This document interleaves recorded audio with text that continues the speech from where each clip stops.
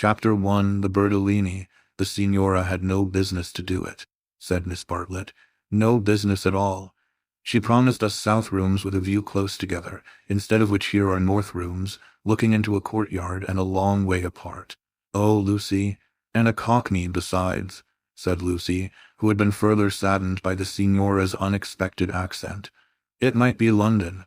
She looked at the 2 rows of English people who were sitting at the table, at the row of white bottles of water and red bottles of wine that ran between the English people, at the portraits of the late Queen and the late Poet Laureate that hung behind the English people, heavily framed, at the notice of the English Church, Rev. Cuthbert Eager, M.A. Oxon. That was the only other decoration of the wall. Charlotte, don't you feel, too, that we might be in London? I can hardly believe that all kinds of other things are just outside. I suppose it is one's being so tired. This meat has surely been used for soup, said Miss Bartlett, laying down her fork. I want so to see the Arno. The rooms the Signora promised us in her letter would have looked over the Arno. The Signora had no business to do it at all. Oh, it is a shame. Any nook does for me, Miss Bartlett continued, but it does seem hard that you shouldn't have a view. Lucy felt that she had been selfish. Charlotte, you mustn't spoil me. Of course, you must look over the Arno, too. I meant that. The first vacant room in the front. You must have it, said Miss Bartlett, part of whose traveling expenses were paid by Lucy's mother, a piece of generosity to which she made many a tactful allusion. No, no, you must have it. I insist on it. Your mother would never forgive me, Lucy. She would never forgive me.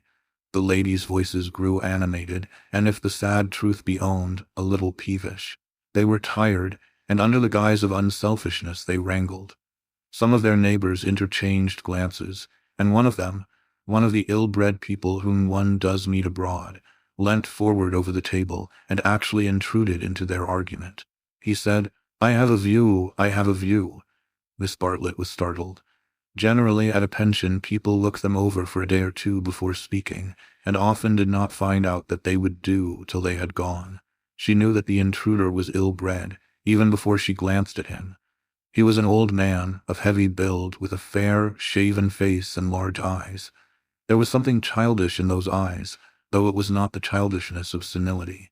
What exactly it was Miss Bartlett did not stop to consider, for her glance passed on to his clothes. These did not attract her. He was probably trying to become acquainted with them before they got into the swim, so she assumed a dazed expression when he spoke to her, and then said, A view, oh, a view, how delightful a view is. This is my son, said the old man. His name's George. He has a view too. Ah, said Miss Bartlett, repressing Lucy, who was about to speak. What I mean, he continued, is that you can have our rooms and we'll have yours. We'll change. The better class of tourist was shocked at this, and sympathized with the newcomers. Miss Bartlett, in reply, opened her mouth as little as possible, and said, Thank you very much indeed. That is out of the question. Why, said the old man, with both fists on the table. Because it is quite out of the question, thank you. You see, we don't like to take, began Lucy. Her cousin again repressed her. But why, he persisted. Women like looking at a view, men don't. And he thumped with his fists like a naughty child and turned to his son, saying, George, persuade them. It's so obvious they should have the rooms, said the son. There's nothing else to say. He did not look at the ladies as he spoke, but his voice was perplexed and sorrowful. Lucy, too, was perplexed, but she saw that they were in for what is known as quite a scene. And she had an odd feeling that whenever these ill-bred tourists spoke, the contest widened and deepened till it dealt, not with rooms and views, but with something quite different, whose existence she had not realized before. Now the old man attacked Miss Bartlett almost violently. Why should she not change? What possible objection had she? They would clear out in half an hour. Miss Bartlett, though skilled in the delicacies of conversation, was powerless in the presence of brutality. It was impossible to snub anyone so gross. Her face reddened with displeasure. She looked around as much as to say, Are you all like this?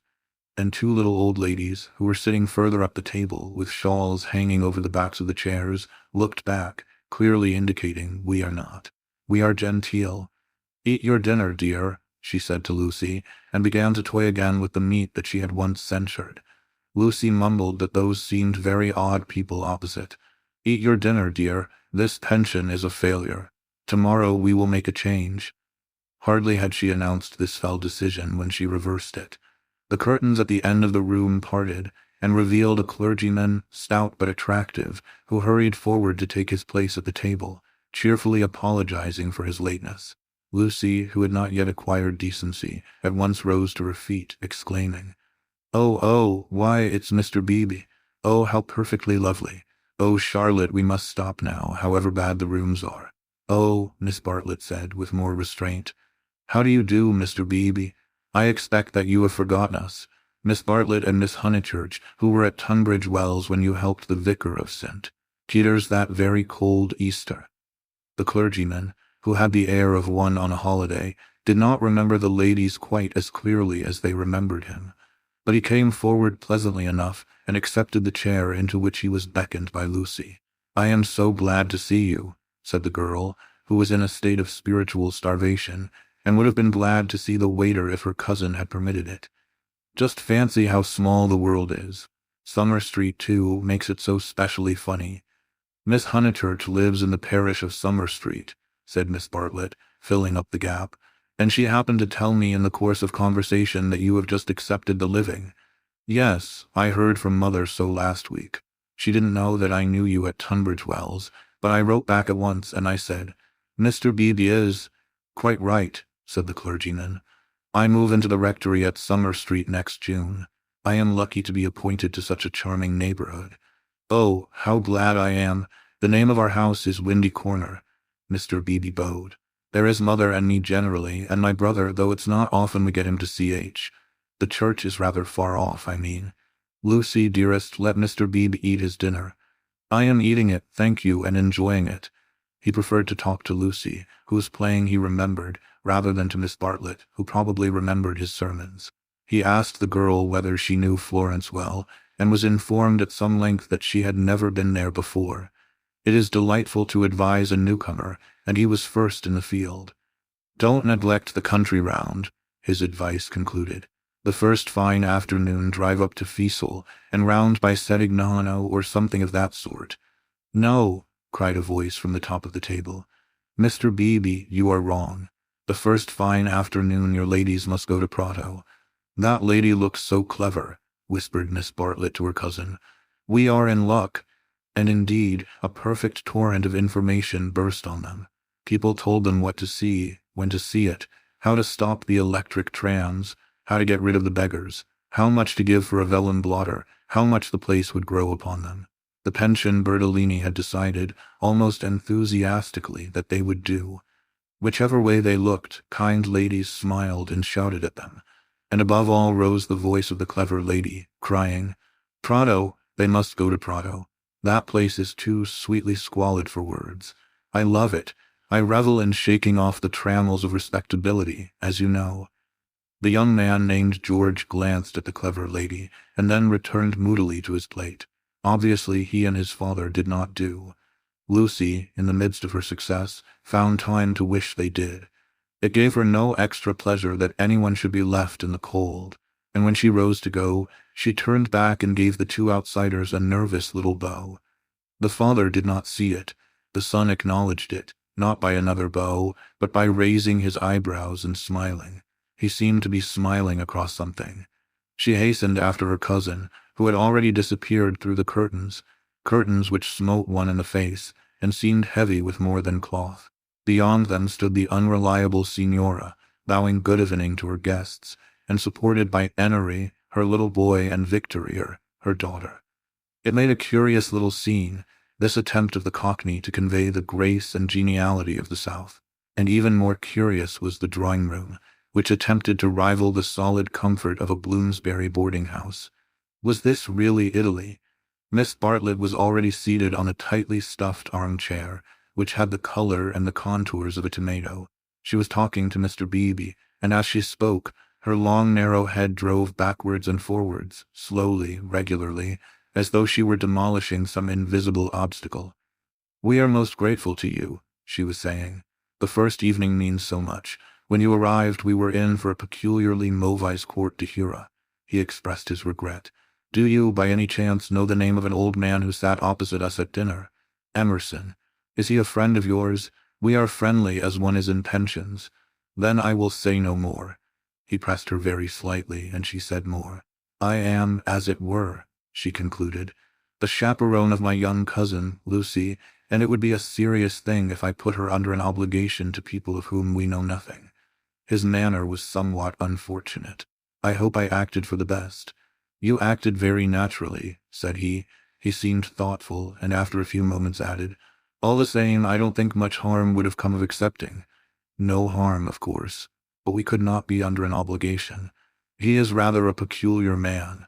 Again he hesitated, and then said gently, I think he would not take advantage of your acceptance, nor expect you to show gratitude. He has the merit, if it is one, of saying exactly what he means. He has rooms he does not value, and he thinks you would value them. He no more thought of putting you under an obligation than he thought of being polite. It is so difficult, at least, I find it difficult, to understand people who speak the truth. Lucy was pleased and said, I was hoping that he was nice. I do so always hope that people will be nice. I think he is. Nice and tiresome. I differ from him on almost every point of any importance, and so, I expect, I may say I hope, you will differ. But his is a type one disagrees with rather than deplores. When he first came here, he not unnaturally put people's backs up. He has no tact and no manners. I don't mean by that he has bad manners, and he will not keep his opinions to himself. We nearly complained about him to our depressing signora, but I am glad to say we thought better of it. Am I to conclude, said Miss Bartlett, that he is a socialist? Mr. Beebe accepted the convenient word, not without a slight twitching of the lips. And presumably he has brought up his son to be a socialist, too. I hardly know George, for he hasn't learnt to talk yet. He seems a nice creature, and I think he has brains. Of course, he has all his father's mannerisms, and it is quite possible that he, too, may be a socialist. Oh, you relieve me, said Miss Bartlett. So you think I ought to have accepted their offer. You feel I have been narrow-minded and suspicious. Not at all, he answered. I never suggested that. But ought I not to apologize, at all events, for my apparent rudeness? He replied, with some irritation, that it would be quite unnecessary, and got up from his seat to go to the smoking-room. Was I a bore? Said Miss Bartlett, as soon as he had disappeared. Why didn't you talk, Lucy? He prefers young people, I'm sure. I do hope I haven't monopolized him. I hoped you would have him all the evening as well as all dinner-time. He is nice, exclaimed Lucy. Just what I remember. He seems to see good in everyone. No one would take him for a clergyman. My dear Lucia, well, you know what I mean. And you know how clergymen generally laugh. Mr. Beebe laughs just like an ordinary man. Funny girl, how you do remind me of your mother. I wonder if she will approve of Mr. Beebe. I'm sure she will. And so will Freddie. I think everyone at Windy Corner will approve. It is the fashionable world. I am used to Tunbridge Wells, where we are all hopelessly behind the times. Yes, said Lucy despondently. There was a haze of disapproval in the air. But whether the disapproval was of herself, or of Mr. Beebe, or of the fashionable world at Windy Corner, or of the narrow world at Tunbridge Wells, she could not determine. She tried to locate it, but as usual she blundered. Miss Bartlett sedulously denied disapproving of anyone, and added, I am afraid you are finding me a very depressing companion. And the girl again thought, I must have been selfish or unkind. I must be more careful. It is so dreadful for Charlotte, being poor. Fortunately, one of the little old ladies, who for some time had been smiling very benignly, now approached and asked if she might be allowed to sit where Mr. Beebe had sat. Permission granted. She began to chatter gently about Italy, the plunge it had been to come there, the gratifying success of the plunge, the improvement in her sister's health, the necessity of closing the bedroom windows at night, and of thoroughly emptying the water bottles in the morning. She handled her subjects agreeably, and they were, perhaps, more worthy of attention than the high discourse upon Guelphs and Ghibellines, which was proceeding tempestuously at the other end of the room. It was a real catastrophe, not a mere episode, that evening of hers at Venice, when she had found in her bedroom something that is one worse than a flea, though one better than something else. But here you are as safe as in England. Signora Bertolini is so English. Yet our rooms smell, said poor Lucy. We dread going to bed. Ah, then you look into the court, she sighed.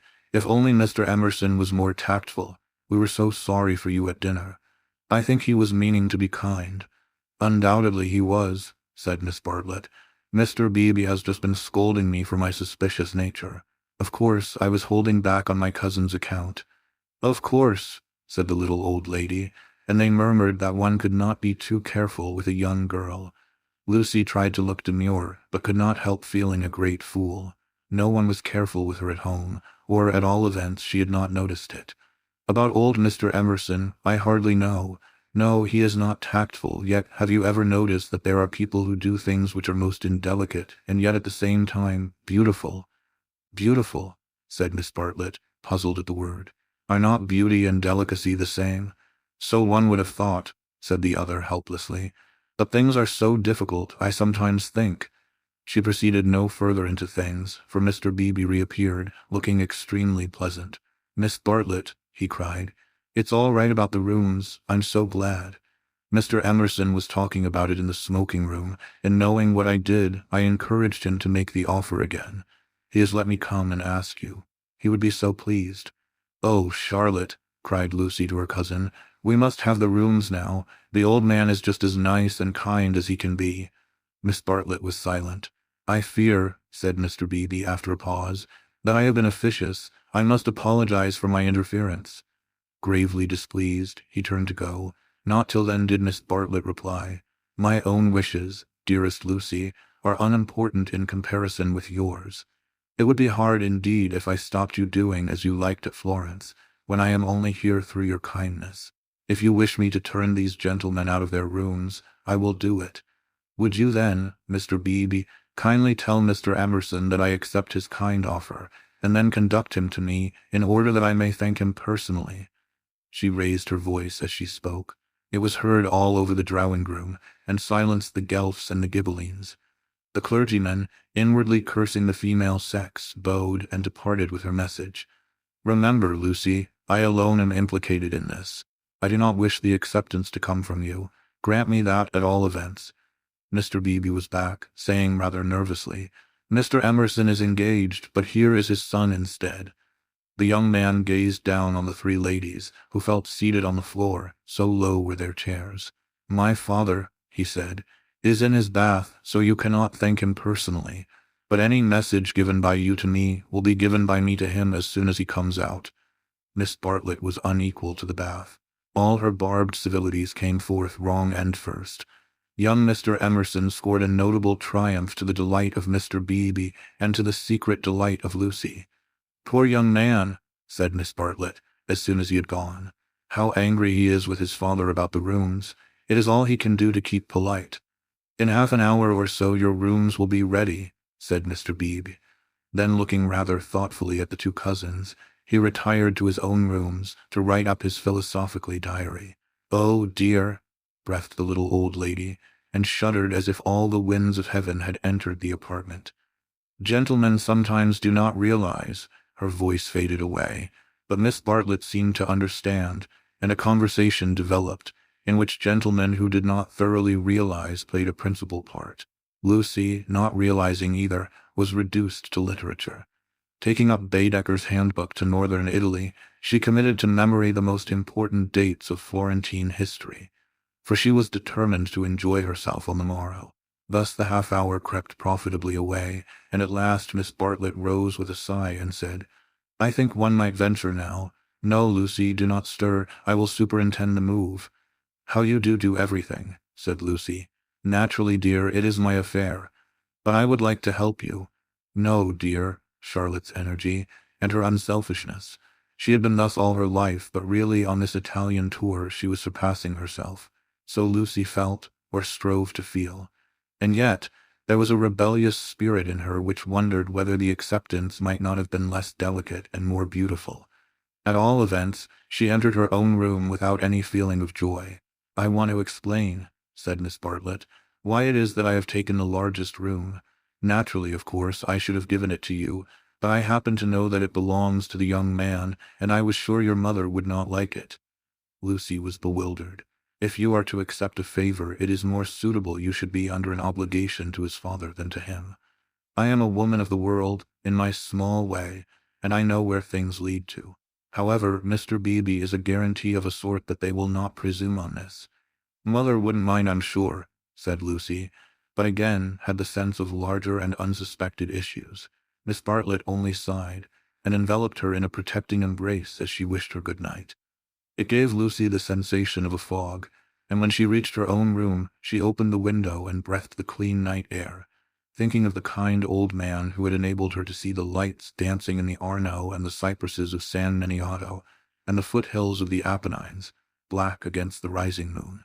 Miss Bartlett, in her room, fastened the window shutters and locked the door, and then made a tour of the apartment to see where the cupboards led, and whether there were any oubliettes or secret entrances. It was then that she saw, pinned up over the washstand, a sheet of paper on which was scrawled an enormous note of interrogation. Nothing more. What does it mean? She thought, and she examined it carefully by the light of a candle. Meaningless at first, it gradually became menacing, obnoxious, portentous with evil. She was seized with an impulse to destroy it, but fortunately remembered that she had no right to do so, since it must be the property of young Mr. Emerson. So she unpinned it carefully, and put it between two pieces of blotting paper to keep it clean for him.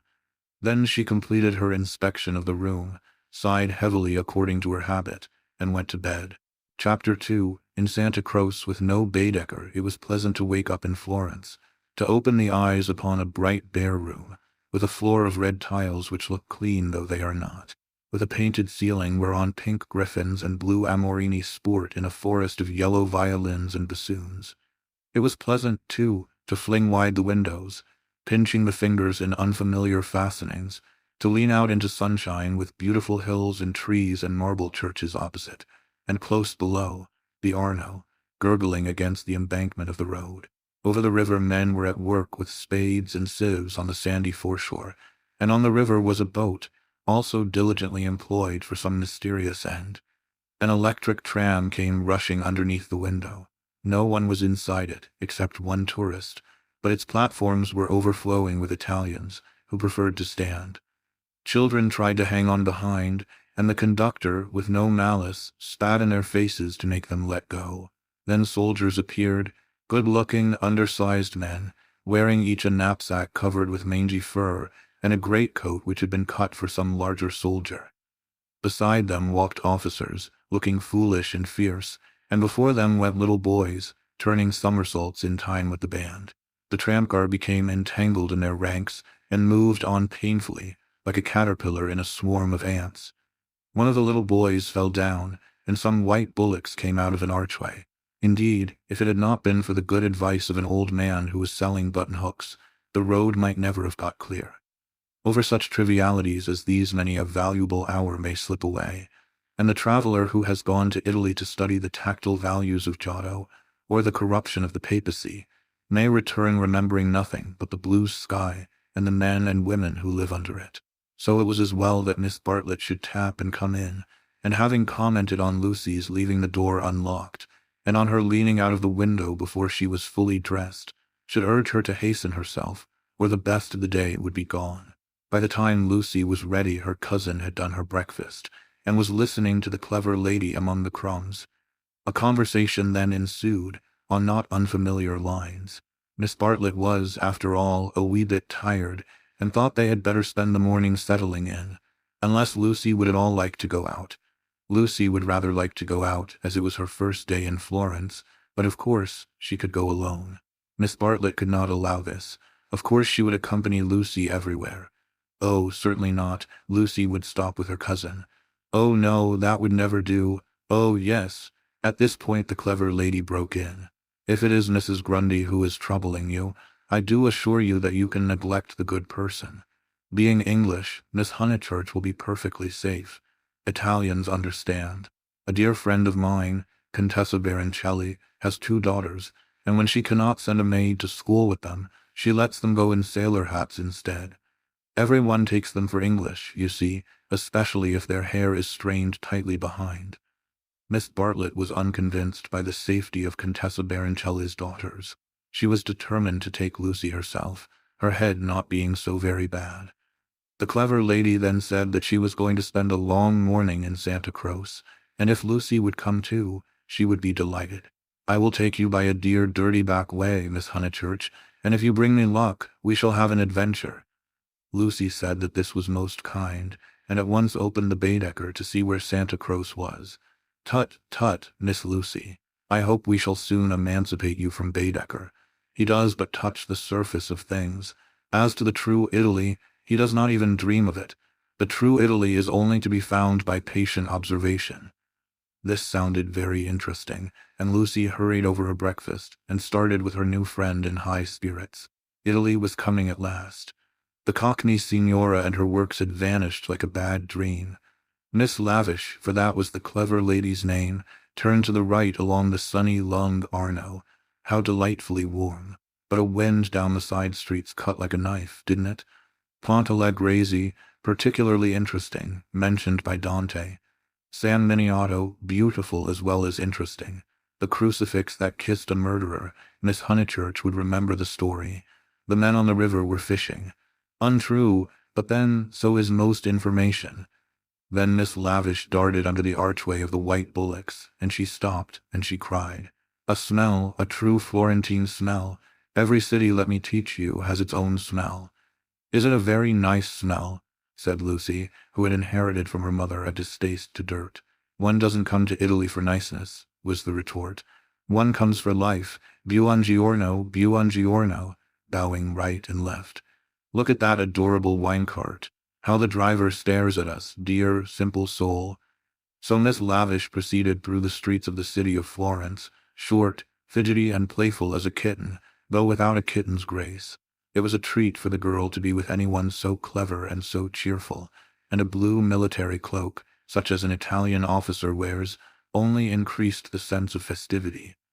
"Buongiorno, take the word of an old woman, Miss Lucy. You will never repent of a little civility to your inferiors. That is the true democracy, though I am a real radical as well. There, now you're shocked." "Indeed, I'm not," exclaimed Lucy. "We are radicals too, out and out. My father always voted for Mr. Gladstone, until he was so dreadful about Ireland."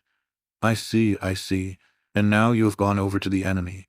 "Oh, please, if my father was alive, I am sure he would vote radical again now that Ireland is all right.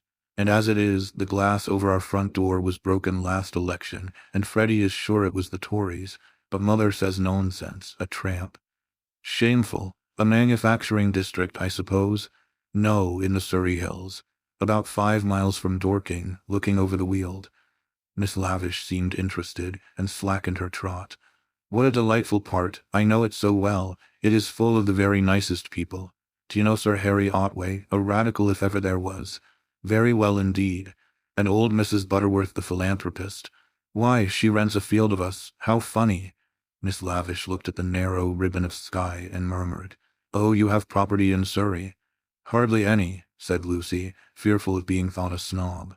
"Only 30 acres, just the garden, all downhill, and some fields." Miss Lavish was not disgusted, and said it was just the size of her aunt's Suffolk estate. Italy receded.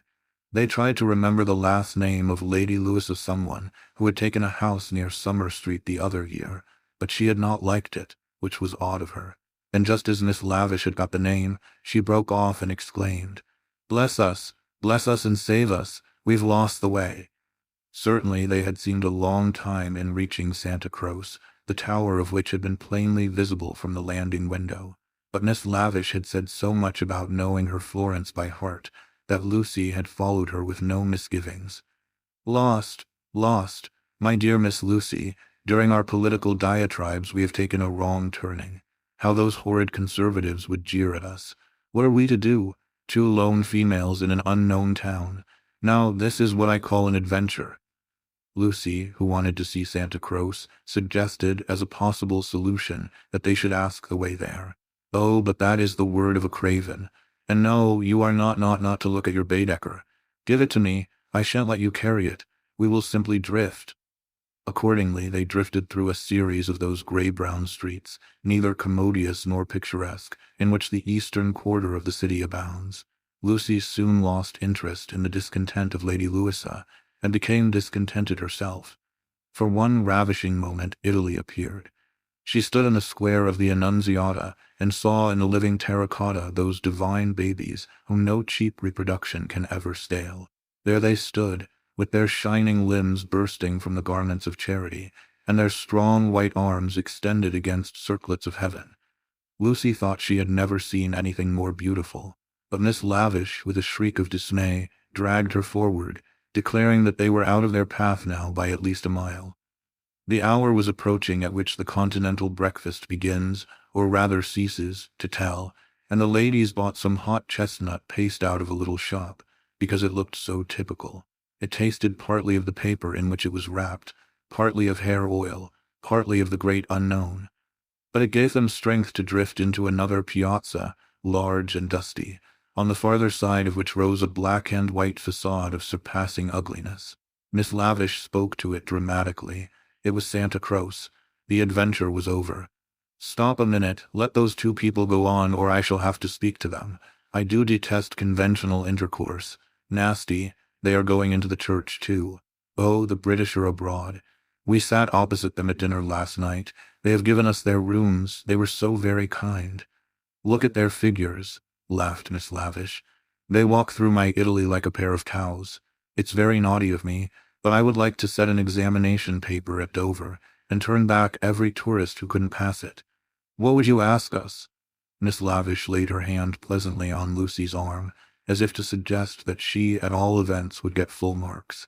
In this exalted mood they reached the steps of the great church, and were about to enter it when Miss Lavish stopped, squeaked, flung up her arms, and cried, "There goes my local color box. I must have a word with him." And in a moment she was away over the piazza, her military cloak flapping in the wind. Nor did she slacken speed till she caught up an old man with white whiskers and nipped him playfully upon the arm. Lucy waited for nearly 10 minutes. Then she began to get tired. The beggars worried her, the dust blew in her eyes, and she remembered that a young girl ought not to loiter in public places. She descended slowly into the piazza with the intention of rejoining Miss Lavish, who was really almost too original. But at that moment, Miss Lavish and her local color box moved also, and disappeared down a side street, both gesticulating largely. Tears of indignation came to Lucy's eyes, partly because Miss Lavish had jilted her, partly because she had taken her Baedeker. How could she find her way home? How could she find her way about in Santa Croce? Her first morning was ruined, and she might never be in Florence again. A few minutes ago she had been all high spirits, talking as a woman of culture, and half persuading herself that she was full of originality. Now she entered the church depressed and humiliated, not even able to remember whether it was built by the Franciscans or the Dominicans. Of course, it must be a wonderful building, but how like a barn, and how very cold. Of course, it contained frescoes by Giotto, in the presence of whose tactile values she was capable of feeling what was proper. But who was to tell her which they were? She walked about disdainfully, unwilling to be enthusiastic over monuments of uncertain authorship or date. There was no one even to tell her which, of all the sepulchral slabs that paved the nave and transepts, was the one that was really beautiful, the one that had been most praised by Mr. Ruskin. Then the pernicious charm of Italy worked on her, and instead of acquiring information, she began to be happy.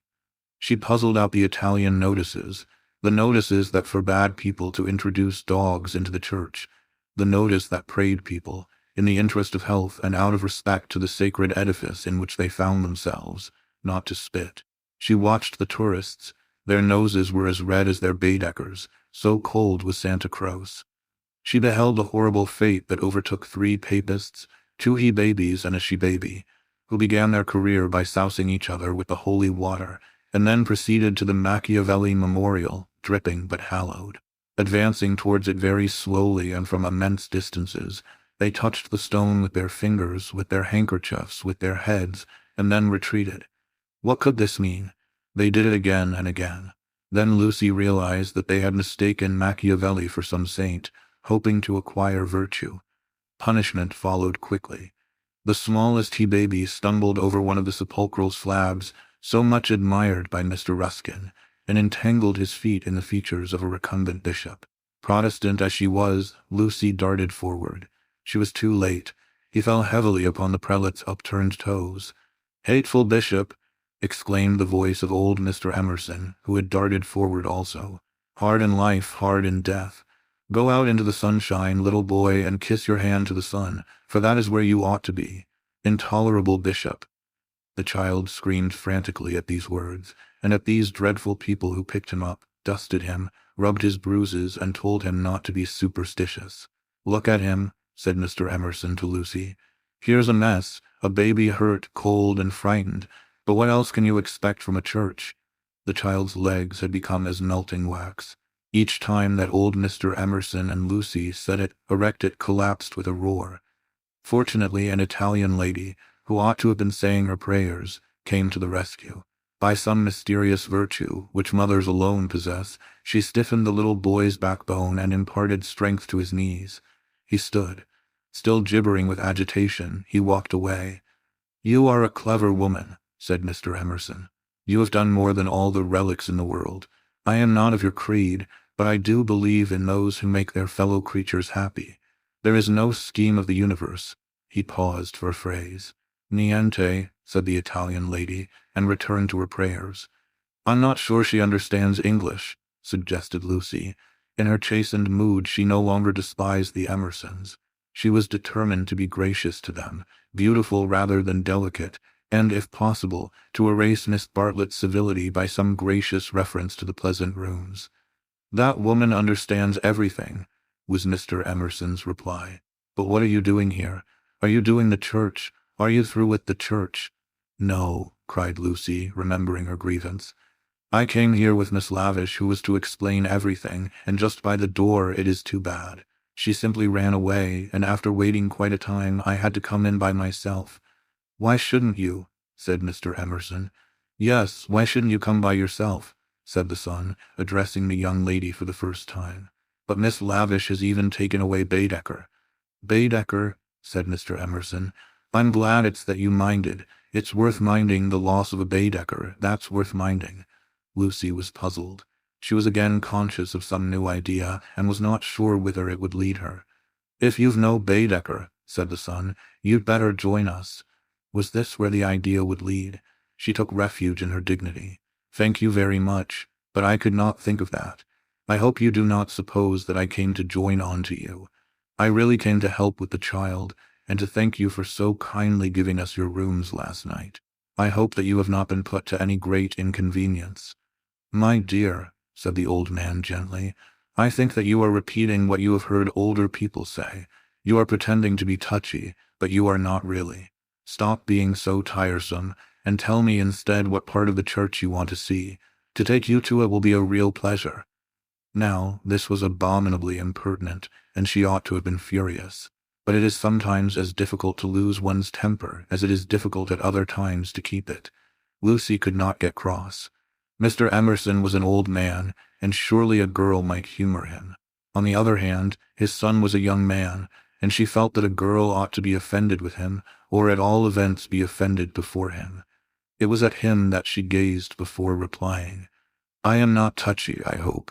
It is the Giottos that I want to see, if you will kindly tell me which they are." The son nodded. With a look of somber satisfaction, he led the way to the Peruzzi chapel. There was a hint of the teacher about him.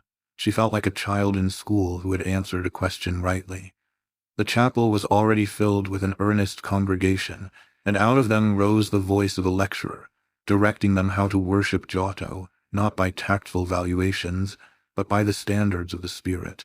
"Remember," he was saying, "the facts about this church of Santa Croce, how it was built by faith in the full fervor of medievalism before any taint of the Renaissance had appeared. Observe how Giotto in these frescoes, now, unhappily, ruined by restoration, is untroubled by the snares of anatomy and perspective. Could anything be more majestic, more pathetic, beautiful, true? How little, we feel, avails knowledge and technical cleverness against a man who truly feels." "No," exclaimed Mr. Emerson, in much too loud a voice for church. "Remember, nothing of the sort, built by faith indeed. That simply means the workmen weren't paid properly. And as for the frescoes, I see no truth in them. Look at that fat man in blue. He must weigh as much as I do, and he is shooting into the sky like an air balloon. He was referring to the fresco of the Ascension of St. John. Inside, the lecturer's voice faltered, as well it might. The audience shifted uneasily, and so did Lucy. She was sure that she ought not to be with these men, but they had cast a spell over her. They were so serious and so strange that she could not remember how to behave. Now, did this happen, or didn't it? Yes or no, George replied. It happened like this, if it happened at all. I would rather go up to heaven by myself than be pushed by cherubs, and if I got there, I should like my friends to lean out of it, just as they do here. You will never go up, said his father. You and I, dear boy, will lie at peace in the earth that bore us, and our names will disappear as surely as our work survives. Some of the people can only see the empty grave, not the saint, whoever he is, going up. It did happen like that, if it happened at all. Pardon me, said a frigid voice. The chapel is somewhat small for 2 parties. We will incommode you no longer. The lecturer was a clergyman, and his audience must be also his flock, for they held prayer books as well as guidebooks in their hands. They filed out of the chapel in silence. Amongst them were the 2 little old ladies of the pension Bertolini, Miss Teresa and Miss Catherine Allen. Stop, cried Mr. Emerson. There's plenty of room for us all. Stop. The procession disappeared without a word. Soon the lecturer could be heard in the next chapel, describing the life of St. Francis. George, I do believe that clergyman is the Brixton curate. George went into the next chapel and returned, saying perhaps he is. I don't remember. Then I had better speak to him and remind him who I am. It's that Mr. Eager. Why did he go? Did we talk too loud? How vexatious. I shall go and say we are sorry. Hadn't I better? Then perhaps he will come back. He will not come back, said George. But Mr. Emerson, contrite and unhappy, hurried away to apologize to the Rev. Cuthbert Eager. Lucy, apparently absorbed in a lunette, could hear the lecture again interrupted, the anxious, aggressive voice of the old man, the curt, injured replies of his opponent. The son, who took every little contretemps as if it were a tragedy, was listening also. My father has that effect on nearly everyone, he informed her. He will try to be kind. I hope we all try, said she, smiling nervously, because we think it improves our characters. But he is kind to people because he loves them, and they find him out and are offended or frightened. How silly of them, said Lucy, though in her heart she sympathized. I think that a kind action done tactfully— Tact! He threw up his head in disdain. Apparently she had given the wrong answer. She watched the singular creature pace up and down the chapel. For a young man his face was rugged, and until the shadows fell upon it, hard. Enshadowed, it sprang into tenderness. She saw him once again at Rome, on the ceiling of the Sistine Chapel, carrying a burden of acorns. Healthy and muscular, he yet gave her the feeling of grayness, of tragedy that might only find solution in the night. The feeling soon passed. It was unlike her to have entertained anything so subtle. Born of silence and of unknown emotion, it passed when Mr. Emerson returned, and she could re-enter the world of rapid talk, which was alone familiar to her. "Were you snubbed?" asked his son tranquilly. "But we have spoilt the pleasure of I don't know how many people. They won't come back." Full of innate sympathy, quickness to perceive good in others, vision of the brotherhood of man, scraps of the lecture on St. Francis came floating round the partition wall. "Don't let us spoil yours," he continued to Lucy. "Have you looked at those saints?" "Yes," said Lucy. "They are lovely. Do you know which is the tombstone that is praised in Ruskin?" He did not know, and suggested that they should try to guess it. George, rather to her relief, refused to move, and she and the old man wandered not unpleasantly about Santa Croce, which, though it is like a barn, has harvested many beautiful things inside its walls. There were also beggars to avoid and guides to dodge round the pillars, and an old lady with her dog, and here and there a priest modestly edging to his mass through the groups of tourists. But Mr. Emerson was only half interested. He watched the lecturer, whose success he believed he had impaired, and then he anxiously watched his son. "Why will he look at that fresco?" he said uneasily. "I saw nothing in it." "I like Giotto," she replied. "It is so wonderful what they say about his tactile values, though I like things like the Della Robbia babies better." "So you ought. A baby is worth a dozen saints, and my baby's worth the whole of paradise, and as far as I can see he lives in hell." Lucy again felt that this did not do. "In hell," he repeated. "He's unhappy." "Oh, dear," said Lucy. "How can he be unhappy when he is strong and alive? What more is one to give him? And think how he has been brought up, free from all the superstition and ignorance that lead men to hate one another in the name of God. With such an education as that, I thought he was bound to grow up happy." She was no theologian, but she felt that here was a very foolish old man, as well as a very irreligious one. She also felt that her mother might not like her talking to that kind of person, and that Charlotte would object most strongly. "What are we to do with him?" he asked. "He comes out for his holiday to Italy and behaves like that, like the little child who ought to have been playing and who hurt himself upon the tombstone." What did you say?" Lucy had made no suggestion. Suddenly he said, "Now don't be stupid over this. I don't require you to fall in love with my boy, but I do think you might try and understand him. You are nearer his age, and if you let yourself go, I am sure you are sensible. You might help me. He has known so few women, and you have the time. You stop here several weeks, I suppose, but let yourself go. You are inclined to get muddled, if I may judge from last night. Let yourself go. Pull out from the depths those thoughts that you do not understand, and spread them out in the sunlight, and know the meaning of them. By understanding George, you may learn to understand yourself. It will be good for both of you." To this extraordinary speech Lucy found no answer. "I only know what it is that's wrong with him, not why it is." "And what is it?" asked Lucy fearfully, expecting some harrowing tale. "The old trouble. Things won't fit." "What things?" "The things of the universe. It is quite true. They don't." "Oh, Mr. Emerson, whatever do you mean?" In his ordinary voice, so that she scarcely realized he was quoting poetry, he said, "From far, from eve and morning, and yon 12-winded sky, the stuff of life to knit me blew hither. Here am I, George, and I both know this, but why does it distress him?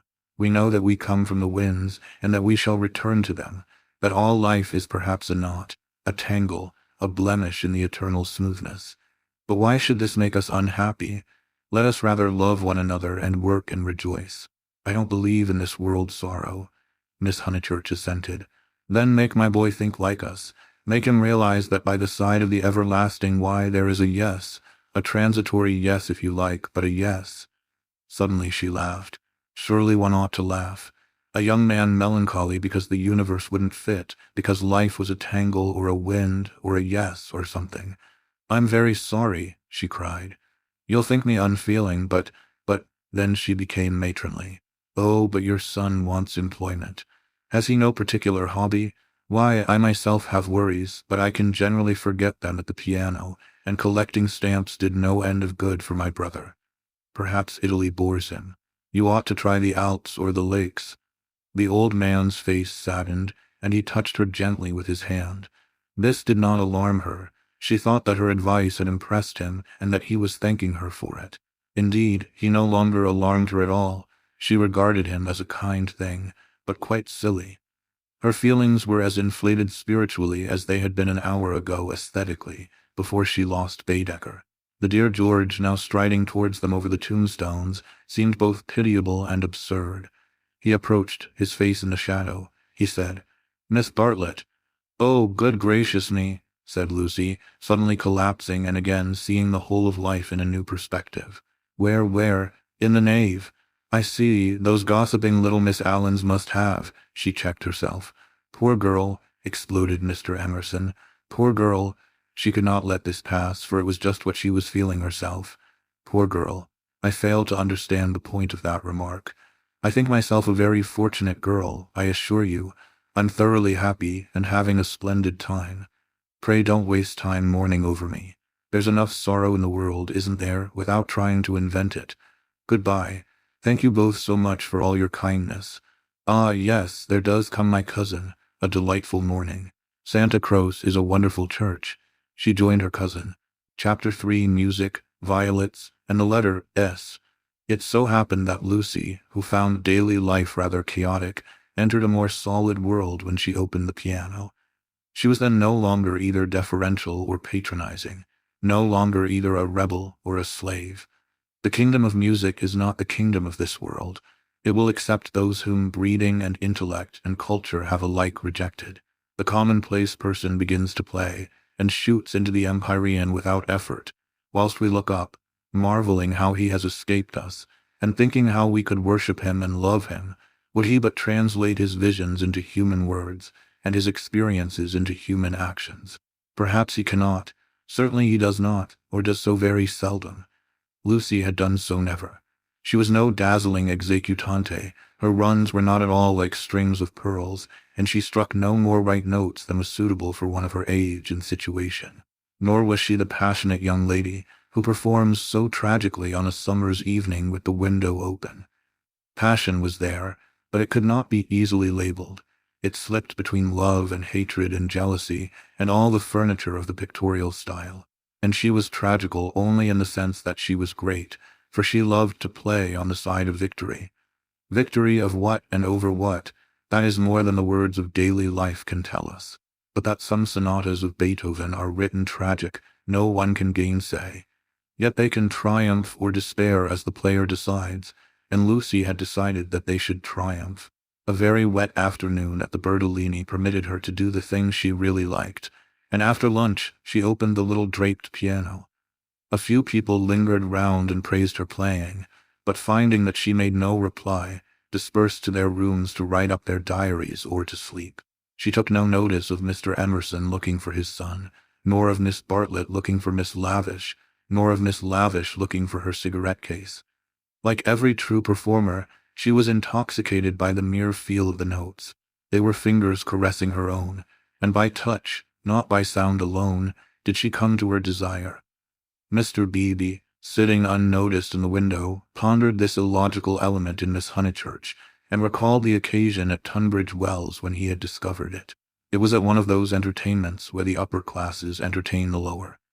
The seats were filled with a respectful audience, and the ladies and gentlemen of the parish, under the auspices of their vicar, sang, or recited, or imitated the drawing of a champagne cork. Among the promised items was Miss Honeychurch, piano, Beethoven, and Mr. Beebe was wondering whether it would be a Deleda or the March of the Ruins of Athens, when his composure was disturbed by the opening bars of Opus 111. He was in suspense all through the introduction, for not until the pace quickens does one know what the performer intends. With the roar of the opening theme, he knew that things were going extraordinarily. In the chords that herald the conclusion, he heard the hammer strokes of victory. He was glad that she only played the first movement, for he could have paid no attention to the winding intricacies of the measures of 9/16. The audience clapped, no less respectful. It was Mr. Beebe who started the stamping. It was all that one could do. "Who is she?" he asked the vicar afterwards. "Cousin of one of my parishioners. I do not consider her choice of a piece happy. Beethoven is so usually simple and direct in his appeal that it is sheer perversity to choose a thing like that, which, if anything, disturbs. Introduce me. She will be delighted. She and Miss Bartlett are full of the praises of your sermon." "My sermon?" cried Mr. Beebe. Why ever did she listen to it? When he was introduced, he understood why, for Miss Honeychurch, disjoined from her music stool, was only a young lady with a quantity of dark hair and a very pretty, pale, undeveloped face. She loved going to concerts. She loved stopping with her cousin. She loved iced coffee and meringues. He did not doubt that she loved his sermon also. But before he left Tunbridge Wells, he made a remark to the vicar, which he now made to Lucy herself when she closed the little piano and moved dreamily towards him. "If Miss Honeychurch ever takes to live as she plays, it will be very exciting both for us and for her." Lucy at once re-entered daily life. "Oh, what a funny thing. Someone said just the same to Mother, and she said she trusted I should never live a duet. Doesn't Mrs. Honeychurch like music? She doesn't mind it, but she doesn't like one to get excited over anything.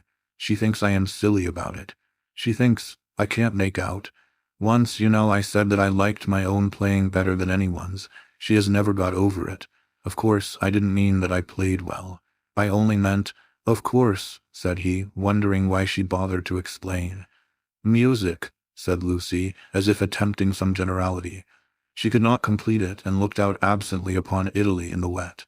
The whole life of the South was disorganized, and the most graceful nation in Europe had turned into formless lumps of clothes.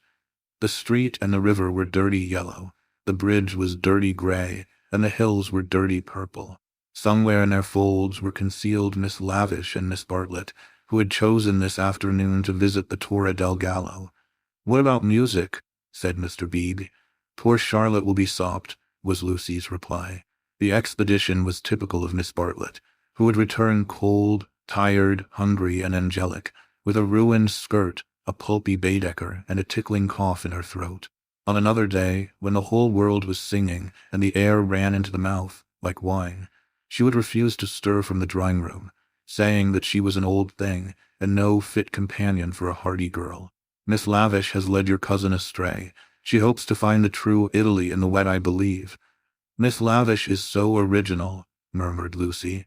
This was a stock remark, the supreme achievement of the pension Bertolini in the way of definition. Miss Lavish was so original. Mr. Beebe had his doubts, but they would have been put down to clerical narrowness. For that, and for other reasons, he held his peace. "Is it true," continued Lucy in awestruck tone, "that Miss Lavish is writing a book? They do say so. What is it about?" "It will be a novel," replied Mr. Beebe, "dealing with modern Italy. Let me refer you for an account to Miss Catherine Allen, who uses words herself more admirably than anyone I know. I wish Miss Lavish would tell me herself. We started such friends. But I don't think she ought to have run away with Baedeker that morning in Santa Croce. Charlotte was most annoyed at finding me practically alone, and so I couldn't help being a little annoyed with Miss Lavish. The two ladies, at all events, have made it up." He was interested in the sudden friendship between women so apparently dissimilar as Miss Bartlett and Miss Lavish. They were always in each other's company, with Lucy a slighted third.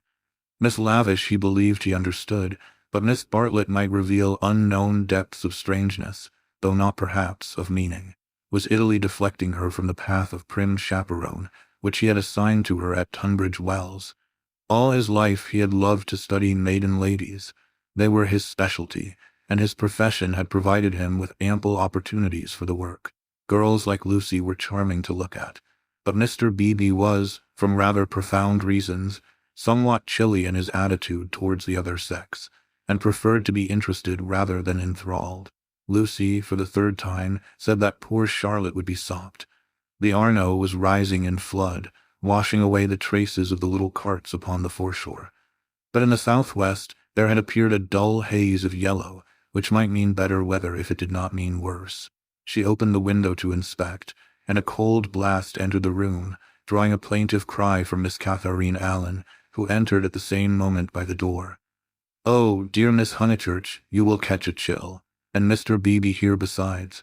Who would suppose this is Italy? There is my sister actually nursing the hot water can, no comforts or proper provisions." She sidled towards them and sat down, self-conscious as she always was on entering a room which contained one man, or a man and one woman. "I could hear your beautiful playing, Miss Honeychurch, though I was in my room with the doors shut.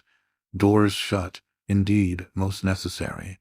No one has the least idea of privacy in this country, and one person catches it from another," Lucy answered suitably. Mr. Beebe was not able to tell the ladies of his adventure at Modena, where the chambermaid burst in upon him in his bath, exclaiming cheerfully, "Fa niente, sono vecchia."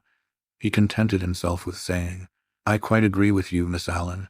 The Italians are a most unpleasant people. They pry everywhere, they see everything, and they know what we want before we know it ourselves. We are at their mercy. They read our thoughts, they foretell our desires. From the cab driver down to Giotto, they turn us inside out, and I resent it. Yet in their heart of hearts they are, how superficial. They have no conception of the intellectual life. How right is Signora Bertolini, who exclaimed to me the other day, 'Ho, Mr. Beebe, if you knew what I suffer over the children's education. I won't ave my little Victory are taught by a ignorant Italian what can explain nothing.'" Miss Allen did not follow, but gathered that she was being mocked in an agreeable way. Her sister was a little disappointed in Mr. Beebe, having expected better things from a clergyman whose head was bald and who wore a pair of russet whiskers. Indeed, who would have supposed that tolerance, sympathy, and a sense of humor would inhabit that militant form? In the midst of her satisfaction she continued to sidle, and at last the cause was disclosed. From the chair beneath her, she extracted a gunmetal cigarette case, on which were powdered in turquoise the initials, E.L. "That belongs to Lavish," said the clergyman. "A good fellow, Lavish, but I wish she'd start a pipe." "Oh, Mr. Beebe," said Miss Allen, divided between awe and mirth. "Indeed, though it is dreadful for her to smoke, it is not quite as dreadful as you suppose. She took to it, practically in despair, after her life's work was carried away in a landslip. Surely that makes it more excusable." "What was that?" asked Lucy. Mr. Beebe sat back complacently, and Miss Allen began as follows. "It was a novel, and I am afraid, from what I can gather, not a very nice novel. It is so sad when people who have abilities misuse them, and I must say they nearly always do. Anyhow, she left it almost finished in the grotto of the Calvary at the Cappuccini Hotel at Amalfi, while she went for a little ink. She said, 'Can I have a little ink, please?' But you know what Italians are, and meanwhile the grotto fell roaring on to the beach, and the saddest thing of all is that she cannot remember what she has written. The poor thing was very ill after it, and so got tempted into cigarettes. It is a great secret, but I am glad to say that she is writing another novel. She told Teresa and Miss Pole the other day that she had got up all the local color. This novel is to be about modern Italy. The other was historical, but that she could not start till she had an idea. First she tried Perugia for an inspiration, then she came here. This must on no account get round. And so cheerful through it all. I cannot help thinking that there is something to admire in everyone, even if you do not approve of them." Miss Allen was always thus being charitable against her better judgment. A delicate pathos perfumed her disconnected remarks, giving them unexpected beauty. Just as in the decaying autumn woods, there sometimes rise odors reminiscent of spring. She felt she had made almost too many allowances, and apologized hurriedly for her toleration. "All the same, she is a little too, I hardly like to say unwomanly, but she behaved most strangely when the Emersons arrived." Mr. Beebe smiled, as Miss Allen plunged into an anecdote which he knew she would be unable to finish in the presence of a gentleman. "I don't know, Miss Honeychurch, if you have noticed that Miss Pole, the lady who has so much yellow hair, takes lemonade. That old Mr. Emerson who puts things very strangely." Her jaw dropped. She was silent. Mr. Beebe, whose social resources were endless, went out to order some tea, and she continued to Lucy in a hasty whisper. "Stomach. He warned Miss Pole of her stomach acidity, he called it, and he may have meant to be kind. I must say I forgot myself and laughed. It was so sudden. As Teresa truly said, it was no laughing matter.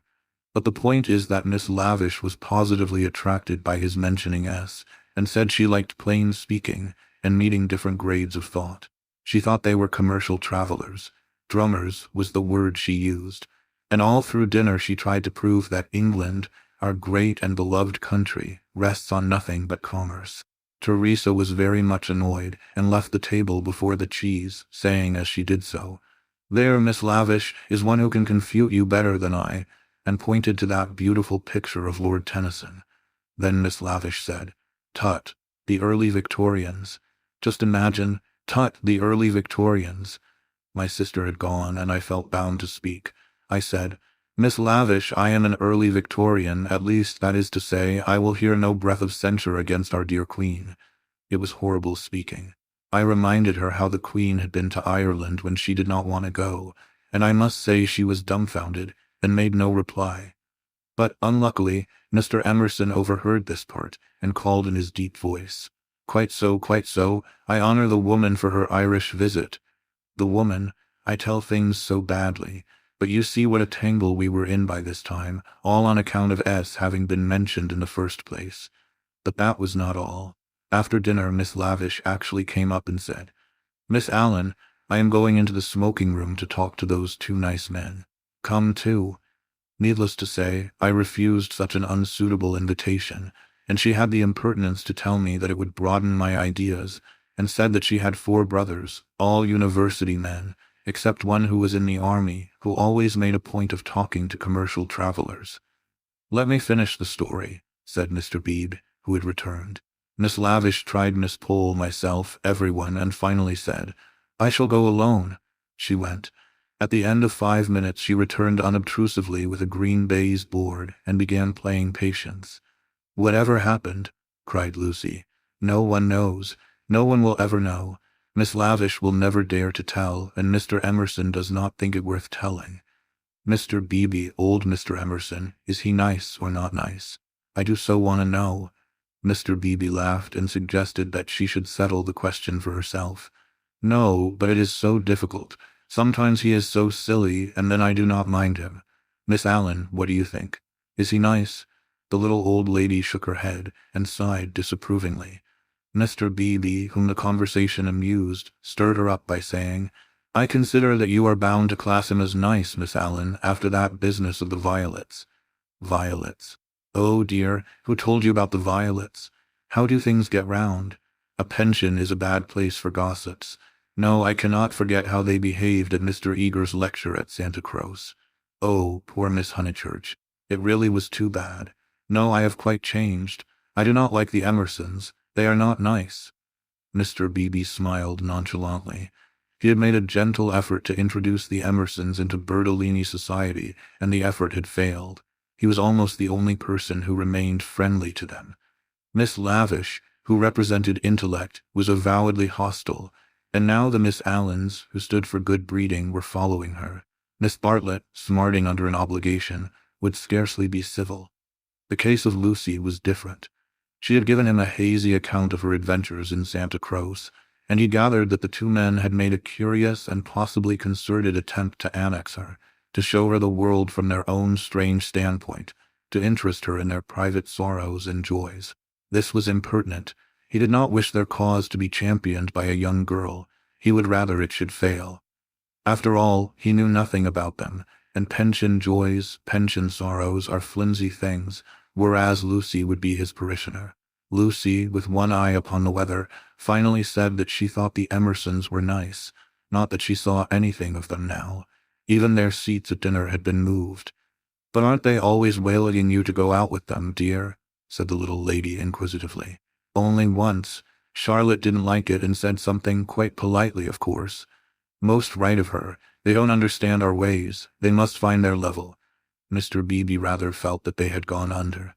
They had given up their attempt, if it was one, to conquer society, and now the father was almost as silent as the son. He wondered whether he would not plan a pleasant day for these folk before they left, some expedition, perhaps, with Lucy well chaperoned to be nice to them. It was one of Mr. Beebe's chief pleasures to provide people with happy memories. Evening approached while they chatted. The air became brighter. The colors on the trees and hills were purified, and the Arno lost its muddy solidity and began to twinkle. There were a few streaks of bluish-green among the clouds, a few patches of watery light upon the earth, and then the dripping facade of San Miniato shone brilliantly in the declining sun. "Too late to go out," said Miss Allen in a voice of relief. "All the galleries are shut." "I think I shall go out," said Lucy. "I want to go round the town in the circular tram on the platform by the driver." Her two companions looked grave. Mr. Beebe, who felt responsible for her in the absence of Miss Bartlett, ventured to say, "I wish we could. Unluckily I have letters. If you do want to go out alone, won't you be better on your feet?" "Italians, dear, you know," said Miss Allen. "Perhaps I shall meet someone who reads me through and through." But they still looked disapproval, and she so far conceded to Mr. Beebe as to say that she would only go for a little walk, and keep to the street frequented by tourists. "She oughtn't really to go at all," said Mr. Beebe, as they watched her from the window, "and she knows it. I put it down to too much Beethoven." Chapter 4, fourth chapter. Mr. Beebe was right. Lucy never knew her desires so clearly as after music. She had not really appreciated the clergyman's wit, nor the suggestive twitterings of Miss Allen. Conversation was tedious. She wanted something big, and she believed that it would have come to her on the wind-swept platform of an electric tram. This she might not attempt. It was unladylike. Why were most big things unladylike? Charlotte had once explained to her why. It was not that ladies were inferior to men. It was that they were different. Their mission was to inspire others to achievement rather than to achieve themselves. Indirectly, by means of tact and a spotless name, a lady could accomplish much. But if she rushed into the fray herself, she would be first censured, then despised, and finally ignored. Poems had been written to illustrate this point. There is much that is immortal in this medieval lady. The dragons have gone, and so have the knights, but still she lingers in our midst. She reigned in many an early Victorian castle, and was queen of much early Victorian song. It is sweet to protect her in the intervals of business, sweet to pay her honor when she has cooked our dinner well. But alas, the creature grows degenerate. In her heart also there are springing up strange desires. She too is enamored of heavy winds, and vast panoramas and green expanses of the sea. She has marked the kingdom of this world, how full it is of wealth and beauty and war, a radiant crust, built around the central fires, spinning towards the receding heavens. Men, declaring that she inspires them to it, move joyfully over the surface, having the most delightful meetings with other men, happy, not because they are masculine, but because they are alive. Before the show breaks up, she would like to drop the august title of the eternal woman, and go there as her transitory self. Lucy does not stand for the medieval lady, who was rather an ideal to which she was bidden to lift her eyes when feeling serious. Nor has she any system of revolt. Here and there a restriction annoyed her particularly, and she would transgress it, and perhaps be sorry that she had done so. This afternoon she was peculiarly restive. She would really like to do something of which her well-wishers disapproved. As she might not go on the electric tram, she went to Alinari's shop. There she bought a photograph of Botticelli's Birth of Venus. Venus, being a pity, spoilt the picture, otherwise so charming, and Miss Bartlett had persuaded her to do without it. A pity in art of course signified the nude. Giorgioni's Tempesta, the Idolino, some of the Sistine frescoes and the Epoxyaminos were added to it. She felt a little calmer then, and bought Fra Angelico's Coronation, Giotto's Ascension of St. John, some Della Robbia babies, and some Guido Reni Madonnas. For her taste was Catholic, and she extended uncritical approval to every well-known name. But though she spent nearly 7 lire, the gates of liberty seemed still unopened. She was conscious of her discontent. It was new to her to be conscious of it. The world, she thought, is certainly full of beautiful things, if only I could come across them. It was not surprising that Mrs. Honeychurch disapproved of music, declaring that it always left her daughter peevish, unpractical, and touchy. Nothing ever happens to me, she reflected, as she entered the Piazza Signoria and looked nonchalantly at its marvels, now fairly familiar to her. The great square was in shadow. The sunshine had come too late to strike it. Neptune was already unsubstantial in the twilight, half god, half ghost, and his fountain plashed dreamily to the men and satyrs who idled together on its marge. The loggia showed as the triple entrance of a cave, wherein many a deity, shadowy, but immortal, looking forth upon the arrivals and departures of mankind.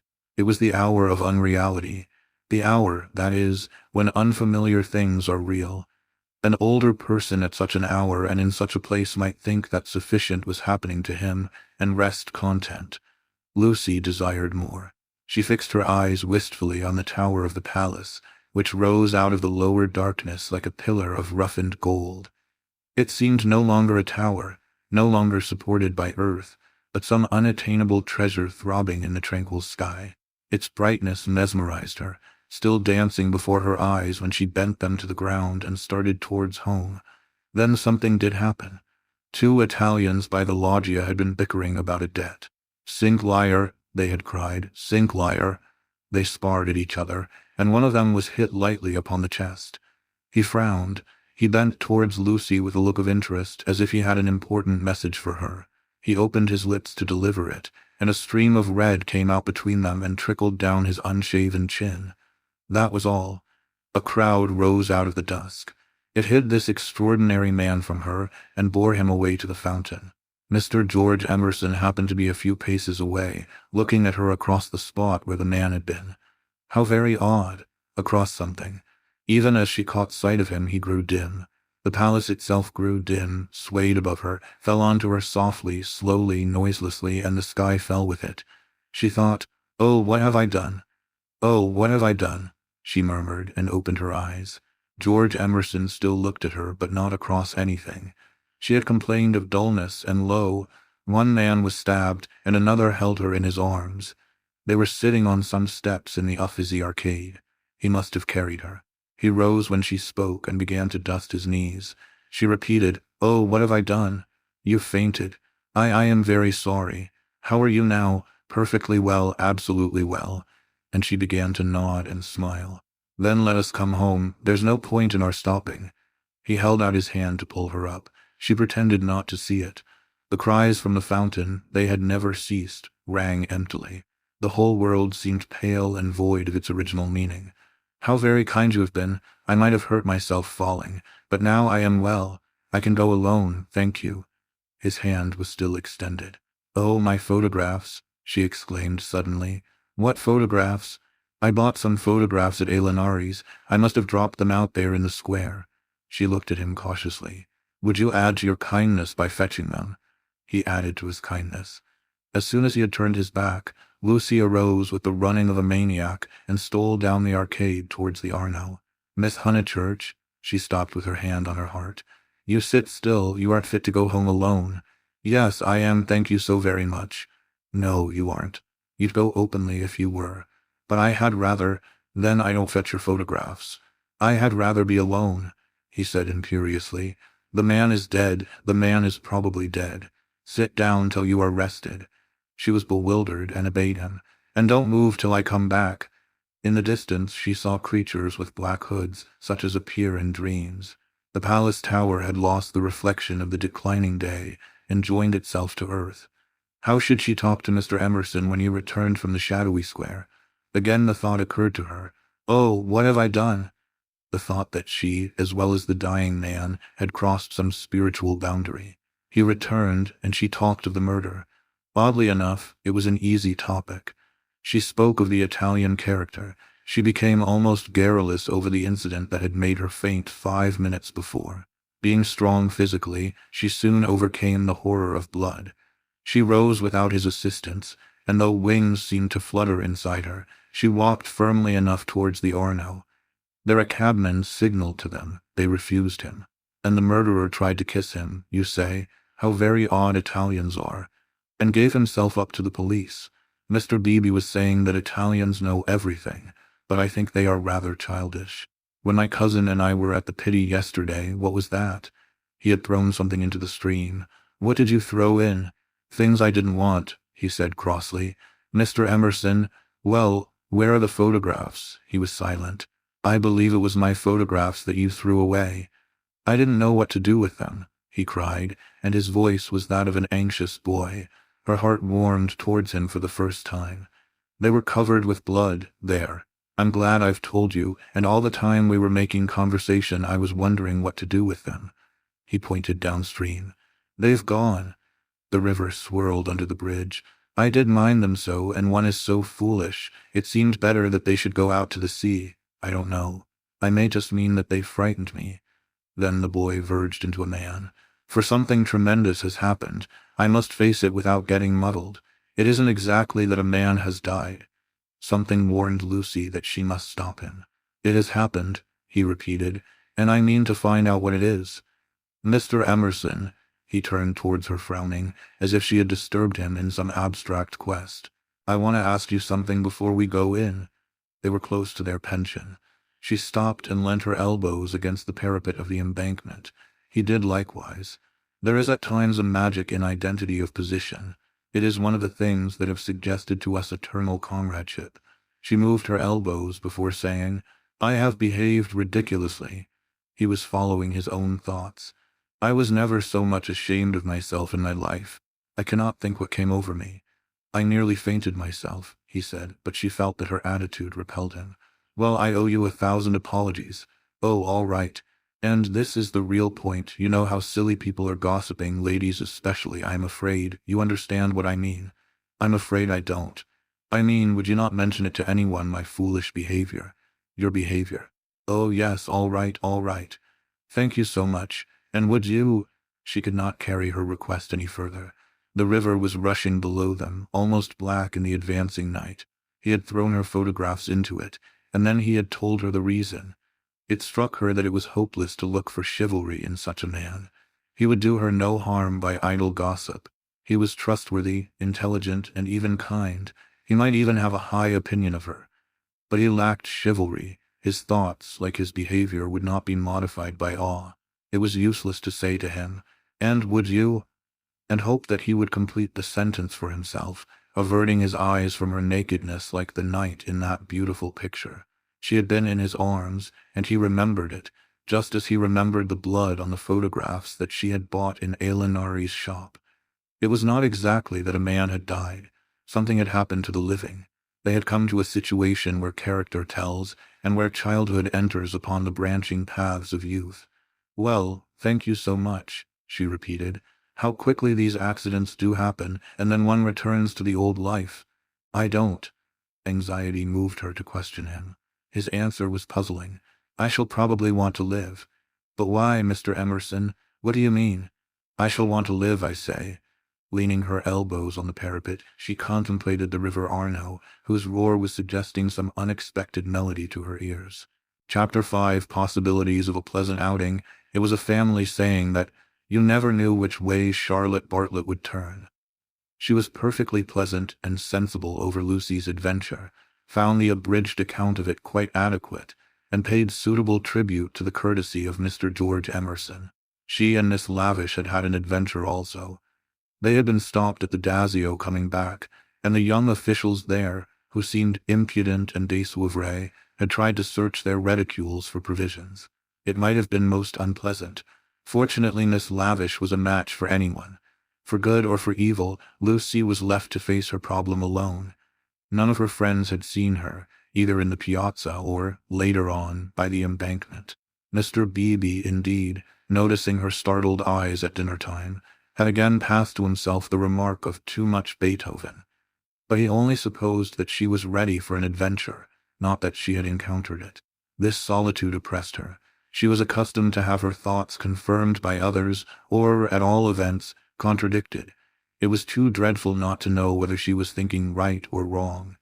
At breakfast next morning, she took decisive action. There were two plans between which she had to choose. Mr. Beebe was walking up to the Torre del Gallo with the Emersons and some American ladies. Would Miss Bartlett and Miss Honeychurch join the party? Charlotte declined for herself. She had been there in the rain the previous afternoon. But she thought it an admirable idea for Lucy, who hated shopping, changing money, fetching letters, and other irksome duties, all of which Miss Bartlett must accomplish this morning and could easily accomplish alone. "No, Charlotte," cried the girl with real warmth. "It's very kind of Mr. Beebe, but I am certainly coming with you. I had much rather." "Very well, dear," said Miss Bartlett, with a faint flush of pleasure that called forth a deep flush of shame on the cheeks of Lucy. How abominably she behaved to Charlotte, now as always. But now she should alter. All morning she would be really nice to her. She slipped her arm into her cousin's, and they started off along the Lung Arno. The river was a lion that morning in strength, voice, and color. Miss Bartlett insisted on leaning over the parapet to look at it. She then made her usual remark, which was, "How I do wish Freddie and your mother could see this, too." Lucy fidgeted. It was tiresome of Charlotte to have stopped exactly where she did. "Look, Lucia. Oh, you are watching for the Torre del Gallo party. I feared you would repent you of your choice." Serious as the choice had been, Lucy did not repent. Yesterday had been a muddle, queer and odd, the kind of thing one could not write down easily on paper. But she had a feeling that Charlotte and her shopping were preferable to George Emerson and the summit of the Torre del Gallo. Since she could not unravel the tangle, she must take care not to re-enter it. She could protest sincerely against Miss Bartlett's insinuations. But though she had avoided the chief actor, the scenery unfortunately remained. Charlotte, with the complacency of fate, led her from the river to the Piazza Signoria. She could not have believed that stones, a loggia, a fountain, a palace tower, would have such significance. For a moment she understood the nature of ghosts. The exact site of the murder was occupied, not by a ghost, but by Miss Lavish, who had the morning newspaper in her hand. She hailed them briskly.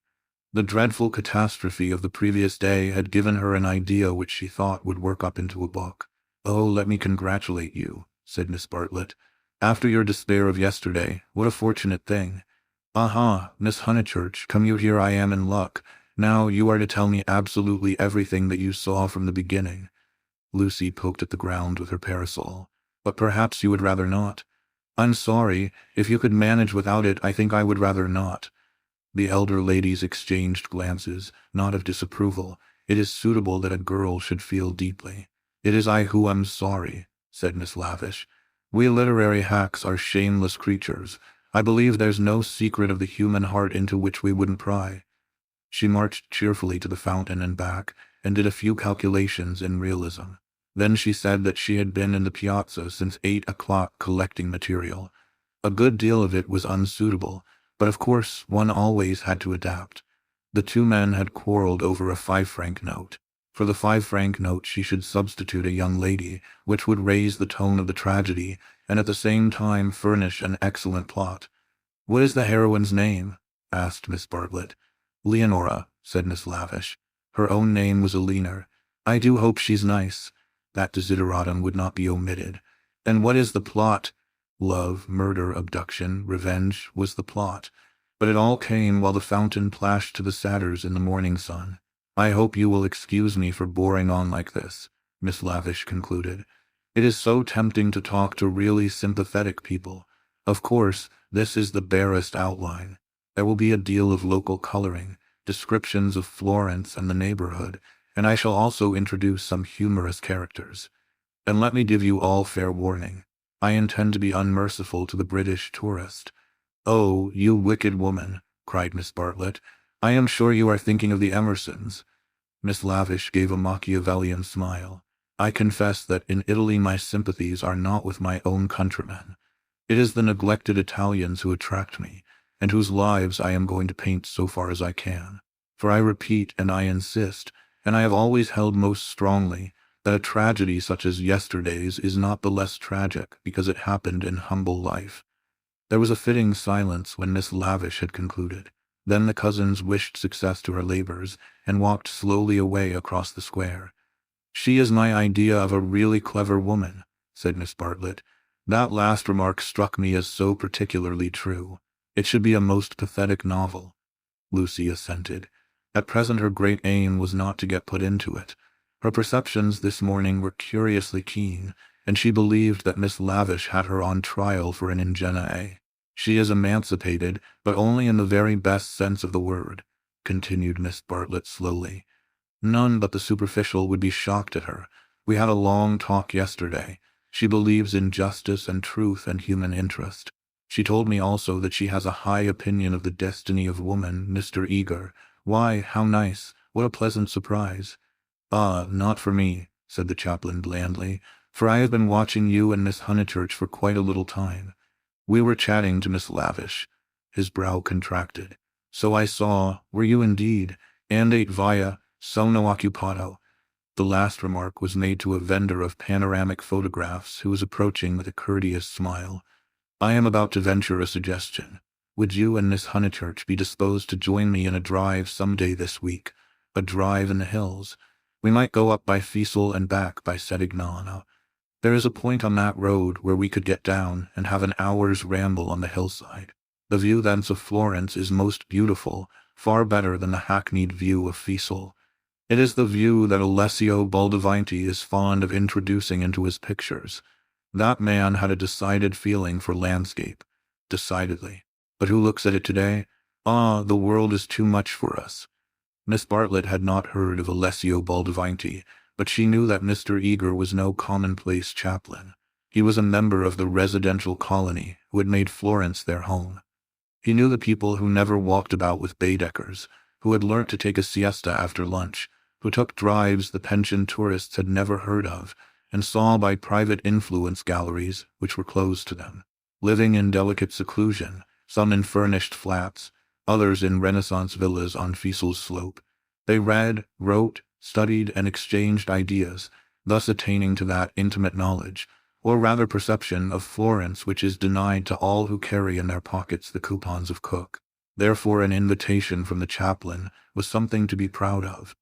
Between the two sections of his flock he was often the only link, and it was his avowed custom to select those of his migratory sheep who seemed worthy, and give them a few hours in the pastures of the permanent. Tea at a Renaissance villa? Nothing had been said about it yet, but if it did come to that, how Lucy would enjoy it. A few days ago and Lucy would have felt the same, but the joys of life were grouping themselves anew. A drive in the hills with Mr. Eager and Miss Bartlett, even if culminating in a residential tea party, was no longer the greatest of them. She echoed the raptures of Charlotte somewhat faintly.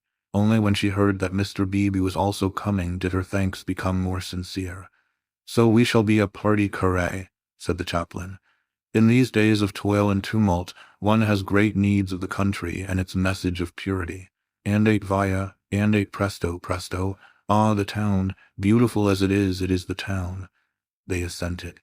This very square, so I am told, witnessed yesterday the most sordid of tragedies. To one who loves the Florence of Dante and Savonarola, there is something portentous in such desecration, portentous and humiliating. "Humiliating indeed," said Miss Bartlett. "Miss Honeychurch happened to be passing through as it happened. She can hardly bear to speak of it." She glanced at Lucy proudly. "And how came we to have you here?" asked the chaplain paternally. Miss Bartlett's recent liberalism oozed away at the question. "Do not blame her, please, Mr. Eager. The fault is mine. I left her unchaperoned." "So you were here alone, Miss Honeychurch?" His voice suggested sympathetic reproof, but at the same time indicated that a few harrowing details would not be unacceptable. His dark, handsome face drooped mournfully towards her to catch her reply. "Practically. One of our pension acquaintances kindly brought her home," said Miss Bartlett, adroitly concealing the sex of the preserver.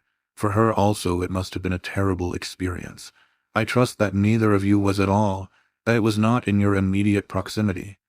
Of the many things Lucy was noticing today, not the least remarkable was this: the ghoulish fashion in which respectable people will nibble after blood. George Emerson had kept the subject strangely pure. "He died by the fountain, I believe," was her reply. "And you and your friend were over at the loggia. That must have saved you much. You have not, of course, seen the disgraceful illustrations which the gutter press. This man is a public nuisance. He knows that I am a resident perfectly well, and yet he goes on worrying me to buy his vulgar views." Surely the vendor of photographs was in league with Lucy, in the eternal league of Italy with youth.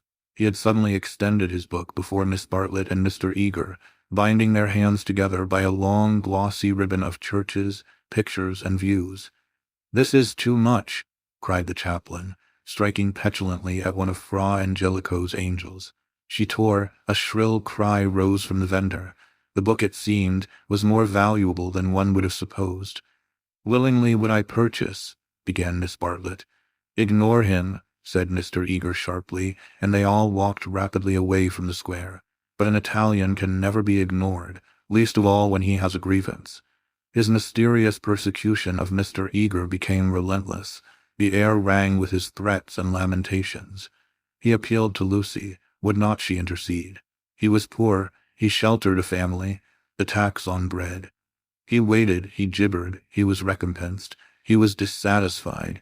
He did not leave them until he had swept their minds clean of all thoughts, whether pleasant or unpleasant. Shopping was the topic that now ensued. Under the chaplain's guidance, they selected many hideous presents and mementos, florid little picture refrains that seemed fashioned in gilded pastry, other little frames, more severe, that stood on little easels and were carven out of oak, a blotting book of vellum, a Dante of the same material, cheap mosaic brooches, which the maids next Christmas would never tell from real, pins, pots, heraldic saucers, brown art photographs, Eros and Psyche in alabaster, St. Peter to match, all of which would have cost less in London. This successful morning left no pleasant impressions on Lucy. She had been a little frightened, both by Miss Lavish and by Mr. Eager, she knew not why, and as they frightened her, she had, strangely enough, ceased to respect them. She doubted that Miss Lavish was a great artist. She doubted that Mr. Eager was as full of spirituality and culture as she had been led to suppose. They were tried by some new test, and they were found wanting. As for Charlotte, she was exactly the same. It might be possible to be nice to her. It was impossible to love her. The son of a laborer, I happen to know it for a fact. A mechanic of some sort himself when he was young, then he took to writing for the socialistic press. I came across him at Brixton. They were talking about the Emersons. How wonderfully people rise in these days. sighed Miss Bartlett, fingering a model of the Leaning Tower of Pisa. Generally, replied Mr. Eager, one has only sympathy for their success. The desire for education and for social advance, in these things there is something not wholly vile. There are some working men whom one would be very willing to see out here in Florence, little as they would make of it. Is he a journalist now? Miss Bartlett asked. He is not. He made an advantageous marriage. He uttered this remark with a voice full of meaning, and ended with a sigh. Oh, so he has a wife. Dead, Miss Bartlett, dead. I wonder how he has the effrontery to look me in the face, to dare to claim acquaintance with me. He was in my London parish long ago. The other day in Santa Croce, when he was with Miss Honeychurch, I snubbed him. Let him beware that he does not get more than a snub. What? Cried Lucy, flushing. Exposure, hissed Mr. Eager. He tried to change the subject, but in scoring a dramatic point, he had interested his audience more than he had intended. Miss Bartlett was full of very natural curiosity. Lucy, though she wished never to see the Emersons again, was not disposed to condemn them on a single word. Do you mean, she asked, that he is an irreligious man? We know that already. Lucy, dear, said Miss Bartlett, gently reproving her cousin's penetration, I should be astonished if you knew all. The boy, an innocent child at the time, I will exclude. God knows what his education and his inherited qualities may have made him. Perhaps, said Miss Bartlett, it is something that we had better not hear. To speak plainly, said Mr. Eager, it is. I will say no more. For the first time Lucy's rebellious thoughts swept out in words, for the first time in her life. You have said very little. It was my intention to say very little, was his frigid reply. He gazed indignantly at the girl, who met him with equal indignation. She turned towards him from the shop counter, her breast heaved quickly. He observed her brow and the sudden strength of her lips. It was intolerable that she should disbelieve him. Murder, if you want to know, he cried angrily. That man murdered his wife. How? She retorted. To all intents and purposes he murdered her. That day in Santa Croce, did they say anything against me? Not a word, Mr. Eager, not a single word. Oh, I thought they had been libeling me to you, but I suppose it is only their personal charms that makes you defend them. I'm not defending them, said Lucy, losing her courage and relapsing into the old chaotic methods. They're nothing to me. How could you think she was defending them? Said Miss Bartlett, much discomfited by the unpleasant scene. The shopman was possibly listening. She will find it difficult, for that man has murdered his wife in the sight of God. The addition of God was striking, but the chaplain was really trying to qualify a rash remark. A silence followed which might have been impressive, but was merely awkward. Then Miss Bartlett hastily purchased the Leaning Tower and led the way into the street. I must be going, said he, shutting his eyes and taking out his watch. Miss Bartlett thanked him for his kindness and spoke with enthusiasm of the approaching drive. Drive, oh, is our drive to come off? Lucy was recalled to her manners, and after a little exertion the complacency of Mr. Eager was restored.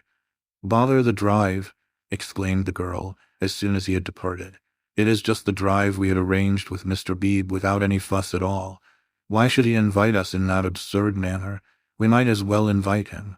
We are each paying for ourselves. Miss Bartlett, who had intended to lament over the Emersons, was launched by this remark into unexpected thoughts. If that is so, dear, if the drive we and Mr. Beebe are going with Mr. Eager is really the same as the one we are going with Mr. Beebe, then I foresee a sad kettle of fish. How?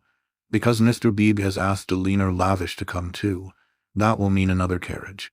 Far worse. Mr. Eager does not like a leaner. She knows it herself. The truth must be told. She is too unconventional for him.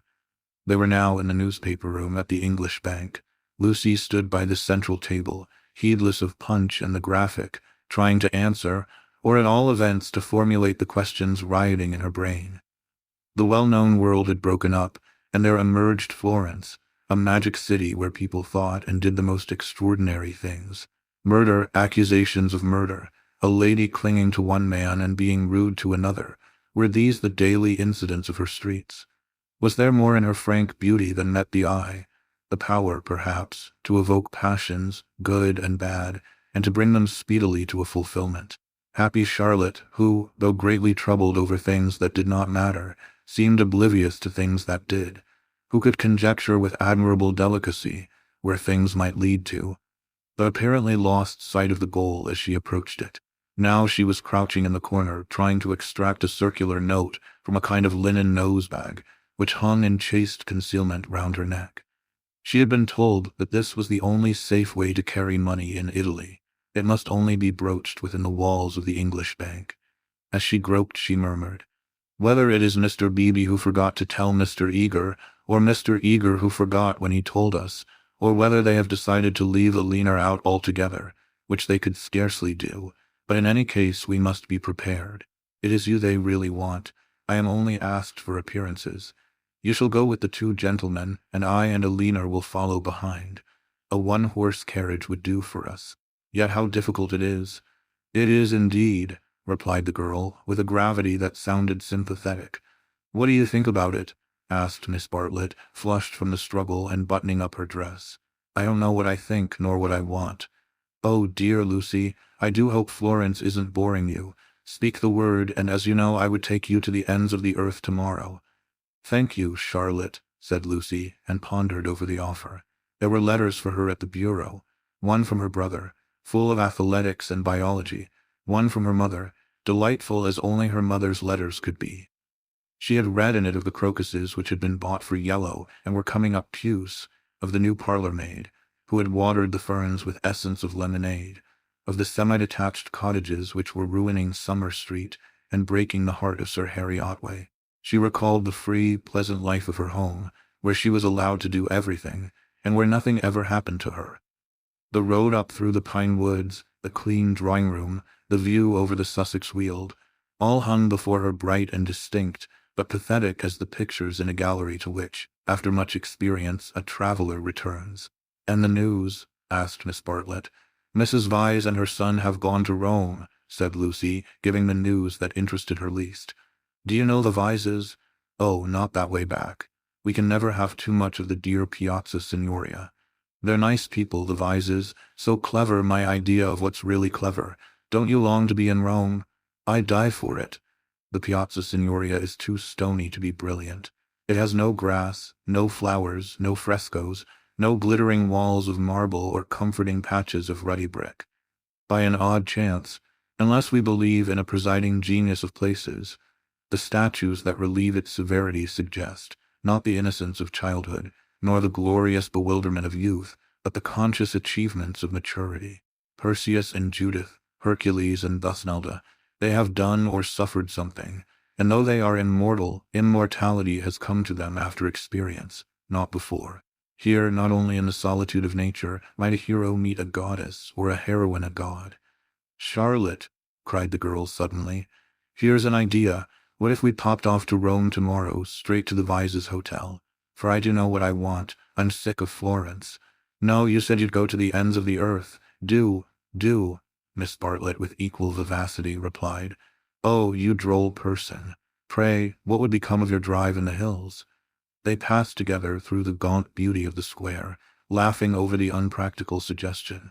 Chapter 6. The Reverend Arthur Beebe, the Reverend Cuthbert Eager, Mr. Emerson, Mr. George Emerson, Miss Alina Lavish, Miss Charlotte Bartlett, and Miss Lucy Honeychurch drive out in carriages to see a view. Italians drive them.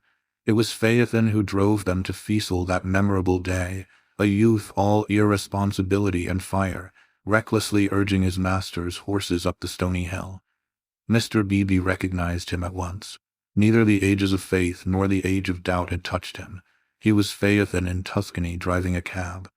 And it was Persephone whom he asked leave to pick up on the way, saying that she was his sister. Persephone, tall and slender and pale, returning with the spring to her mother's cottage, and still shading her eyes from the unaccustomed light. To her Mr. Eager objected, saying that here was the thin edge of the wedge, and one must guard against imposition. But the ladies interceded, and when it had been made clear that it was a very great favor, the goddess was allowed to mount beside the god. Phaethon at once slipped the left rein over her head, thus enabling himself to drive with his arm round her waist. She did not mind. Mr. Eager, who sat with his back to the horses, saw nothing of the indecorous proceeding, and continued his conversation with Lucy. The other two occupants of the carriage were old Mr. Emerson and Miss Lavish. For a dreadful thing had happened. Mr. Beebe, without consulting Mr. Eager, had doubled the size of the party. And though Miss Bartlett and Miss Lavish had planned all the morning how the people were to sit, at the critical moment when the carriages came round they lost their heads, and Miss Lavish got in with Lucy, while Miss Bartlett, with George Emerson and Mr. Beebe, followed on behind. It was hard on the poor chaplain to have his party carré thus transformed. Tea at a Renaissance villa, if he had ever meditated it, was now impossible. Lucy and Miss Bartlett had a certain style about them, and Mr. Beebe, though unreliable, was a man of parts. But a shoddy lady writer and a journalist who had murdered his wife in the sight of God, they should enter no villa at his introduction. Lucy, elegantly dressed in white, sat erect and nervous amid these explosive ingredients, attentive to Mr. Eager, repressive towards Miss Lavish, watchful of old Mr. Emerson, hitherto fortunately asleep, thanks to a heavy lunch and the drowsy atmosphere of spring. She looked on the expedition as the work of fate, but for it she would have avoided George Emerson successfully. In an open manner he had shown that he wished to continue their intimacy. She had refused, not because she disliked him, but because she did not know what had happened, and suspected that he did know. And this frightened her. For the real event, whatever it was, had taken place, not in the loggia, but by the river. To behave wildly at the sight of death is pardonable. But to discuss it afterwards, to pass from discussion into silence, and through silence into sympathy, that is an error not of a startled emotion, but of the whole fabric. There was really something blameworthy, she thought, in their joint contemplation of the shadowy stream, in the common impulse which had turned them to the house without the passing of a look or word. This sense of wickedness had been slight at first. She had nearly joined the party to the Torre del Gallo, but each time that she avoided George, it became more imperative that she should avoid him again. And now celestial irony, working through her cousin and two clergymen, did not suffer her to leave Florence till she had made this expedition with him through the hills. Meanwhile Mr. Eager held her in civil converse. Their little tiff was over. "So, Miss Honeychurch, you are travelling, as a student of art?" "Oh, dear me, no, oh no." "Perhaps as a student of human nature," interposed Miss Lavish, "like myself." "Oh, no. I am here as a tourist." "Oh, indeed," said Mr. Eager. "Are you indeed? If you will not think me rude, we residents sometimes pity you poor tourists not a little, handed about like a parcel of goods from Venice to Florence, from Florence to Rome, living herded together in pensions or hotels, quite unconscious of anything that is outside Baedeker, their one anxiety to get done or through and go on somewhere else. The result is, they mix up towns, rivers, palaces in one inextricable whirl. You know the American girl in Punch who says, 'Say, Papa, what did we see at Rome?' And the father replies, 'Why, guess Rome was the place where we saw the yaller dog.' There's travelling for you. Ha, ha, ha." "I quite agree," said Miss Lavish, who had several times tried to interrupt his mordant wit. "The narrowness and superficiality of the Anglo-Saxon tourist is nothing less than a menace." "Quite so. Now, the English colony at Florence, Miss Honeychurch, and it is of considerable size, though, of course, not all equally. A few are here for trade, for example, but the greater part are students.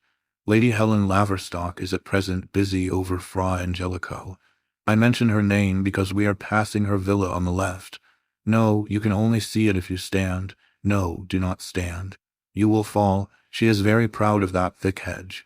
Inside, perfect seclusion. One might have gone back 600 years. Some critics believe that her garden was the scene of the Decameron, which lends it an additional interest, does it not?" "It does indeed," cried Miss Lavish. "Tell me, where do they place the scene of that wonderful seventh day?" But Mr. Eager proceeded to tell Miss Honeychurch that on the right lived Mr. Someone Something, an American of the best type, so rare, and that the somebody else's were farther down the hill. Doubtless you know her monographs in the series of medieval byways. He is working at Gemistus Pletho. Sometimes as I take tea in their beautiful grounds I hear, over the wall, the electric tram squealing up the new road with its loads of hot, dusty, unintelligent tourists who are going to do Cecil in an hour in order that they may say they have been there. And I think how little they think what lies so near them. During this speech, the two figures on the box were sporting with each other disgracefully. Lucy had a spasm of envy. Granted that they wished to misbehave, it was pleasant for them to be able to do so. They were probably the only people enjoying the expedition. The carriage swept with agonizing jolts up through the piazza of Cecil and into the Setignano road. "Piano, piano," said Mr. Eager, elegantly waving his hand over his head. "Va bene, signor, va bene, va bene," crooned the driver, and whipped his horses up again. Now Mr. Eager and Miss Lavish began to talk against each other on the subject of Alessio Baldavanti. Was he a cause of the Renaissance, or was he one of its manifestations? The other carriage was left behind. As the pace increased to a gallop, the large, slumbering form of Mr. Emerson was thrown against the chaplain with the regularity of a machine. "Piano, piano," said he, with a martyred look at Lucy. An extra lurch made him turn angrily in his seat. Phaethon, who for some time had been endeavoring to kiss Persephone, had just succeeded. A little scene ensued, which, as Miss Bartlett said afterwards, was most unpleasant. The horses were stopped, the lovers were ordered to disentangle themselves, the boy was to lose his pourboire, the girl was immediately to get down. "She is my sister," said he, turning round on them with piteous eyes. Mr. Eager took the trouble to tell him that he was a liar. Phaethon hung down his head, not at the matter of the accusation, but at its manner. At this point Mr. Emerson, whom the shock of stopping had awoke, declared that the lovers must on no account be separated, and patted them on the back to signify his approval. And Miss Lavish, though unwilling to ally him, felt bound to support the cause of Bohemianism. "Most certainly I would let them be," she cried, "but I dare say I shall receive scant support. I have always flown in the face of the conventions all my life. This is what I call an adventure." "We must not submit," said Mr. Eager. "I knew he was trying it on. He is treating us as if we were a party of Cook's tourists." "Surely no," said Miss Lavish, her ardor visibly decreasing. The other carriage had drawn up behind, and sensible Mr. Beebe called out that after this warning the couple would be sure to behave themselves properly. "Leave them alone," Mr. Emerson begged the chaplain, of whom he stood in no awe. "Do we find happiness so often that we should turn it off the box when it happens to sit there? To be driven by lovers, a king might envy us, and if we part them it's more like sacrilege than anything I know." Here the voice of Miss Bartlett was heard saying that a crowd had begun to collect. Mr. Eager, who suffered from an overfluent tongue rather than a resolute will, was determined to make himself heard. He addressed the driver again. Italian in the mouth of Italians is a deep-voiced stream, with unexpected cataracts and boulders to preserve it from monotony. In Mr. Eager's mouth it resembled nothing so much as an acid-whistling fountain which played ever higher and higher, and quicker, and more shrilly, till abruptly it was turned off with a click. "Signorina," said the man to Lucy when the display had ceased. Why should he appeal to Lucy? "Signorina," echoed Persephone in her glorious contralto. She pointed at the other carriage. Why, for a moment the two girls looked at each other. Then Persephone got down from the box. "Victory at last," said Mr. Eager, smiting his hands together as the carriages started again. "It is not victory," said Mr. Emerson. "It is defeat. You have parted two people who were happy." Mr. Eager shut his eyes. He was obliged to sit next to Mr. Emerson, but he would not speak to him. The old man was refreshed by sleep, and took up the matter warmly. He commanded Lucy to agree with him. He shouted for support to his son. "We have tried to buy what cannot be bought with money. He has bargained to drive us, and he is doing it. We have no rights over his soul." Miss Lavish frowned. It is hard when a person you have classed as typically British speaks out of his character. "He was not driving us well," she said. "He jolted us. That I deny. It was as restful as sleeping. Aha, he is jolting us now. Can you wonder? He would like to throw us out, and most certainly he is justified. And if I were superstitious, I'd be frightened of the girl, too. It doesn't do to injure young people. Have you ever heard of Lorenzo de Medici?" Miss Lavish bristled. "Most certainly I have. Do you refer to Lorenzo il Magnifico, or to Lorenzo, Duke of Urbino, or to Lorenzo surnamed Lorenzino on account of his diminutive stature?" "The Lord knows. Possibly he does know, for I refer to Lorenzo the poet. He wrote a line, so I heard yesterday, which runs like this: "Don't go fighting against the spring." Mr. Eager could not resist the opportunity for erudition. "Non fate guerra al maggio," he murmured. "War not with the May would render a correct meaning. The point is, we have warred with it. Look." He pointed to the Val d'Arno, which was visible far below them, through the budding trees. 50 miles of spring, and we've come up to admire them. Do you suppose there's any difference between spring in nature and spring in man? But there we go, praising the one and condemning the other as improper, ashamed that the same laws work eternally through both. No one encouraged him to talk. Presently Mr. Eager gave a signal for the carriages to stop and marshaled the party for their ramble on the hill. A hollow like a great amphitheater, full of terraced steps and misty olives, now lay between them and the heights of Cecil, and the road, still following its curve, was about to sweep on to a promontory which stood out in the plain. It was this promontory, uncultivated, wet, covered with bushes and occasional trees, which had caught the fancy of Alessio Baldavanti nearly 500 years before. He had ascended it, that diligent and rather obscure master, possibly with an eye to business, possibly for the joy of ascending. Standing there, he had seen that view of the Val d'Arno in distant Florence, which he afterwards had introduced not very effectively into his work. But where exactly had he stood? That was the question which Mr. Eager hoped to solve now. And Miss Lavish, whose nature was attracted by anything problematical, had become equally enthusiastic. But it is not easy to carry the pictures of Alessio Baldavanti in your head, even if you have remembered to look at them before starting. And the haze in the valley increased the difficulty of the quest. The party sprang about from tuft to tuft of grass, their anxiety to keep together being only equaled by their desire to go different directions. Finally, they split into groups. Lucy clung to Miss Bartlett and Miss Lavish. The Emersons returned to hold laborious converse with the drivers, while the two clergymen, who were expected to have topics in common, were left to each other. The two elder ladies soon threw off the mask. In the audible whisper that was now so familiar to Lucy, they began to discuss, not Alessio Baldavanti, but the drive. Miss Bartlett had asked Mr. George Emerson what his profession was, and he had answered, the railway. She was very sorry that she had asked him. She had no idea that it would be such a dreadful answer, or she would not have asked him. Mr. Beebe had turned the conversation so cleverly, and she hoped that the young man was not very much hurt at her asking him. "The railway," gasped Miss Lavish. "Oh, but I shall die. Of course it was the railway." She could not control her mirth. "He is the image of a porter on the Southeastern." Eleanor, be quiet, plucking at her vivacious companion. "Hush, they'll hear the Emersons. I can't stop. Let me go my wicked way. A porter, Eleanor." "I'm sure it's all right," put in Lucy. "The Emersons won't hear, and they wouldn't mind if they did." Miss Lavish did not seem pleased at this. "Miss Honeychurch listening," she said rather crossly. "Poof, woof, you naughty girl, go away.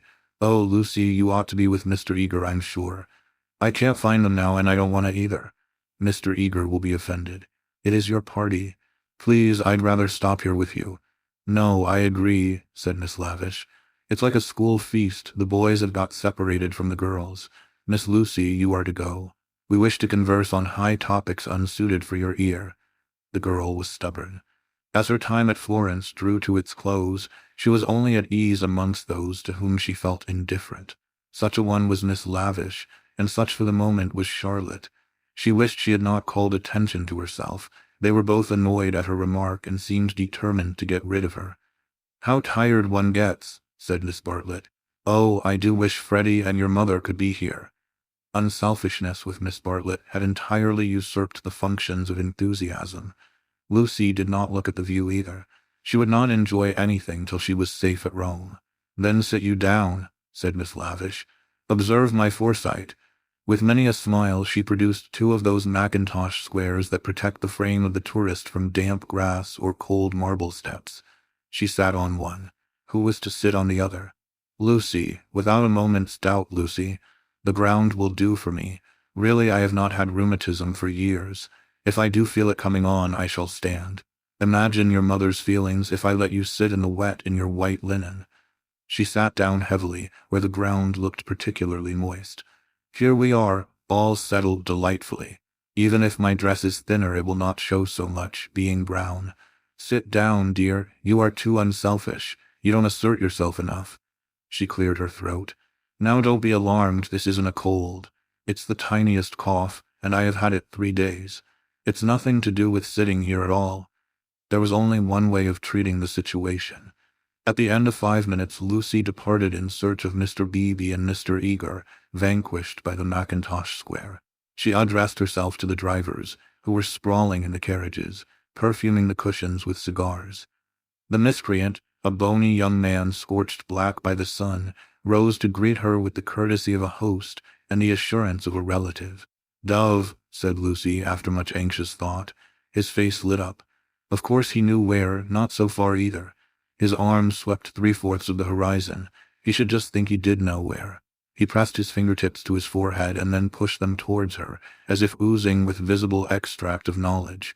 More seemed necessary. What was the Italian for clergyman? "Dove buoni uomini," said she at last. Good. Scarcely the adjective for those noble beings. He showed her his cigar. "Uno più piccolo," was her next remark, implying, "Has the cigar been given to you by Mr. Beebe, the smaller of the 2 good men?" She was correct as usual. He tied the horse to a tree, kicked it to make it stay quiet, dusted the carriage, arranged his hair, remolded his hat, encouraged his moustache, and in rather less than 1/4 of a minute was ready to conduct her. Italians are born knowing the way. It would seem that the whole earth lay before them, not as a map, but as a chessboard, whereon they continually behold the changing pieces as well as the squares. Anyone can find places, but the finding of people is a gift from God. He only stopped once to pick her some great blue violets. She thanked him with real pleasure. In the company of this common man, the world was beautiful and direct. For the first time she felt the influence of spring. His arm swept the horizon gracefully. Violets, like other things, existed in great profusion there. Would she like to see them? "Ma buoni uomini," he bowed. "Certainly. Good men first, violets afterwards." They proceeded briskly through the undergrowth, which became thicker and thicker. They were nearing the edge of the promontory, and the view was stealing round them, but the brown network of the bushes shattered it into countless pieces. He was occupied in his cigar, and in holding back the pliant boughs. She was rejoicing in her escape from dullness. Not a step, not a twig, was unimportant to her. "What is that?" There was a voice in the wood, in the distance behind them. The voice of Mr. Eager. He shrugged his shoulders. An Italian's ignorance is sometimes more remarkable than his knowledge. She could not make him understand that perhaps they had missed the clergyman. The view was forming at last. She could discern the river, the golden plain, other hills. "Eccolo!" he exclaimed. At the same moment the ground gave way, and with a cry she fell out of the wood. Light and beauty enveloped her. She had fallen on to a little open terrace, which was covered with violets from end to end. "Courage!" cried her companion, now standing some 6 feet above. "Courage and love!" She did not answer.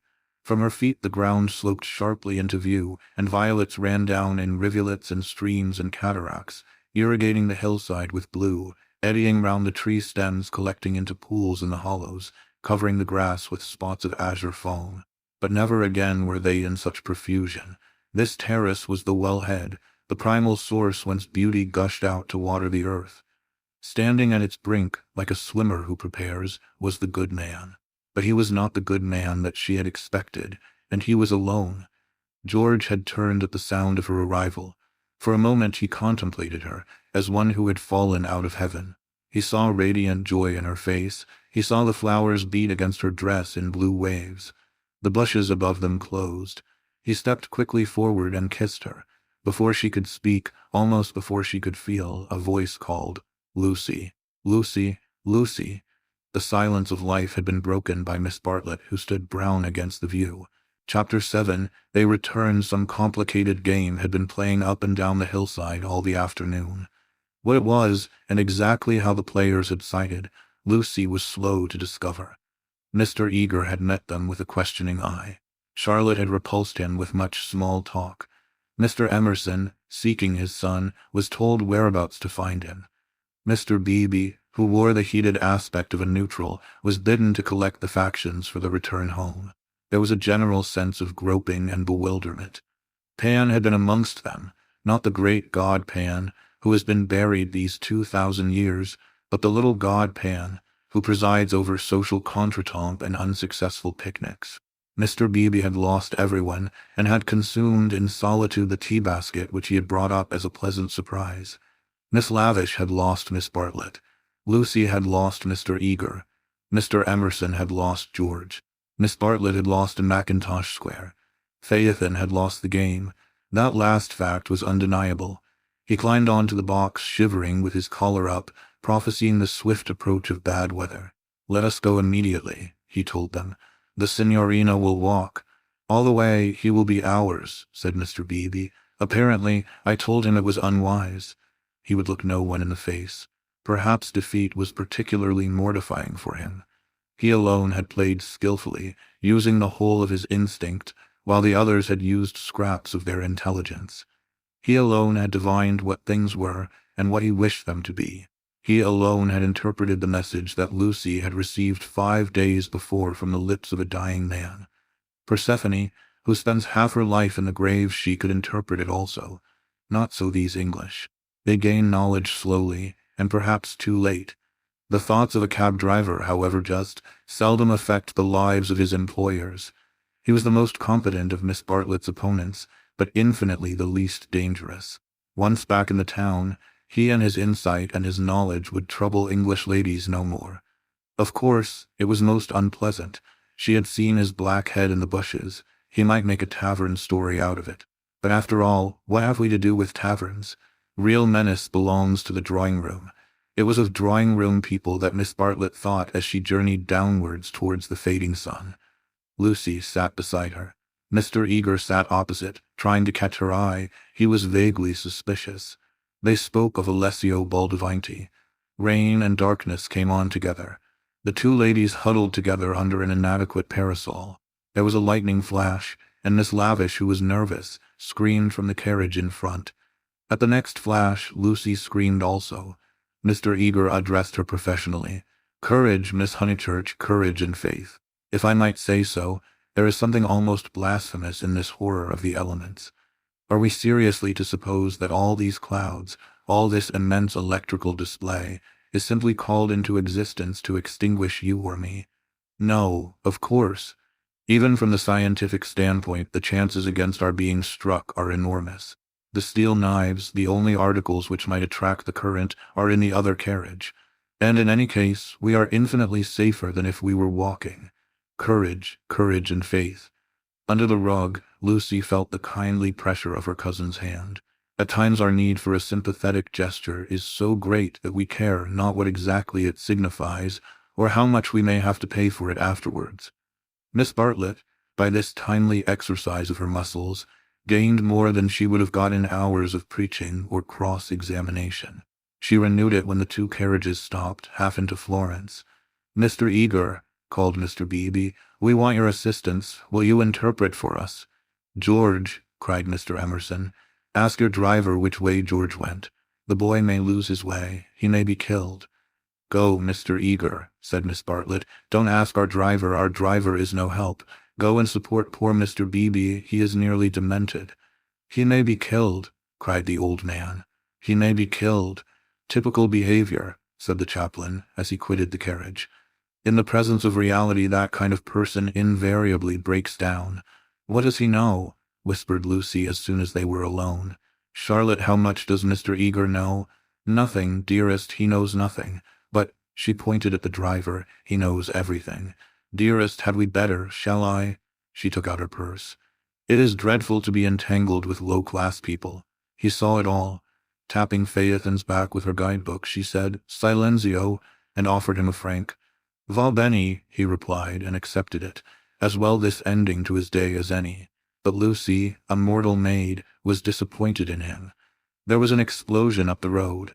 The storm had struck the overhead wire of the tram line, and one of the great supports had fallen. If they had not stopped, perhaps they might have been hurt. They chose to regard it as a miraculous preservation, and the floods of love and sincerity, which fructify every hour of life, burst forth in tumult. They descended from the carriages. They embraced each other. It was as joyful to be forgiven past unworthinesses as to forgive them. For a moment they realized vast possibilities of good. The older people recovered quickly. In the very height of their emotion, they knew it to be unmanly or unladylike. Miss Lavish calculated that, even if they had continued, they would not have been caught in the accident. Mr. Eager mumbled a temperate prayer, but the drivers, through miles of dark, squalid road, poured out their souls to the dryads and the saints, and Lucy poured out hers to her cousin.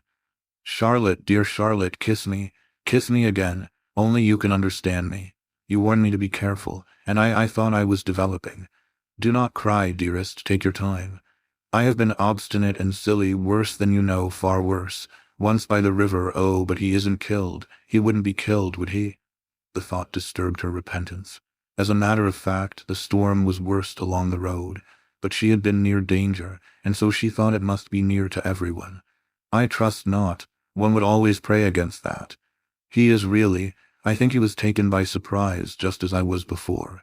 But this time I'm not to blame. I want you to believe that. I simply slipped into those violets. No, I want to be really truthful. I am a little to blame. I had silly thoughts. The sky, you know, was gold, and the ground all blue, and for a moment he looked like someone in a book. In a book. Heroes, gods, the nonsense of schoolgirls. And then, but Charlotte, you know what happened then." Miss Bartlett was silent. Indeed, she had little more to learn.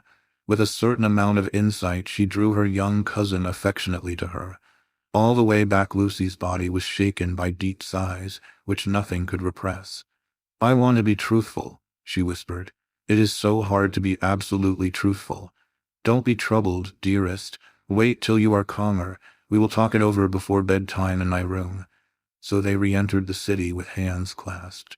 It was a shock to the girl to find how far emotion had ebbed in others. The storm had ceased, and Mr. Emerson was easier about his son. Mr. Beebe had regained good humor, and Mr. Eager was already snubbing Miss Lavish. Charlotte alone she was sure of, Charlotte, whose exterior concealed so much insight and love. The luxury of self-exposure kept her almost happy through the long evening. She thought not so much of what had happened as of how she should describe it. All her sensations, her spasms of courage, her moments of unreasonable joy, her mysterious discontent, should be carefully laid before her cousin. And together in divine confidence they would disentangle and interpret them all. At last, thought she, I shall understand myself. I shan't again be troubled by things that come out of nothing and mean I don't know what. Miss Allen asked her to play. She refused vehemently. Music seemed to her the employment of a child. She sat close to her cousin, who, with commendable patience, was listening to a long story about lost luggage. When it was over, she capped it by a story of her own. Lucy became rather hysterical with the delay. In vain she tried to check, or at all events to accelerate, the tale. It was not till a late hour that Miss Bartlett had recovered her luggage, and could say in her usual tone of gentle reproach, "Well, dear, I at all events am ready for Bedfordshire. Come into my room, and I will give a good brush to your hair." With some solemnity the door was shut, and a cane chair placed for the girl. Then Miss Bartlett said, "So what is to be done?" She was unprepared for the question. It had not occurred to her that she would have to do anything. A detailed exhibition of her emotions was all that she had counted upon. What is to be done? A point, dearest, which you alone can settle. The rain was streaming down the black windows, and the great room felt damp and chilly. One candle burnt trembling on the chest of drawers close to Miss Bartlett's toque, which cast monstrous and fantastic shadows on the bolted door. A tram roared by in the dark, and Lucy felt unaccountably sad, though she had long since dried her eyes. She lifted them to the ceiling, where the griffins and bassoons were colorless and vague, the very ghosts of joy. "It has been raining for nearly 4 hours," she said at last. Miss Bartlett ignored the remark. "How do you propose to silence him? The driver?" "My dear girl, no. Mr. George Emerson." Lucy began to pace up and down the room. "I don't understand," she said at last. She understood very well, but she no longer wished to be absolutely truthful. "How are you going to stop him talking about it?" "I have a feeling that talk is a thing he will never do. I, too, intend to judge him charitably. but unfortunately I have met the type before. They seldom keep their exploits to themselves." "Exploits?" cried Lucy, wincing under the horrible plural. "My poor dear, did you suppose that this was his first? Come here and listen to me. I am only gathering it from his own remarks. Do you remember that day at lunch when he argued with Miss Allen that liking one person is an extra reason for liking another?" "Yes," said Lucy, whom at the time the argument had pleased. "Well, I am no prude. There is no need to call him a wicked young man, but obviously he is thoroughly unrefined. Let us put it down to his deplorable antecedents and education, if you wish. But we are no farther on with our question. What do you propose to do?" An idea rushed across Lucy's brain, which, had she thought of it sooner and made it part of her, might have proved victorious. "I propose to speak to him," said she. Miss Bartlett uttered a cry of genuine alarm. "You see, Charlotte, your kindness, I shall never forget it, but as you said, it is my affair, mine and his. And you are going to implore him to beg him to keep silence?" "Certainly not. There would be no difficulty. Whatever you ask him he answers, yes or no, then it is over. I have been frightened of him, but now I am not one little bit. But we fear him for you, dear. You are so young and inexperienced. You have lived among such nice people, that you cannot realize what men can be, how they can take a brutal pleasure in insulting a woman whom her sex does not protect and rally round. This afternoon, for example, if I had not arrived, what would have happened?" "I can't think," said Lucy gravely. Something in her voice made Miss Bartlett repeat her question, intoning it more vigorously. "What would have happened if I hadn't arrived?"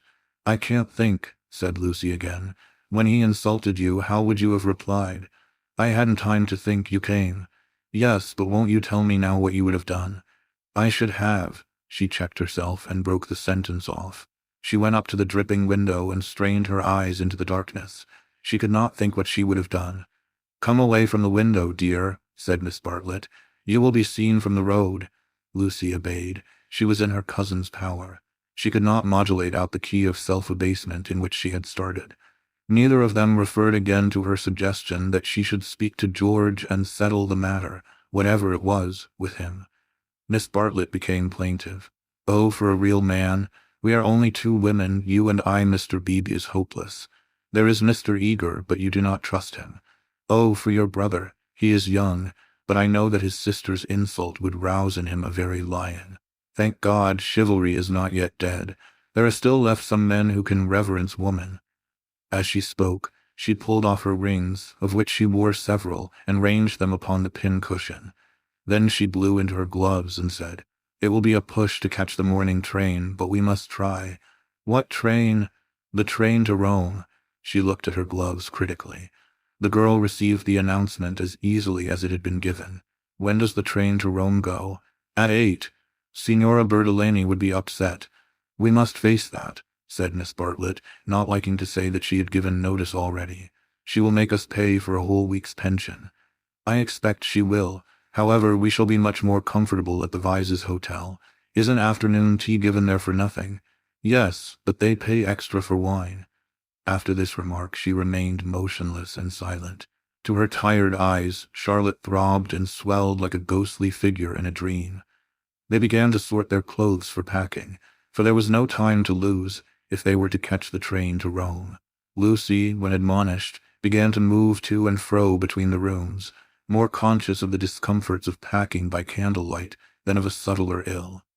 Charlotte, who was practical without ability, knelt by the side of an empty trunk, vainly endeavoring to pave it with books of varying thickness and size.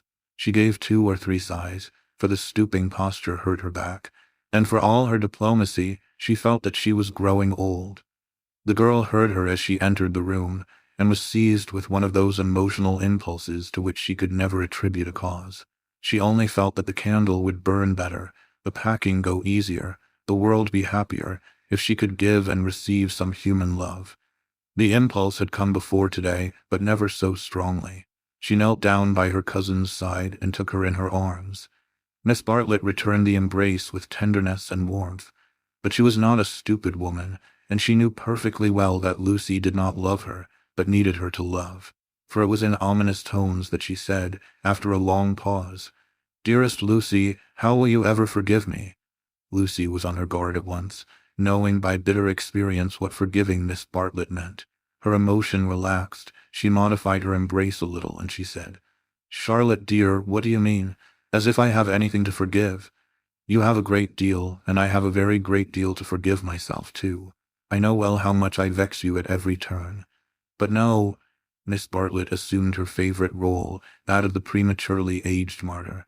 "Ah, but yes, I feel that our tour together is hardly the success I had hoped. I might have known it would not do. You want someone younger and stronger and more in sympathy with you.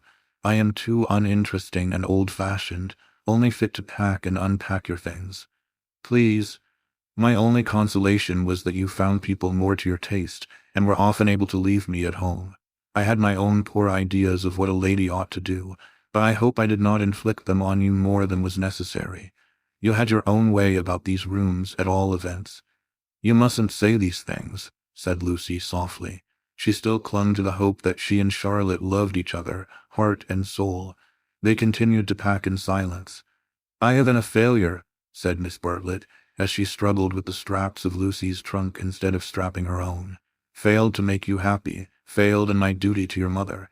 She has been so generous to me, I shall never face her again after this disaster. But Mother will understand. It is not your fault, this trouble, and it isn't a disaster either. It is my fault, it is a disaster. She will never forgive me, and rightly. For instance, what right had I to make friends with Miss Lavish? Every right, when I was here for your sake. If I have vexed you, it is equally true that I have neglected you. Your mother will see this as clearly as I do, when you tell her." Lucy, from a cowardly wish to improve the situation, said, "Why need Mother hear of it? But you tell her everything?" "I suppose I do generally. I dare not break your confidence. There is something sacred in it, unless you feel that it is a thing you could not tell her." The girl would not be degraded to this. "Naturally, I should have told her. But in case she should blame you in any way, I promise I will not. I am very willing not to. I will never speak of it either to her or to anyone." Her promise brought the long-drawn interview to a sudden close. Miss Bartlett pecked her smartly on both cheeks, wished her good night, and sent her to her own room. For a moment the original trouble was in the background. George would seem to have behaved like a cad throughout. Perhaps that was the view which one would take eventually. At present she neither acquitted nor condemned him. She did not pass judgment. At the moment when she was about to judge him, her cousin's voice had intervened, and ever since, it was Miss Bartlett who had dominated. Miss Bartlett who, even now, could be heard sighing into a crack in the partition wall. Miss Bartlett, who had really been neither pliable nor humble nor inconsistent. She had worked like a great artist. For a time, indeed, for years, she had been meaningless.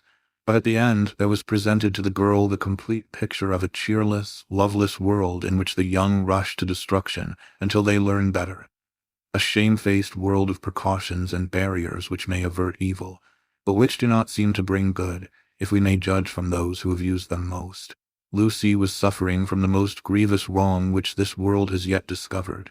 Diplomatic advantage had been taken of her sincerity, of her craving for sympathy and love.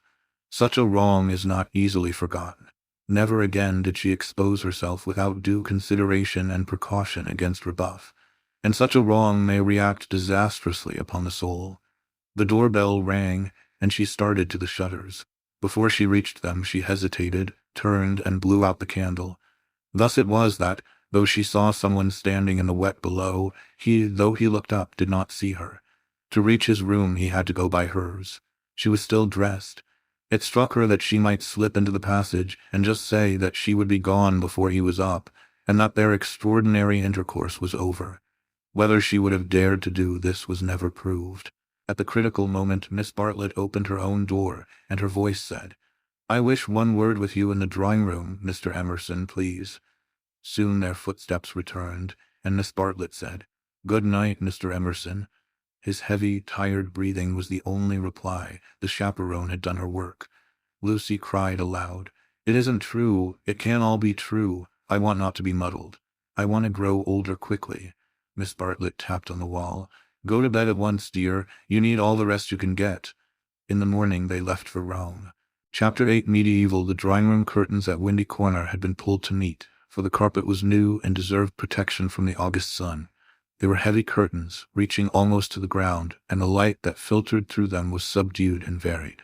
A poet none was present might have quoted, "Life like a dome of many-colored glass," or might have compared the curtains to sluice gates, lowered against the intolerable tides of heaven. Without was poured a sea of radiance. Within, the glory, though visible, was tempered to the capacities of man. Two pleasant people sat in the room. One, a boy of 19, was studying a small manual of anatomy, and peering occasionally at a bone which lay upon the piano. From time to time he bounced in his chair and puffed and groaned, for the day was hot and the print small, and the human frame fearfully made, and his mother, who was writing a letter, did continually read out to him what she had written. And continually did she rise from her seat and part the curtains so that a rivulet of light fell across the carpet, and make the remark that they were still there. "Where aren't they?" said the boy, who was Freddie, Lucy's brother. "I tell you I'm getting fairly sick. For goodness sake go out of my drawing room then," cried Mrs. Honeychurch, who hoped to cure her children of slang by taking it literally. Freddie did not move or reply. "I think things are coming to a head," she observed, rather wanting her son's opinion on the situation if she could obtain it without undue supplication. "Time they did. I am glad that Cecil is asking her this once more. It's his third go, isn't it? Freddie, I do call the way you talk unkind. I didn't mean to be unkind." Then he added, "But I do think Lucy might have got this off her chest in Italy. I don't know how girls manage things, but she can't have said no properly before, or she wouldn't have to say it again now. Over the whole thing I can't explain. I do feel so uncomfortable." "Do you indeed, dear? How interesting." "I feel, never mind." He returned to his work. "Just listen to what I have written to Mrs. Vyse," I said. "Dear Mrs. Vyse." "Yes, mother, you told me. A jolly good letter." I said, "Dear Mrs. Vyse, Cecil has just asked my permission about it, and I should be delighted if Lucy wishes it." But she stopped reading. I was rather amused at Cecil asking my permission at all. He has always gone in for unconventionality, and parents nowhere, and so forth. When it comes to the point he can't get on without me. "Nor me." "You?" Freddie nodded. "What do you mean? He asked me for my permission also," she exclaimed. "How very odd of him." "Why so?" asked the son and heir. "Why shouldn't my permission be asked? What do you know about Lucy or girls or anything? Whatever did you say?" I said to Cecil, "Take her or leave her. It's no business of mine." What a helpful answer. But her own answer, though more normal in its wording, had been to the same effect. "The bother is this," began Freddie. Then he took up his work again, too shy to say what the bother was. Mrs. Honeychurch went back to the window. "Freddie, you must come." "There they still are. I don't see you ought to go peeping like that." "Peeping like that? Can't I look out of my own window?" But she returned to the writing table, observing as she passed her son, "Still page 322. Freddie snorted and turned over 2 leaves. For a brief space they were silent. Close by, beyond the curtains, the gentle murmur of a long conversation had never ceased. "The bother is this. I have put my foot in it with Cecil most awfully." He gave a nervous gulp. "Not content with permission, which I did give, that is to say," I said, "I don't mind." "Well, not content with that. He wanted to know whether I wasn't off my head with joy. He practically put it like this. Wasn't it a splendid thing for Lucy and for Windy Corner generally if he married her, and he would have an answer? He said it would strengthen his hand. I hope you gave a careful answer, dear." I answered, "No," said the boy, grinding his teeth. "They are fly into a stew. I can't help it. Had to say it. I had to say no. He ought never to have asked me." "Ridiculous child," cried his mother. "You think you're so holy and truthful, but really it's only abominable conceit. Do you suppose that a man like Cecil would take the slightest notice of anything you say? I hope he boxed your ears. How dare you say no?" "Oh, do keep quiet, mother. I had to say no when I couldn't say yes." I tried to laugh as if I didn't mean what I said, and as Cecil laughed too and went away. "It may be all right, but I feel my foot's in it." "Oh, do keep quiet, though, and let a man do some work." "No," said Mrs. Honeychurch, with the air of one who has considered the subject. "I shall not keep quiet. You know all that has passed between them in Rome. You know why he is down here, and yet you deliberately insult him and try to turn him out of my house." "Not a bit," he pleaded. "I only let out I didn't like him. I don't hate him, but I don't like him. What I mind is that he'll tell Lucy." He glanced at the curtains dismally. "Well, I like him," said Mrs. Honeychurch. "I know his mother. He's good, he's clever, he's rich, he's well connected. Oh, you needn't kick the piano. He's well connected. I'll say it again if you like. He's well connected." She paused, as if rehearsing her eulogy, but her face remained dissatisfied. She added, "And he has beautiful manners. I liked him till just now. I suppose it's having him spoiling Lucy's first week at home, and it's also something that Mr. Beebe said, not knowing." "Mr. Beebe?" said his mother, trying to conceal her interest. "I don't see how Mr. Beebe comes in. You know Mr. Beebe's funny way when you never quite know what he means. He said, 'Mr. Vyse is an ideal bachelor.' I was very cute. I asked him what he meant. He said, 'Oh, he's like me, better detached.' I couldn't make him say any more, but it set me thinking. Since Cecil has come after Lucy, he hasn't been so pleasant. At least, I can't explain. You never can, dear, but I can. You are jealous of Cecil because he may stop Lucy knitting you silk ties. The explanation seemed plausible, and Freddie tried to accept it, but at the back of his brain there lurked a dim mistrust. Cecil praised one too much for being athletic. Was that it? Cecil made one talk in one's own way. This tired one. Was that it? And Cecil was the kind of fellow who would never wear another fellow's cap. Unaware of his own profundity, Freddie checked himself. He must be jealous, or he would not dislike a man for such foolish reasons. Will this do? Called his mother. Dear Mrs. Vyse, Cecil has just asked my permission about it, and I should be delighted if Lucy wishes it. Then I put in at the top, and I have told Lucy so. I must write the letter out again, and I have told Lucy so. But Lucy seems very uncertain, and in these days young people must decide for themselves. I said that because I didn't want Mrs. Vyse to think us old-fashioned. She goes in for lectures and improving her mind, and all the time a thick layer of flue under the beds, and the maid's dirty thumb marks where you turn on the electric light. She keeps that flat abominably. Suppose Lucy marries Cecil, would she live in a flat or in the country? Don't interrupt so foolishly. Where was I? Oh yes, young people must decide for themselves. I know that Lucy likes your son because she tells me everything, and she wrote to me from Rome when he asked her first. No, I'll cross that last bit out, it looks patronizing. I'll stop that because she tells me everything. Or shall I cross that out too? Cross it out too, said Freddie. Mrs. Honeychurch left it in, then the whole thing runs.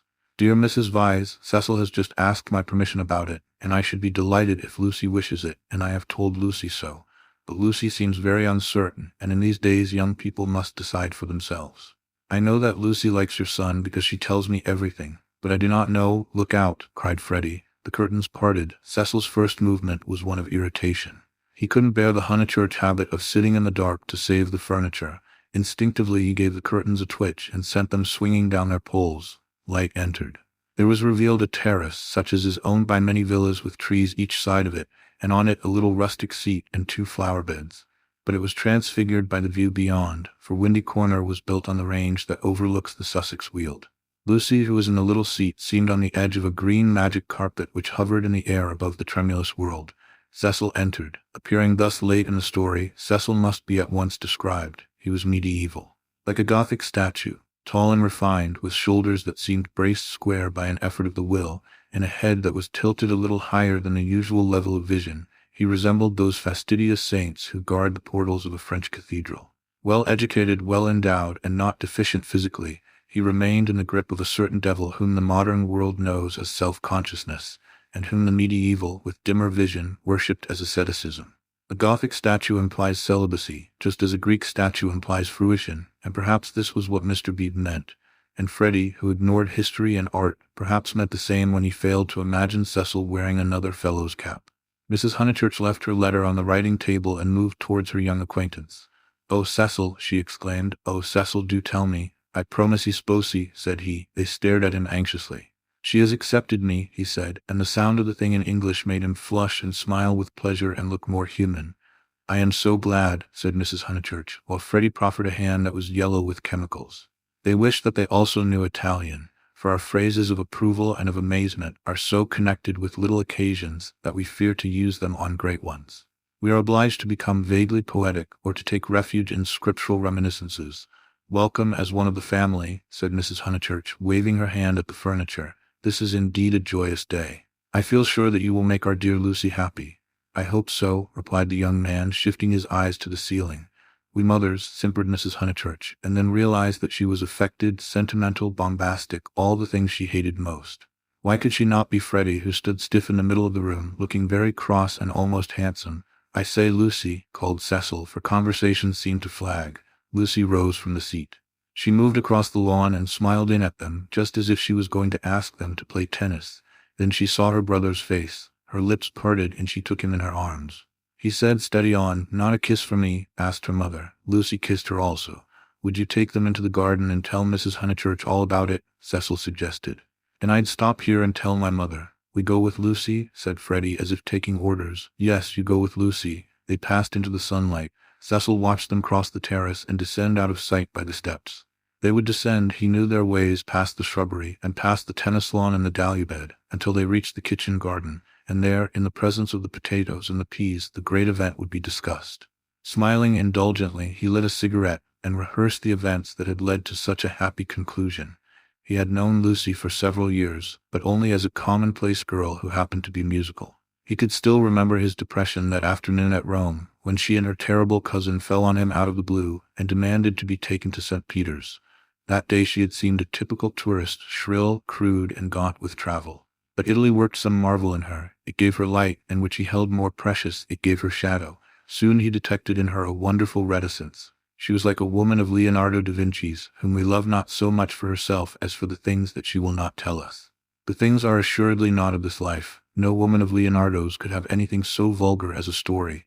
She did develop most wonderfully day by day, so it happened that from patronizing civility he had slowly passed, if not to passion, at least to a profound uneasiness. Already at Rome he had hinted to her that they might be suitable for each other. It had touched him greatly that she had not broken away at the suggestion. Her refusal had been clear and gentle. After it, as the horrid phrase went, she had been exactly the same to him as before. 3 months later, on the margin of Italy, among the flower-clad Alps, he had asked her again in bald, traditional language. She reminded him of a Leonardo more than ever. Her sunburnt features were shadowed by fantastic rock. At his words she had turned and stood between him and the light with immeasurable plains behind her. He walked home with her unashamed, feeling not at all like a rejected suitor. The things that really mattered were unshaken. So now he had asked her once more, and clear and gentle as ever, she had accepted him, giving no coy reasons for her delay, but simply saying that she loved him and would do her best to make him happy. His mother, too, would be pleased. She had counseled the step. He must write her a long account. Glancing at his hand, in case any of Freddie's chemicals had come off on it, he moved to the writing table. There he saw "Dear Mrs. Vyse," followed by many erasures. He recoiled without reading any more, and after a little hesitation sat down elsewhere and penciled a note on his knee. Then he lit another cigarette, which did not seem quite as divine as the first, and considered what might be done to make Windy Corner drawing room more distinctive. With that outlook it should have been a successful room, but the trail of Tottenham Court Road was upon it. He could almost visualize the motor vans of Messrs. Shoolbred and Messrs. Maple arriving at the door and depositing this chair, those varnished bookcases, that writing table. The table recalled Mrs. Honeychurch's letter. He did not want to read that letter. His temptations never lay in that direction, but he worried about it none the less. It was his own fault that she was discussing him with his mother. He had wanted her support in his third attempt to win Lucy. He wanted to feel that others, no matter who they were, agreed with him, and so he had asked their permission. Mrs. Honeychurch had been civil but obtuse in essentials, while as for Freddie, he is only a boy, he reflected. I represent all that he despises. Why should he want me for a brother-in-law? The Honeychurches were a worthy family, but he began to realize that Lucy was of another clay. And perhaps he did not put it very definitely. He ought to introduce her into more congenial circles as soon as possible. Mr. Beebe, said the maid, and the new rector of Summer Street was shown in. He had at once started on friendly relations, owing to Lucy's praise of him in her letters from Florence. Cecil greeted him rather critically. "I've come for tea, Mr. Vyse. Do you suppose that I shall get it?" "I should say so. Food is the thing one does get here. Don't sit in that chair. Young Honeychurch has left a bone in it." "Phooey, I know," said Cecil. "I know. I can't think why Mrs. Honeychurch allows it," for Cecil considered the bone and the Maples furniture separately. He did not realize that, taken together, they kindled the room into the life that he desired. "I've come for tea and for gossip. Isn't this news?" "News? I don't understand you," said Cecil. "News?" Mr. Beebe, whose news was of a very different nature, prattled forward. "I met Sir Harry Otway as I came up. I have every reason to hope that I am first in the field. He has bought Sissy and Albert from Mr. Flack." "Has he indeed?" said Cecil, trying to recover himself. Into what a grotesque mistake had he fallen? Was it likely that a clergyman and a gentleman would refer to his engagement in a manner so flippant? But his stiffness remained, and though he asked who Sissy and Albert might be, he still thought Mr. Beebe rather a bounder. Unpardonable question. To have stopped a week at Windy Corner and not to have met Sissy and Albert, the semi-detached villas that had been run up opposite the church. "I'll set Mrs. Honeychurch after you. I'm shockingly stupid over local affairs," said the young man languidly. "I can't even remember the difference between a parish council and a local government board. Perhaps there is no difference, or perhaps those aren't the right names. I only go into the country to see my friends and to enjoy the scenery. It is very remiss of me. Italy and London are the only places where I don't feel to exist on sufferance." Mr. Beebe, distressed at this heavy reception of Sissy and Albert, determined to shift the subject. "Let me see, Mr. Vyse, I forget, what is your profession?" "I have no profession," said Cecil. "It is another example of my decadence. My attitude, quite an indefensible one, is that so long as I am no trouble to anyone I have a right to do as I like. I know I ought to be getting money out of people, or devoting myself to things I don't care a straw about, but somehow I've not been able to begin. You are very fortunate, said Mr. Beebe. It is a wonderful opportunity, the possession of leisure. His voice was rather parochial, but he did not quite see his way to answering naturally. He felt, as all who have regular occupation must feel, that others should have it also.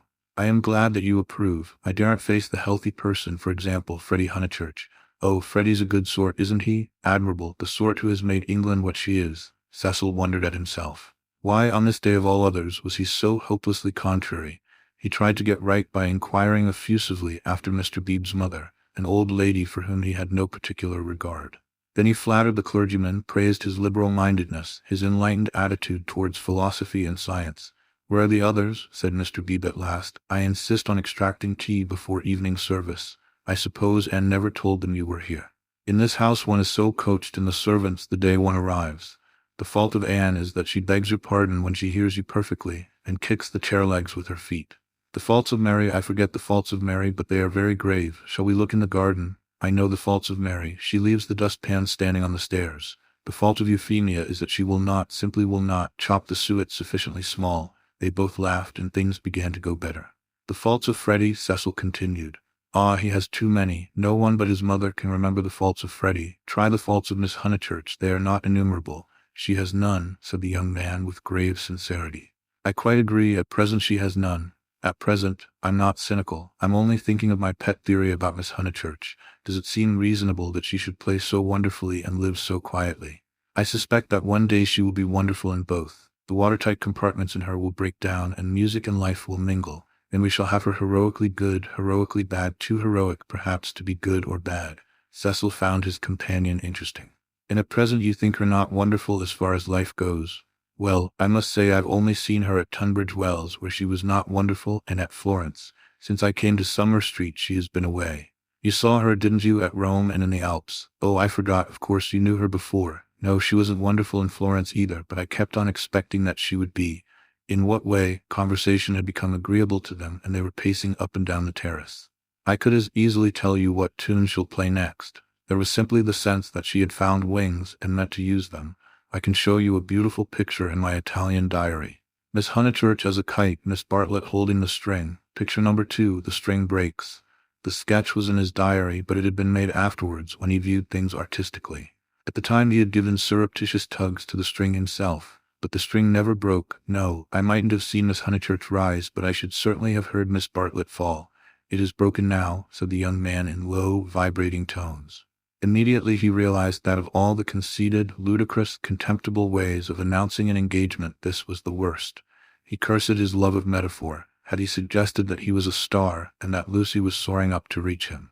Broken, what do you mean? I meant, said Cecil stiffly, that she is going to marry me. The clergyman was conscious of some bitter disappointment which he could not keep out of his voice. I am sorry, I must apologize. I had no idea you were intimate with her, or I should never have talked in this flippant, superficial way. Mr. Vyse, you ought to have stopped me. And down the garden he saw Lucy herself. Yes, he was disappointed. Cecil, who naturally preferred congratulations to apologies, drew down his mouth at the corners. Was this the reception his action would get from the world? Of course, he despised the world as a whole. Every thoughtful man should. It is almost a test of refinement, but he was sensitive to the successive particles of it which he encountered. Occasionally he could be quite crude. I am sorry I have given you a shock, he said dryly. I fear that Lucy's choice does not meet with your approval. Not that, but you ought to have stopped me. I know Miss Honeychurch only a little as time goes. Perhaps I oughtn't to have discussed her so freely with anyone. Certainly not with you. You are conscious of having said something indiscreet. Mr. Beebe pulled himself together. Really, Mr. Vyse had the art of placing one in the most tiresome positions. He was driven to use the prerogatives of his profession. No, I have said nothing indiscreet. I foresaw at Florence that her quiet, uneventful childhood must end, and it has ended. I realized dimly enough that she might take some momentous step. She has taken it. She has learnt, you will let me talk freely, as I have begun freely, she has learnt what it is to love. The greatest lesson, some people will tell you, that our earthly life provides. It was now time for him to wave his hat at the approaching trio. He did not omit to do so. She has learnt through you, and if his voice was still clerical, it was now also sincere. Let it be your care that her knowledge is profitable to her. Crazy taunt, said Cecil, who did not like parsons. Have you heard? Shouted Mrs. Honeychurch as she twirled up the sloping garden. Oh, Mr. Beebe, have you heard the news? Freddie, now full of geniality, whistled the wedding march. Youth seldom criticizes the accomplished fact. Indeed I have, he cried. He looked at Lucy. In her presence he could not act the parson any longer, at all events not without apology. Mrs. Honeychurch, I'm going to do what I am always supposed to do, but generally I'm too shy. I want to invoke every kind of blessing on them, grave and gay, great and small. I want them all their lives to be supremely good and supremely happy as husband and wife, as father and mother. And now I want my tea. You only asked for it just in time, the lady retorted. How dare you be serious at Windy Corner? He took his tone from her. There was no more heavy beneficence, no more attempts to dignify the situation with poetry or the scriptures. None of them dared or was able to be serious any more. An engagement is so potent a thing that sooner or later it reduces all who speak of it to this state of cheerful awe. Away from it in the solitude of their rooms, Mr. Beebe and even Freddie might again be critical, but in its presence and in the presence of each other they were sincerely hilarious. It has a strange power, for it compels not only the lips but the very heart. The chief parallel to compare one great thing with another is the power over us of the temple of some alien creed. Standing outside, we deride or oppose it, or at the most feel sentimental. Inside, though the saints and gods are not ours, we become true believers, in case any true believer should be present. So it was that after the gropings and the misgivings of the afternoon, they pulled themselves together and settled down to a very pleasant tea party. If they were hypocrites, they did not know it, and their hypocrisy had every chance of setting and of becoming true. Anne, putting down each plate as if it were a wedding present, stimulated them greatly. They could not lag behind that smile of hers which she gave them ere she kicked the drawing-room door. Mr. Beebe chirruped. Freddie was at his wittiest, referring to Cecil as the fiasco, family-honored pun on fiancé. Mrs. Honeychurch, amusing and portly, promised well as a mother-in-law. As for Lucy and Cecil, for whom the temple had been built, they also joined in the merry ritual, but waited, as earnest worshippers should, for the disclosure of some holier shrine of joy. Chapter 9. Lucy as a work of art. A few days after the engagement was announced, Mrs. Honeychurch made Lucy and her fiasco come to a little garden party in the neighborhood, for naturally she wanted to show people that her daughter was marrying a presentable man. Cecil was more than presentable. He looked distinguished, and it was very pleasant to see his slim figure keeping step with Lucy, and his long, fair face responding when Lucy spoke to him. People congratulated Mrs. Honeychurch, which is, I believe, a social blunder, but it pleased her, and she introduced Cecil rather indiscriminately to some stuffy dowagers. At tea a misfortune took place. A cup of coffee was upset over Lucy's figured silk, and though Lucy feigned indifference, her mother feigned nothing of the sort, but dragged her indoors to have the frock treated by a sympathetic maid. They were gone some time, and Cecil was left with the dowagers. When they returned, he was not as pleasant as he had been. Do you go to much of this sort of thing? He asked when they were driving home. Oh, now and then, said Lucy, who had rather enjoyed herself. Is it typical of country society? I suppose so. Mother, would it be? Plenty of society, said Mrs. Honeychurch, who was trying to remember the hang of one of the dresses. Seeing that her thoughts were elsewhere, Cecil bent towards Lucy and said, To me it seemed perfectly appalling, disastrous, portentous. I am so sorry that you were stranded. Not that, but the congratulations. It is so disgusting, the way an engagement is regarded as public property, a kind of waste place where every outsider may shoot his vulgar sentiment. All those old women smirking. One has to go through it, I suppose.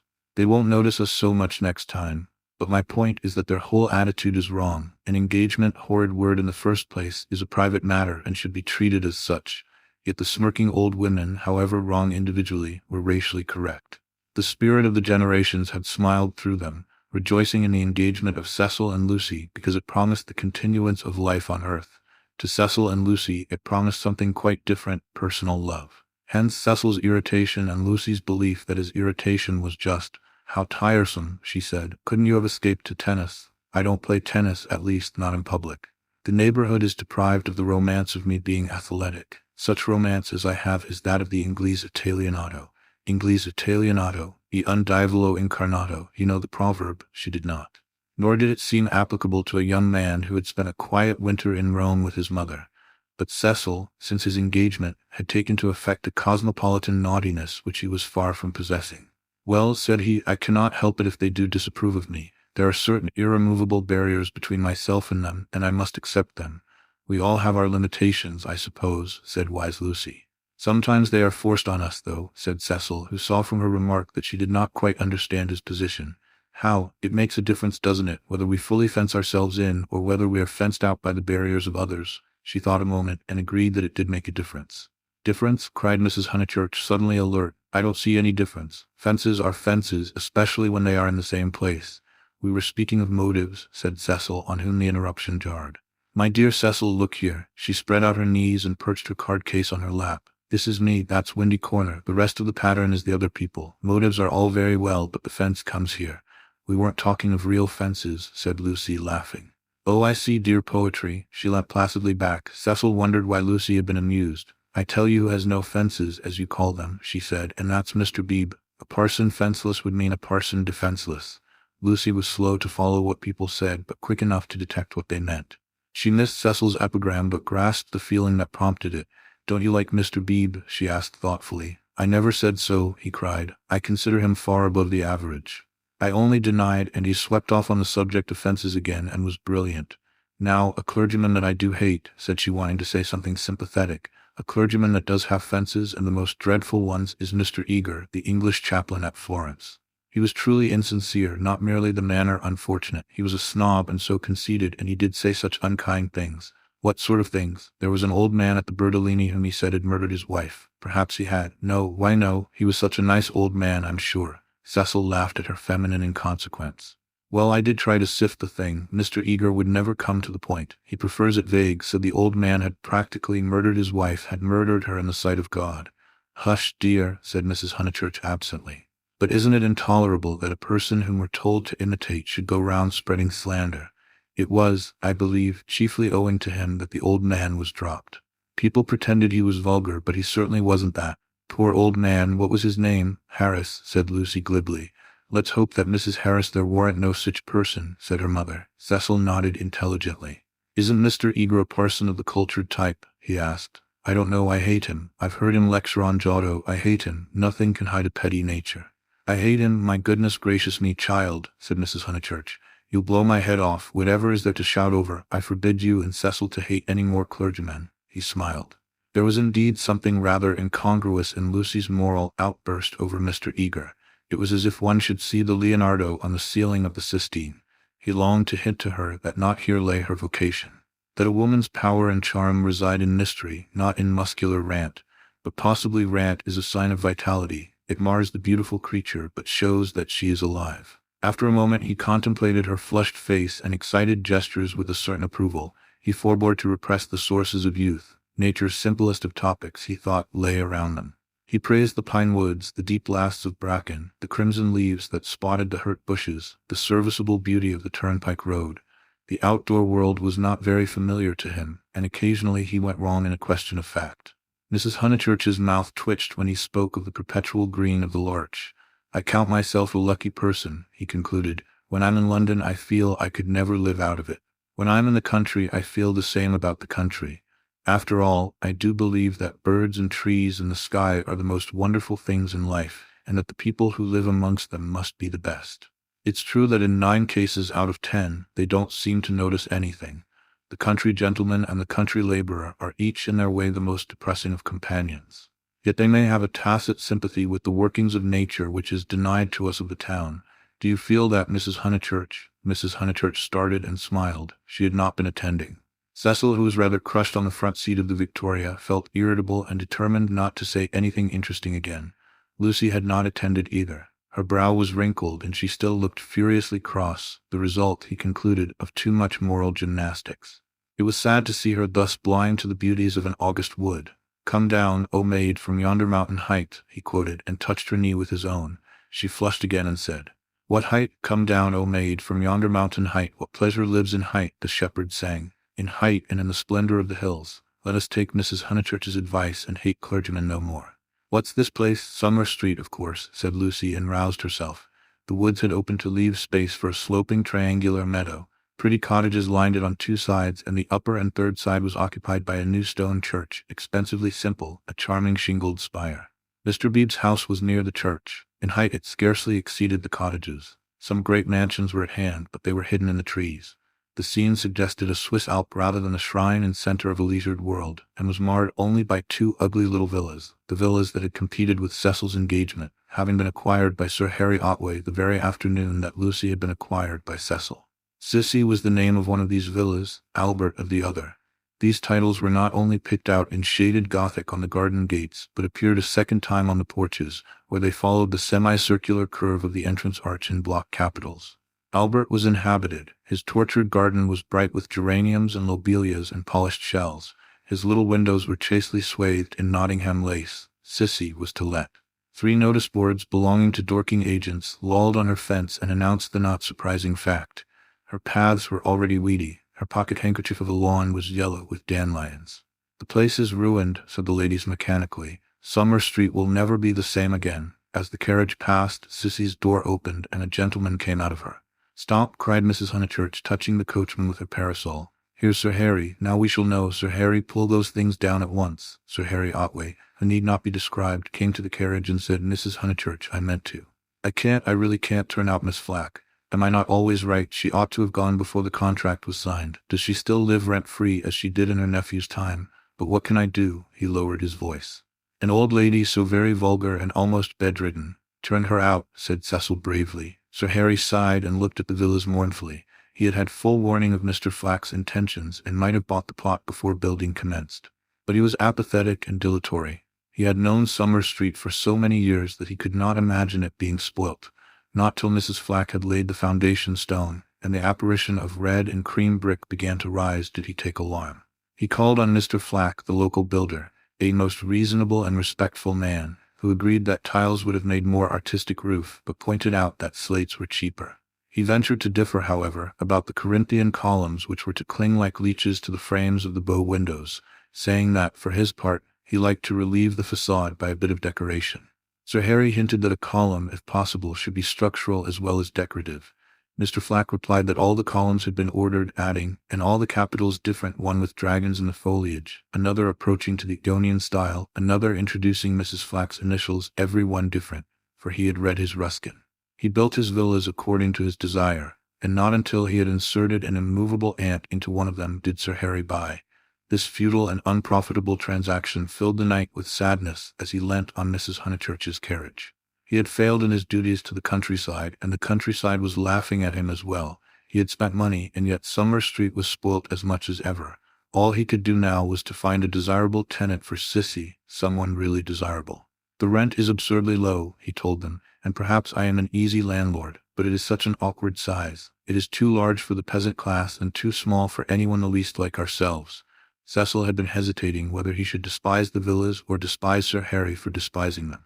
The latter impulse seemed the more fruitful. "You ought to find a tenant at once," he said maliciously. "It would be a perfect paradise for a bank clerk." "Exactly," said Sir Harry excitedly. "That is exactly what I fear, Mr. Vyse. It will attract the wrong type of people. The train service has improved, a fatal improvement to my mind, and what are 5 miles from a station in these days of bicycles? Rather a strenuous clerk it would be," said Lucy.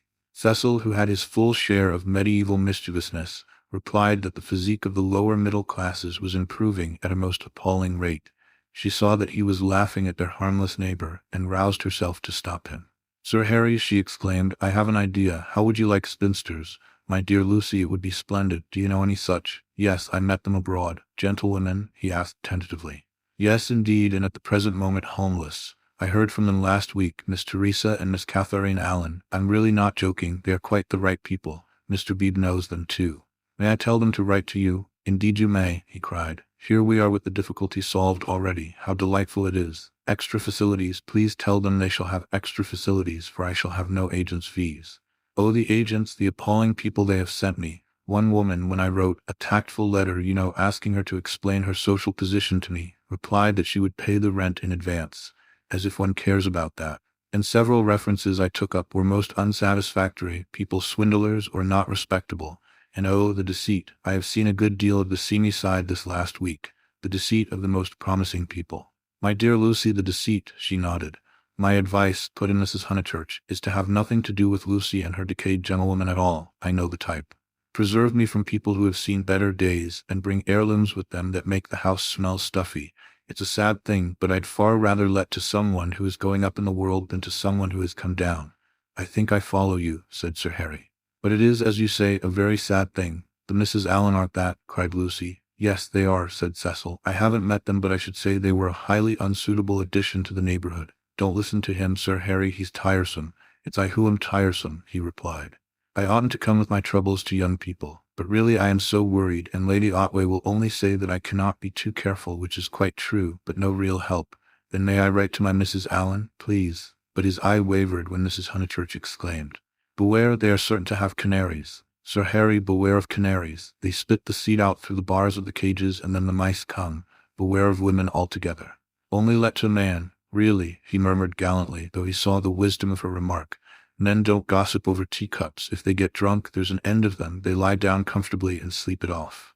If they're vulgar, they somehow keep it to themselves. It doesn't spread so. Give me a man, of course, provided he's clean." Sir Harry blushed. Neither he nor Cecil enjoyed these open compliments to their sex.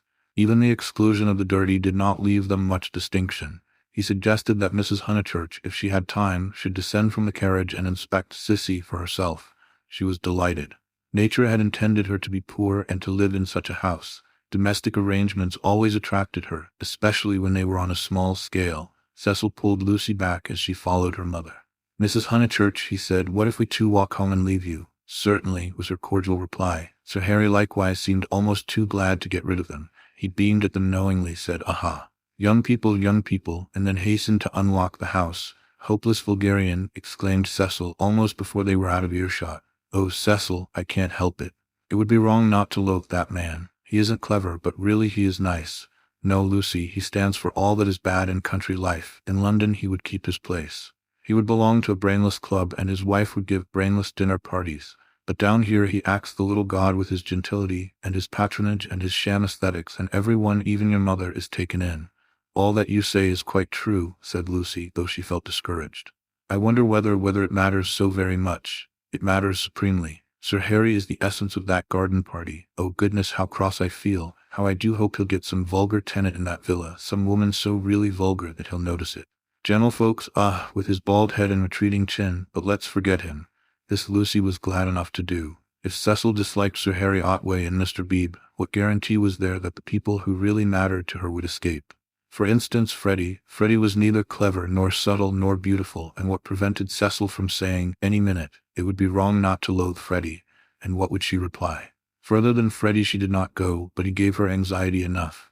She could only assure herself that Cecil had known Freddie some time, and that they had always got on pleasantly, except perhaps during the last few days, which was an accident perhaps. "Which way shall we go?" she asked him. Nature's simplest of topics, she thought, was around them. Summer Street lay deep in the woods, and she had stopped where a footpath diverged from the highroad. "Are there two ways? Perhaps the road is more sensible, as we're got up smart."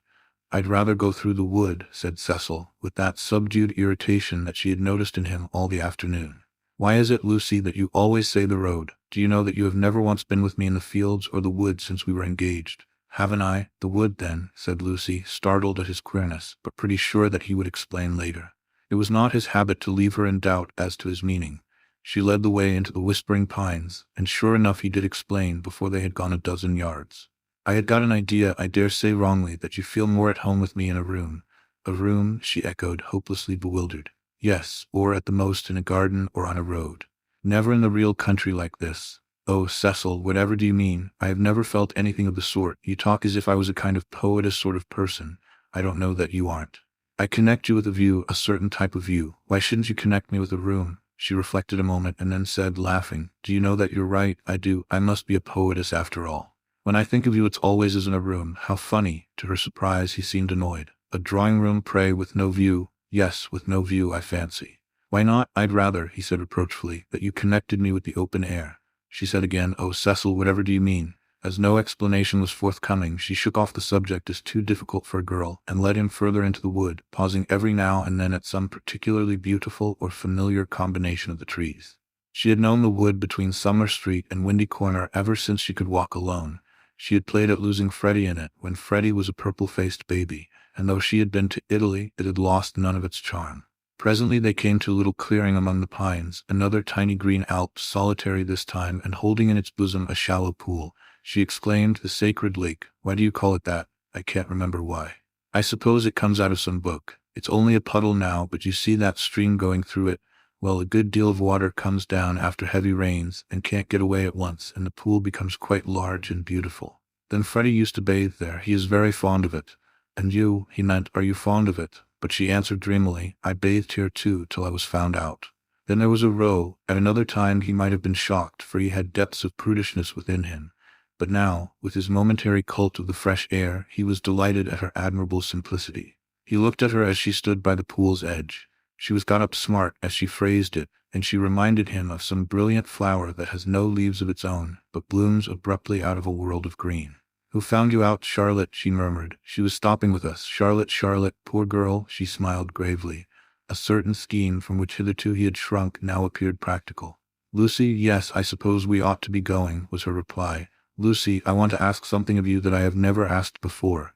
At the serious note in his voice she stepped frankly and kindly towards him. What, Cecil? Hitherto never, not even that day on the lawn when you agreed to marry me. He became self-conscious and kept glancing round to see if they were observed. His courage had gone. Yes, up to now I have never kissed you. She was as scarlet as if he had put the thing most indelicately. No more you have, she stammered. Then I ask you, may I now? Of course you may, Cecil, you might before. I can't run at you, you know. At that supreme moment he was conscious of nothing but absurdities. Her reply was inadequate. She gave such a businesslike lift to her veil. As he approached her he found time to wish that he could recoil. As he touched her his gold pince-nez became dislodged and was flattened between them. Such was the embrace. He considered with truth that it had been a failure. Passion should believe itself irresistible. It should forget civility and consideration and all the other curses of a refined nature. Above all, it should never ask for leave where there is a right of way. Why could he not do as any laborer or navvy, nay, as any young man behind the counter would have done? He recast the scene. Lucy was standing flower-like by the water. He rushed up and took her in his arms. She rebuked him, permitted him, and revered him ever after for his manliness. For he believed that women revere men for their manliness. They left the pool in silence. After this one salutation, he waited for her to make some remark which should show him her inmost thoughts. At last she spoke, and with fitting gravity. Emerson was the name, not Harris. What name? The old man's. What old man? That old man I told you about, the one Mr. Eager was so unkind to. He could not know that this was the most intimate conversation they had ever had. Chapter 10. Cecil as a humorist. The society out of which Cecil proposed to rescue Lucy was perhaps no very splendid affair. Yet it was more splendid than her antecedents entitled her to. Her father, a prosperous local solicitor, had built Windy Corner as a speculation at the time the district was opening up, and, falling in love with his own creation, had ended by living there himself. Soon after his marriage, the social atmosphere began to alter. Other houses were built on the brow of that steep southern slope, and others, again, among the pine trees behind, and northward on the chalk barrier of the downs. Most of these houses were larger than Windy Corner, and were filled by people who came, not from the district, but from London, and who mistook the Honeychurches for the remnants of an indigenous aristocracy. He was inclined to be frightened, but his wife accepted the situation without either pride or humility. I cannot think what people are doing, she would say, but it is extremely fortunate for the children. She called everywhere. Her calls were returned with enthusiasm, and by the time people found out that she was not exactly of their milieu, they liked her, and it did not seem to matter. When Mr. Honeychurch died, he had the satisfaction, which few honest solicitors despise, of leaving his family rooted in the best society obtainable. The best obtainable. Certainly many of the immigrants were rather dull, and Lucy realized this more vividly since her return from Italy. Hitherto she had accepted their ideals without questioning, their kindly affluence, their inexplosive religion, their dislike of paper bags, orange peel, and broken bottles. A radical out and out, she learnt to speak with horror of suburbia. Life, so far as she troubled to conceive it, was a circle of rich, pleasant people, with identical interests and identical foes. In this circle, one thought, married, and died. Outside it were poverty and vulgarity forever trying to enter, just as the London fog tries to enter the pine woods pouring through the gaps in the northern hills. But in Italy, where anyone who chooses may warm himself in equality, as in the sun, this conception of life vanished. Her senses expanded. She felt that there was no one whom she might not get to like, that social barriers were irremovable, doubtless, but not particularly high. You jump over them just as you jump into a peasant's olive yard in the Apennines, and he is glad to see you. She returned with new eyes. So did Cecil, but Italy had quickened Cecil, not to tolerance, but to irritation. He saw that the local society was narrow, but instead of saying, "Does that very much matter?" he rebelled, and tried to substitute for it the society he called broad. He did not realize that Lucy had consecrated her environment by the 1,000 little civilities that create a tenderness in time, and that though her eyes saw its defects, her heart refused to despise it entirely. Nor did he realize a more important point, that if she was too great for this society, she was too great for all society, and had reached the stage where personal intercourse would alone satisfy her. A rebel she was, but not of the kind he understood. A rebel who desired, not a wider dwelling room, but equality beside the man she loved. For Italy was offering her the most priceless of all possessions, her own soul. Playing bumble-puppy with Minnie Beebe, niece to the rector, and aged 13. An ancient and most honorable game, which consists in striking tennis balls high into the air, so that they fall over the net and immoderately bounce. Some hit Mrs. Honeychurch, others are lost. The sentence is confused, but the better illustrates Lucy's state of mind, for she was trying to talk to Mr. Beebe at the same time. Oh, it has been such a nuisance. First he, then they, no one knowing what they wanted, and everyone so tiresome. But they really are coming now, said Mr. Beebe. I wrote to Miss Teresa a few days ago. She was wondering how often the butcher called, and my reply of once a month must have impressed her favorably. They are coming. I heard from them this morning. I shall hate those Miss Allens, Mrs. Honeychurch cried, just because they're old and silly ones expected to say, how sweet. I hate their ifing and butting and anding. And poor Lucy, serve her right, worn to a shadow. Mr. Beebe watched the shadow springing and shouting over the tennis court. Cecil was absent. One did not play bumble-puppy when he was there. Well, if they are coming, no, Minnie, not Saturn. Saturn was a tennis ball whose skin was partially unsewn. When in motion, his orb was encircled by a ring. If they are coming, Sir Harry will let them move in before the 29th, and he will cross out the clause about whitewashing the ceilings, because it made them nervous, and put in a fair wear and tier one. That doesn't count. I told you not Saturn. Saturn's all right for bumble-puppy, cried Freddie, joining them. Minnie, don't you listen to her. Saturn doesn't bounce. Saturn bounces enough. No, he doesn't. Well, he bounces better than the beautiful white devil. Hush, dear, said Mrs. Honeychurch. But look at Lucy, complaining of Saturn, and all the time's got the beautiful white devil in her hand, ready to plug it in. That's right, Minnie, go for her. Get her over the shins with the racket, get her over the shins. Lucy fell. The beautiful white devil rolled from her hand. Mr. Beebe picked it up and said, The name of this ball is Vittoria Corombona, please. But his correction passed unheeded. Freddie possessed to a high degree the power of lashing little girls to fury, and in half a minute he had transformed Minnie from a well-mannered child into a howling wilderness.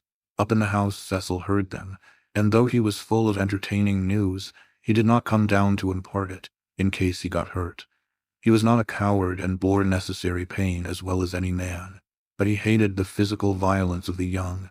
How right it was! Sure enough it ended in a cry.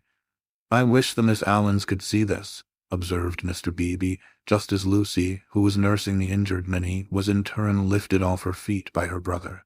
Who are the Miss Allens? Freddie panted. They have taken Sissy Villa. That wasn't the name. Here his foot slipped, and they all fell most agreeably onto the grass. An interval elapses. Wasn't what name? Asked Lucy, with her brother's head in her lap. Allen wasn't the name of the people Sir Harry's let to. Nonsense, Freddie, you know nothing about it. Nonsense yourself. I've this minute seen him. He said to me, Ahum. Honeychurch, Freddie was an indifferent mimic. Ahum, I have at last procured really desirable tenants. I said, Hooray, old boy, and slapped him on the back. Exactly, the Miss Allens. Rather not. More like Anderson. Oh, good gracious, there isn't going to be another muddle, Mrs. Honeychurch exclaimed. Do you notice, Lucy, I'm always right. I said don't interfere with Sissy Villa. I'm always right. I'm quite uneasy at being always right so often. It's only another muddle of Freddy's. Freddy doesn't even know the name of the people he pretends have taken it instead. Yes, I do. I've got it. Emerson. What name? Emerson. I'll bet you anything you like. What a weathercock Harry is, said Lucy quietly. I wish I had never bothered over it at all. Then she lay on her back and gazed at the cloudless sky. Mr. Beebe, whose opinion of her rose daily, whispered to his niece that that was the proper way to behave if any little thing went wrong. Meanwhile, the name of the new tenants had diverted Mrs. Honeychurch from the contemplation of her own abilities. Emerson, Freddy? Do you know what Emersons they are? I don't know whether there are any Emersons, retorted Freddy, who was democratic. Like his sister, and like most young people, he was naturally attracted by the idea of equality, and the undeniable fact that there are different kinds of Emersons annoyed him beyond measure. I trust they are the right sort of person. All right, Lucy. She was sitting up again. I see you looking down your nose and thinking your mother's a snob. But there is a right sort and a wrong sort, and it's affectation to pretend there isn't. Emerson's a common enough name, Lucy remarked. She was gazing sideways. Seated on a promontory herself, she could see the pine-clad promontories descending one beyond another into the Weald. The further one descended the garden, the more glorious was this lateral view. I was merely going to remark, Freddy, that I trusted they were no relations of Emerson the philosopher, a most trying man. Pray, does that satisfy you? Oh, yes, he grumbled. And you will be satisfied, too, for they're friends of Cecil. So, elaborate irony, you and the other country families will be able to call in perfect safety. Cecil, exclaimed Lucy. Don't be rude, dear, said his mother placidly. Lucy, don't screech. It's a new bad habit you're getting into. But has Cecil, friends of Cecil's, he repeated, and so really desire rebel. Honeychurch, I have just telegraphed to them. She got up from the grass. It was hard on Lucy. Mr. Beebe sympathized with her very much. While she believed that her snub about the Miss Allens came from Sir Harry Otway, she had borne it like a good girl. She might well screech when she heard that it came partly from her lover. Mr. Vyse was a tease, something worse than a tease. He took a malicious pleasure in thwarting people. The clergyman, knowing this, looked at Miss Honeychurch with more than his usual kindness. When she exclaimed, "But Cecil's Emersons, they can't possibly be the same ones, there is that." He did not consider that the exclamation was strange, but saw in it an opportunity of diverting the conversation while she recovered her composure. He diverted it as follows. "The Emersons who were at Florence, do you mean? No, I don't suppose it will prove to be them. It is probably a long cry from them to friends of Mr. Vyse's. Oh, Mrs. Honeychurch, the oddest people, the queerest people. For our part we liked them, didn't we?" He appealed to Lucy. There was a great scene over some violets. They picked violets and filled all the vases in the room of these very Miss Allens who have failed to come to Sissy Villa. Poor little ladies, so shocked and so pleased. It used to be one of Miss Catharine's great stories. "My dear sister loves flowers," it began. They found the whole room a mass of blue vases and jugs, and the story ends with "so ungentlemanly and yet so beautiful." It is all very difficult. Yes, I always connect those Florentine Emersons with violets. "Fiasco's done you this time," remarked Freddy, not seeing that his sister's face was very red. She could not recover herself. Mr. Beebe saw it, and continued to divert the conversation. These particular Emersons consisted of a father and a son, the son a goodly, if not a good young man, not a fool, I fancy, but very immature pessimism, etc. Our special joy was the father, such a sentimental darling, and people declared he had murdered his wife. In his normal state, Mr. Beebe would never have repeated such gossip, but he was trying to shelter Lucy in her little trouble. He repeated any rubbish that came into his head. "Murdered his wife," said Mrs. Honeychurch. "Lucy, don't desert us, go on playing bumble-puppy. Really, the pension Bertolini must have been the oddest place. That's the second murderer I've heard of as being there. Whatever was Charlotte doing to stop? By the by, we really must ask Charlotte here some time." Mr. Beebe could recall no second murderer. He suggested that his hostess was mistaken. At the hint of opposition she warmed. She was perfectly sure that there had been a second tourist of whom the same story had been told. The name escaped her. What was the name? Oh, what was the name? She clasped her knees for the name. Something in Thackeray. She struck her matronly forehead. Lucy asked her brother whether Cecil was in. Oh, don't go, he cried and tried to catch her by the ankles. I must go, she said gravely. Don't be silly. You always overdo it when you play. As she left them, her mother's shout of Harris shivered the tranquil air and reminded her that she had told a lie and had never put it right. Such a senseless lie, too, yet it shattered her nerves and made her connect these Emersons, friends of Cecil's, with a pair of nondescript tourists. Hitherto truth had come to her naturally. She saw that for the future she must be more vigilant and be absolutely truthful. Well, at all events, she must not tell lies. She hurried up the garden, still flushed with shame. A word from Cecil would soothe her, she was sure. Cecil, hullo, he called and leant out of the smoking room window. He seemed in high spirits. I was hoping you'd come. I heard you all bear gardening, but there's better fun up here. I have won a great victory for the comic muse. George Meredith's right. The cause of comedy and the cause of truth are really the same. And I have found tenants for the distressful sissy villa. Don't be angry. Don't be angry. You'll forgive me when you hear it all. He looked very attractive when his face was bright, and he dispelled her ridiculous forebodings at once. I have heard, she said. Freddie has told us, naughty Cecil. I suppose I must forgive you. Just think of all the trouble I took for nothing. Certainly the Miss Allens are a little tiresome, and I'd rather have nice friends of yours. But you oughtn't to tease one so. Friends of mine, he laughed. But Lucy, the whole joke is to come here. But she remained standing where she was. Do you know where I met these desirable tenants? In the National Gallery when I was up to see my mother last week. What an odd place to meet people, she said nervously. I don't quite understand. In the Umbrian room, absolute strangers. They were admiring Luca Signorelli, of course, quite stupidly. However, we got talking, and they refreshed me not a little. They had been to Italy. But Cecil proceeded hilariously. In the course of conversation, they said that they wanted a country cottage, the father to live there, the son to run down for weekends. I thought, what a chance of scoring off Sir Harry. And I took their address and a London reference, found they weren't actual blackguards. It was great sport, and wrote to him, making out. Cecil, no, it's not fair. I've probably met them before. He bore her down. Perfectly fair. Anything is fair that punishes a snob. That old man will do the neighborhood a world of good. Sir Harry is too disgusting with his decayed gentlewomen. I meant to read him a lesson sometime. No, Lucy, the classes ought to mix, and before long you'll agree with me. There ought to be intermarriage, all sorts of things. I believe in democracy. No, you don't, she snapped. You don't know what the word means. He stared at her and felt again that she had failed to be Leonardesque. No, you don't. Her face was inartistic, that of a peevish virago. It isn't fair, Cecil. I blame you very much indeed. You had no business to undo my work about the Miss Allens and make me look ridiculous. You call it scoring off Sir Harry, but do you realize that it is all at my expense? I consider it most disloyal of you. She left him. Temper, he thought, raising his eyebrows.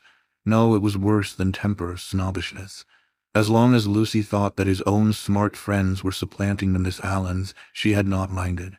He perceived that these new tenants might be of value educationally. He would tolerate the father and draw out the son, who was silent. In the interests of the comic muse and of truth, he would bring them to Windy Corner. Chapter 11. In Mrs. Vyse's well-appointed flat, the comic muse, though able to look after her own interests, did not disdain the assistance of Mr. Vyse. His idea of bringing the Emersons to Windy Corner struck her as decidedly good, and she carried through the negotiations without a hitch. Sir Harry Otway signed the agreement, met Mr. Emerson, who was duly disillusioned. The Miss Allens were duly offended, and wrote a dignified letter to Lucy, whom they held responsible for the failure. Mr. Beebe planned pleasant moments for the newcomers, and told Mrs. Honeychurch that Freddie must call on them as soon as they arrived. Indeed, so ample was the muse's equipment that she permitted Mr. Harris, never a very robust criminal, to droop his head, to be forgotten, and to die. Lucy, to descend from bright heaven to earth, whereon there are shadows because there are hills. Lucy was at first plunged into despair, but settled after a little thought that it did not matter the very least. Now that she was engaged, the Emersons would scarcely insult her and were welcome into the neighborhood. And Cecil was welcome to bring whom he would into the neighborhood. Therefore Cecil was welcome to bring the Emersons into the neighborhood. But as I say, this took a little thinking, and, so illogical are girls, the event remained rather greater and rather more dreadful than it should have done. She was glad that a visit to Mrs. Vyse now fell due. The tenants moved into Sissy Villa while she was safe in the London flat. "Cecil, Cecil, darling," she whispered the evening she arrived, and crept into his arms. Cecil, too, became demonstrative. He saw that the needful fire had been kindled in Lucy. At last she longed for attention, as a woman should, and looked up to him because he was a man. "So you do love me, little thing?" he murmured. "Oh, Cecil, I do. I don't know what I should do without you." Several days passed. Then she had a letter from Miss Bartlett. A coolness had sprung up between the two cousins, and they had not corresponded since they parted in August. The coolness dated from what Charlotte would call the flight to Rome, and in Rome it had increased amazingly. For the companion who is merely uncongenial in the medieval world becomes exasperating in the classical. Charlotte, unselfish in the forum, would have tried a sweeter temper than Lucy's, and once, in the baths of Caracalla, they had doubted whether they could continue their tour. Lucy had said she would join the Vyses. Mrs. Vyse was an acquaintance of her mother, so there was no impropriety in the plan, and Miss Bartlett had replied that she was quite used to being abandoned suddenly. Finally nothing happened, but the coolness remained, and for Lucy was even increased when she opened the letter and read as follows. It had been forwarded from Windy Corner. TUNDRIDGWLLS, September. Dearest Lucia, I have news of you at last. Miss Lavish has been bicycling in your parts, but was not sure whether a call would be welcome. Puncturing her tire near Summer Street, and it being mended while she sat very woebegone in that pretty churchyard, she saw to her astonishment a door open opposite and the younger Emerson man come out. He said his father had just taken the house. He said he did not know that you lived in the neighborhood. He never suggested giving Alina a cup of tea. Dear Lucy, I am much worried, and I advise you to make a clean breast of his past behavior to your mother, Freddie, and Mr. Vyse, who will forbid him to enter the house, etc. That was a great misfortune, and I dare say you have told them already. Mr. Vyse is so sensitive. I remember how I used to get on his nerves at Rome. I am very sorry about it all, and should not feel easy unless I warned you. Believe me, your anxious and loving cousin, Charlotte. Lucy was much annoyed, and replied as follows. BAUCHMP Mansions, SW, Dear Charlotte, many thanks for your warning. When Mr. Emerson forgot himself on the mountain, you made me promise not to tell Mother, because you said she would blame you for not being always with me. I have kept that promise, and cannot possibly tell her now. I have said both to her and Cecil that I met the Emersons at Florence, and that they are respectable people, which I do think, and the reason that he offered Miss Lavish no tea was probably that he had none himself. She should have tried at the rectory. I cannot begin making a fuss at this stage. You must see that it would be too absurd. If the Emersons heard I had complained of them, they would think themselves of importance, which is exactly what they are not. I like the old father and look forward to seeing him again. As for the son, I am sorry for him when we meet, rather than for myself. They are known to Cecil, who is very well and spoke of you the other day. We expect to be married in January. Miss Lavish cannot have told you much about me, for I am not at Windy Corner at all, but here. Please do not put private outside your envelope again. No one opens my letters. Yours affectionately, LMHONEYCHURCH. Secrecy has this disadvantage. We lose the sense of proportion. We cannot tell whether our secret is important or not. Were Lucy and her cousin closeted with a great thing which would destroy Cecil's life if he discovered it, or with a little thing which he would laugh at? Miss Bartlett suggested the former. Perhaps she was right. It had become a great thing now. Left to herself, Lucy would have told her mother and her lover ingenuously, and it would have remained a little thing. Emerson, not Harris. It was only that a few weeks ago. She tried to tell Cecil even now, when they were laughing about some beautiful lady who had smitten his heart at school. But her body behaved so ridiculously that she stopped. She and her secret stayed 10 days longer in the deserted metropolis, visiting the scenes they were to know so well later on. It did her no harm, Cecil thought, to learn the framework of society, while society itself was absent on the golf links or the moors. The weather was cool, and it did her no harm. In spite of the season, Mrs. Vyse managed to scrape together a dinner party consisting entirely of the grandchildren of famous people. The food was poor, but the talk had a witty weariness that impressed the girl. One was tired of everything, it seemed. One launched into enthusiasms only to collapse gracefully and pick oneself up amid sympathetic laughter. In this atmosphere, the pension Bertolini and Windy Corner appeared equally crude, and Lucy saw that her London career would estrange her a little from all that she had loved in the past. The grandchildren asked her to play the piano. She played Schumann. Now some Beethoven, called Cecil when the querulous beauty of the music had died. She shook her head and played Schumann again. The melody rose, unprofitably magical. It broke. It was resumed broken, not marching once from the cradle to the grave. The sadness of the incomplete, the sadness that is often life, but should never be art, throbbed in its disjected phrases and made the nerves of the audience throb. Not thus had she played on the little draped piano at the Bertolini. And too much Schumann was not the remark that Mr. Beebe had passed to himself when she returned. When the guests were gone and Lucy had gone to bed, Mrs. Vyse paced up and down the drawing-room, discussing her little party with her son. Mrs. Vyse was a nice woman, but her personality, like many another's, had been swamped by London, for it needs a strong head to live among many people. The too vast orb of her fate had crushed her, and she had seen too many seasons, too many cities, too many men for her abilities, and even with Cecil she was mechanical, and behaved as if he was not one son, but, so to speak, a filial crowd. "Make Lucy one of us," she said, looking round intelligently at the end of each sentence and straining her lips apart until she spoke again. "Lucy is becoming wonderful, wonderful. Her music always was wonderful. Yes, but she is purging off the Honeychurch taint, most excellent Honeychurches, but you know what I mean. She is not always quoting servants, or asking one how the pudding is made. Italy has done it. Perhaps," she murmured, thinking of the museum that represented Italy to her. "It is just possible. Cecil, mind you marry her next January. She is one of us already." "But her music," he exclaimed. "The style of her, how she kept to Schumann when, like an idiot, I wanted Beethoven. Schumann was right for this evening. Schumann was the thing. Do you know, Mother, I shall have our children educated just like Lucy. Bring them up among honest country folks for freshness, send them to Italy for subtlety, and then, not till then, let them come to London. I don't believe in these London educations." He broke off, remembering that he had had one himself, and concluded, "At all events not for women." "Make her one of us," repeated Mrs. Vyse, and processed to bed. As she was dozing off, a cry, the cry of nightmare, rang from Lucy's room. Lucy could ring for the maid as she liked, but Mrs. Vyse thought it kind to go herself. She found the girl sitting upright with her hand on her cheek. "I am so sorry, Mrs. Vyse. It is these dreams." "Bad dreams. Just dreams."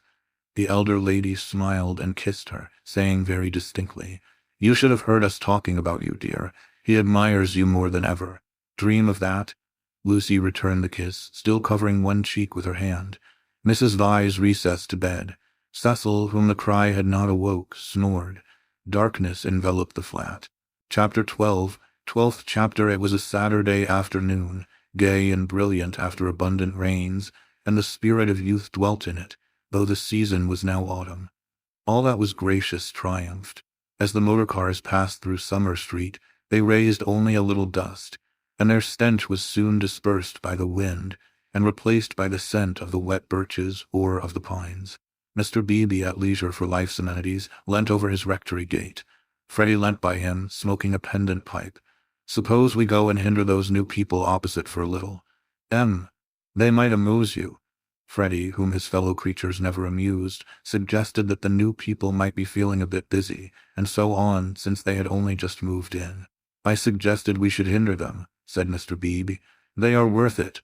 Unlatching the gate, he sauntered over the triangular green to Sissy Villa. "Hullo, he cried, shouting in at the open door, through which much squalor was visible. A grave voice replied, "Hullo, I've brought someone to see you. I'll be down in a minute." The passage was blocked by a wardrobe, which the removal men had failed to carry up the stairs. Mr. Beebe edged round it with difficulty. The sitting room itself was blocked with books. "Are these people great readers?" Freddie whispered. "Are they that sort? I fancy they know how to read, a rare accomplishment. What have they got? Byron, exactly. A Shropshire lad, never heard of it. The Way of All Flesh, never heard of it. Gibbon, hullo, dear George reads German. Schopenhauer, Nietzsche, and so we go on. Well, I suppose your generation knows its own business, Honeychurch."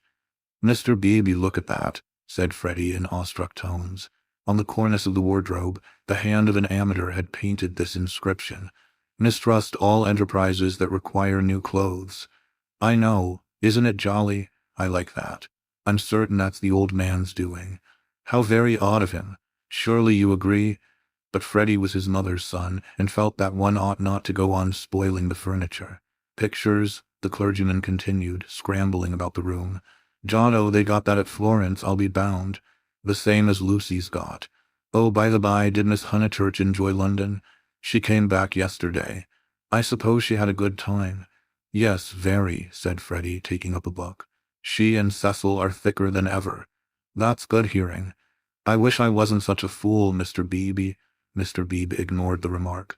"Lucy used to be nearly as stupid as I am, but it'll be very different now, Mother thinks. She will read all kinds of books." "So will you?"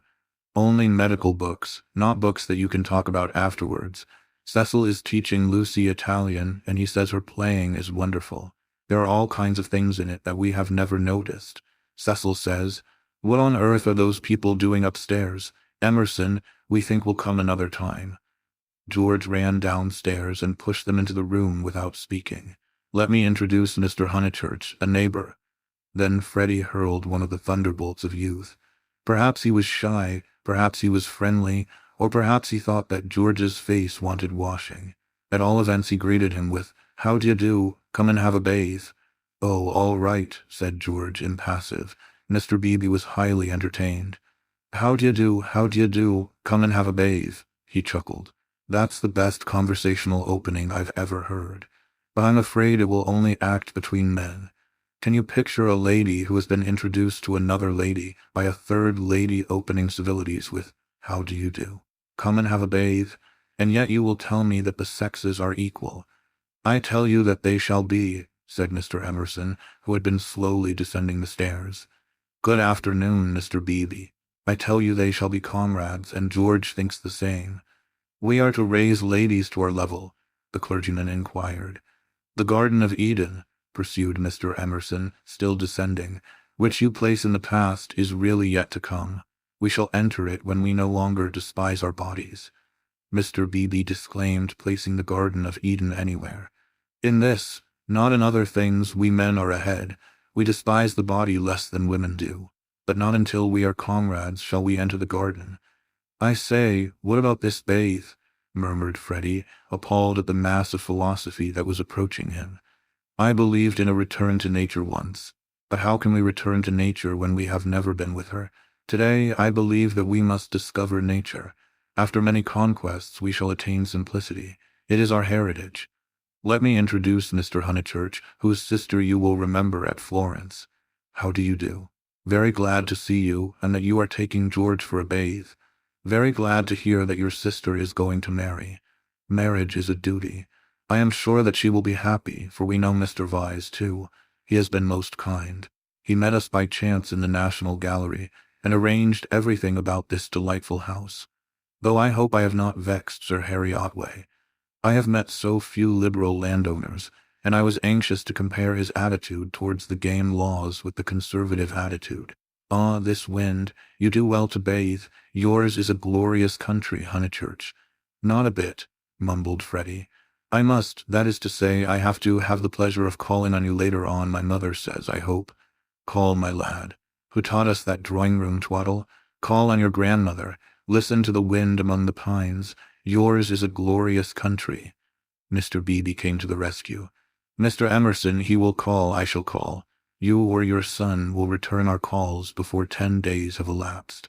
I trust that you have realized about the 10 days interval. It does not count that I helped you with the stair eyes yesterday. It does not count that they are going to bathe this afternoon. Yes, go and bathe, George. Why do you dawdle talking? Bring them back to tea. Bring back some milk, cakes, honey. The change will do you good. George has been working very hard at his office. I can't believe he's well. George bowed his head, dusty and somber, exhaling the peculiar smell of one who has handled furniture. Do you really want this bathe? Freddie asked him. It is only a pond, don't you know? I dare say you are used to something better. Yes, I have said yes already. Mr. Beebe felt bound to assist his young friend, and led the way out of the house and into the pine woods. How glorious it was! For a little time the voice of old Mr. Emerson pursued them, dispensing good wishes and philosophy. It ceased, and they only heard the fair wind blowing the bracken and the trees. Mr. Beebe, who could be silent, but who could not bear silence, was compelled to chatter, since the expedition looked like a failure, and neither of his companions would utter a word. He spoke of Florence. George attended gravely, assenting or dissenting with slight but determined gestures that were as inexplicable as the motions of the tree-tops above their heads. And what a coincidence that you should meet Mr. Vyse. Did you realize that you would find all the pension Bertolini down here? I did not. Miss Lavish told me.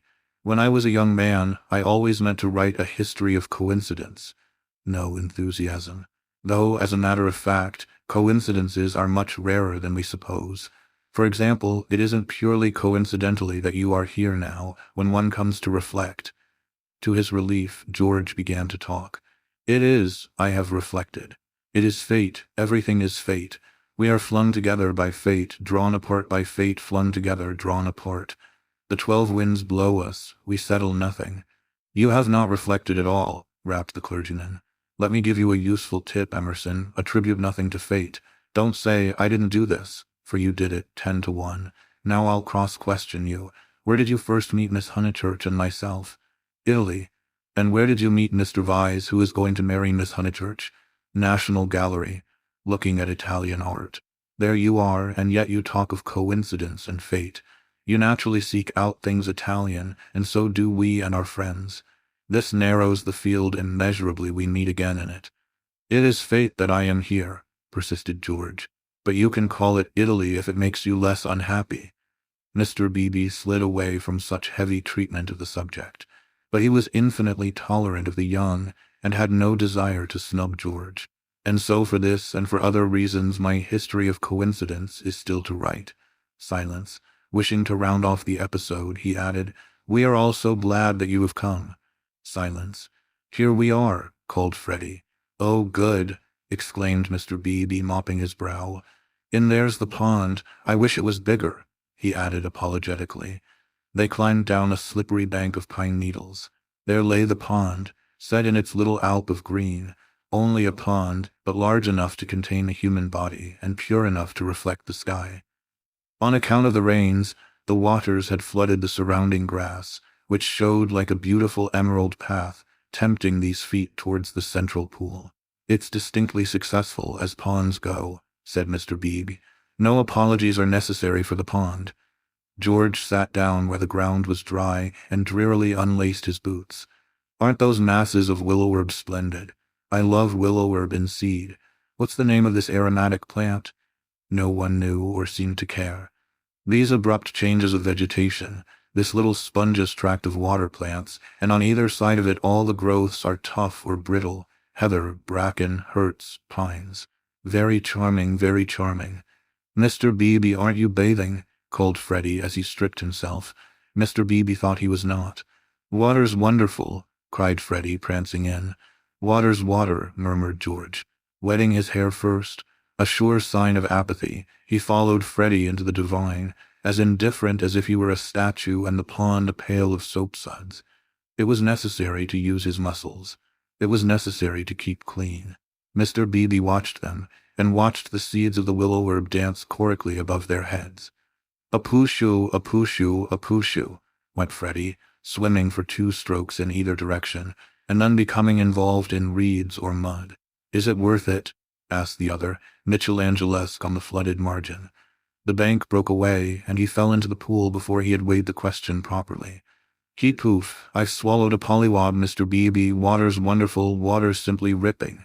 Water's not so bad, said George, reappearing from his plunge and sputtering at the sun. Water's wonderful. Mr. Beebe, do. A pooshu, coof. Mr. Beebe, who was hot and who always acquiesced where possible, looked around him. He could detect no parishioners except the pine trees, rising up steeply on all sides and gesturing to each other against the blue. How glorious it was! The world of motor cars and rural deans receded inimitably. Water, sky, evergreens, a wind, these things not even the seasons can touch, and surely they lie beyond the intrusion of man. I may as well wash too. And soon his garments made a third little pile on the sward, and he too asserted the wonder of the water. It was ordinary water, nor was there very much of it, and as Freddie said, it reminded one of swimming in a salad. The three gentlemen rotated in the pool breast high, after the fashion of the nymphs in Götterdämmerung. But either because the rains had given a freshness, or because the sun was shedding a most glorious heat, or because two of the gentlemen were young in years, and the third young in spirit, for some reason or other a change came over them, and they forgot Italy and botany and fate. They began to play. Mr. Beebe and Freddie splashed each other. A little deferentially they splashed George. He was quiet. They feared they had offended him. Then all the forces of youth burst out. He smiled, flung himself at them, splashed them, ducked them, kicked them, mudded them, and drove them out of the pool. "Race you round it, then," cried Freddie, and they raced in the sunshine, and George took a short cut and dirtied his shins, and had to bathe a second time. Then Mr. Beebe consented to run, a memorable sight. They ran to get dry, they bathed to get cool, they played at being Indians in the willow herbs and in the bracken, they bathed to get clean. And all the time 3 little bundles lay discreetly on the sward, proclaiming, "No, we are what matters. Without us shall no enterprise begin. To us shall all flesh turn in the end." "A try, yelled Freddie, snatching up George's bundle and placing it beside an imaginary goal-post. "Soccer rules," George retorted, scattering Freddie's bundle with a kick. Goal, pass. "Take care my watch," cried Mr. Beebe. Clothes flew in all directions. "Take care my hat. No, that's enough, Freddie. Dress now, no, I say." But the 2 young men were delirious. Away they twinkled into the trees, Freddie with a clerical waistcoat under his arm, George with a wide-awake hat on his dripping hair. "That'll do," shouted Mr. Beebe, remembering that after all he was in his own parish. Then his voice changed as if every pine tree was a rural dean. "Hi, steady on, I see people coming, you fellows." Yells and widening circles over the dappled earth. Hi, ladies." Neither George nor Freddie was truly refined. Still, they did not hear Mr. Beebe's last warning, or they would have avoided Mrs. Honeychurch, Cecil, and Lucy, who were walking down to call on old Mrs. Butterworth. Freddie dropped the waistcoat at their feet and dashed into some bracken. George whooped in their faces, turned and scudded away down the path to the pond, still clad in Mr. Beebe's hat. "Gracious alive!" cried Mrs. Honeychurch. "Whoever were those unfortunate people? Oh, dears, look away. And poor Mr. Beebe, too, whatever has happened?" "Come this way immediately," commanded Cecil, who always felt that he must lead women, though he knew not whither, and protect them, though he knew not against what. He led them now towards the bracken, where Freddie sat concealed. "Oh, poor Mr. Beebe. Was that his waistcoat we left in the path?" "Cecil, Mr. Beebe's waistcoat." "No business of ours," said Cecil, glancing at Lucy, who was all parasol and evidently minded. "I fancy Mr. Beebe jumped back into the pond. This way, please, Mrs. Honeychurch, this way." They followed him up the bank, attempting the tense yet nonchalant expression that is suitable for ladies on such occasions. "Well, I can't help it," said a voice close ahead, and Freddie reared a freckled face and a pair of snowy shoulders out of the fronds. "I can't be trodden on, can I? Good gracious me, dear, so it's you. What miserable management. Why not have a comfortable bath at home, with hot and cold laid on? Look here, mother, a fellow must wash, and a fellow's got to dry, and if another fellow— Dear, no doubt you're right as usual, but you are in no position to argue. Come, Lucy." They turned. "Oh, look, don't look. Oh, poor Mr. Beebe, how unfortunate again." for Mr. Beebe was just crawling out of the pond on whose surface garments of an intimate nature did float, while George, the world-weary George, shouted to Freddie that he had hooked a fish. "And me, I've swallowed one," answered he of the bracken. "I've swallowed a pollywog. It wriggles in my tummy. I shall die, Emerson, you beast. You've got on my bags." "Hush, dears," said Mrs. Honeychurch, who found it impossible to remain shocked. "And do be sure you dry yourselves thoroughly first. All these colds come of not drying thoroughly." "Mother, do come away," said Lucy. "Oh, for goodness sake, do come." "Hullo," cried George, so that again the ladies stopped. He regarded himself as dressed. Barefoot, bare-chested, radiant and personable against the shadowy woods, he called, "Hullo, Miss Honeychurch, hullo. Bow, Lucy, better bow, whoever is it, I shall bow." Miss Honeychurch bowed. That evening and all that night the water ran away. On the morrow the pool had shrunk to its old size and lost its glory. It had been a call to the blood and to the relaxed will, a passing benediction whose influence did not pass, a holiness, a spell, a momentary chalice for youth. Chapter 13.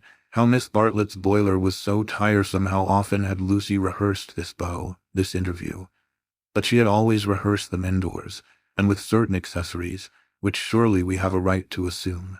Who could foretell that she and George would meet in the rout of a civilization, amidst an army of coats and collars and boots that lay wounded over the sunlit earth?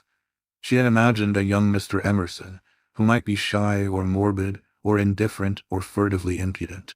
She was prepared for all of these, but she had never imagined one who would be happy and greet her with the shout of the morning star. Indoors herself, partaking of tea with old Mrs. Butterworth, she reflected that it is impossible to foretell the future with any degree of accuracy, that it is impossible to rehearse life. A fault in the scenery, a face in the audience, an eruption of the audience onto the stage, and all our carefully planned gestures mean nothing, or mean too much. "I will bow," she had thought. "I will not shake hands with him. That will be just the proper thing." She had bowed, but to whom? To gods, to heroes, to the nonsense of schoolgirls. She had bowed across the rubbish that cumbers the world. So ran her thoughts, while her faculties were busy with Cecil. It was another of those dreadful engagement calls. Mrs. Butterworth had wanted to see him, and he did not want to be seen. He did not want to hear about hydrangeas, why they changed their color at the seaside. He did not want to join the COS when cross he was always elaborate, and made long, clever answers where yes or no would have done. Lucy soothed him, and tinkered at the conversation in a way that promised well for their married peace. No one is perfect, and surely it is wiser to discover the imperfections before wedlock. Miss Bartlett, indeed, though not in word, had taught the girl that this our life contains nothing satisfactory. Lucy, though she disliked the teacher, regarded the teaching as profound and applied it to her lover. "Lucy," said her mother when they got home, "is anything the matter with Cecil?" The question was ominous.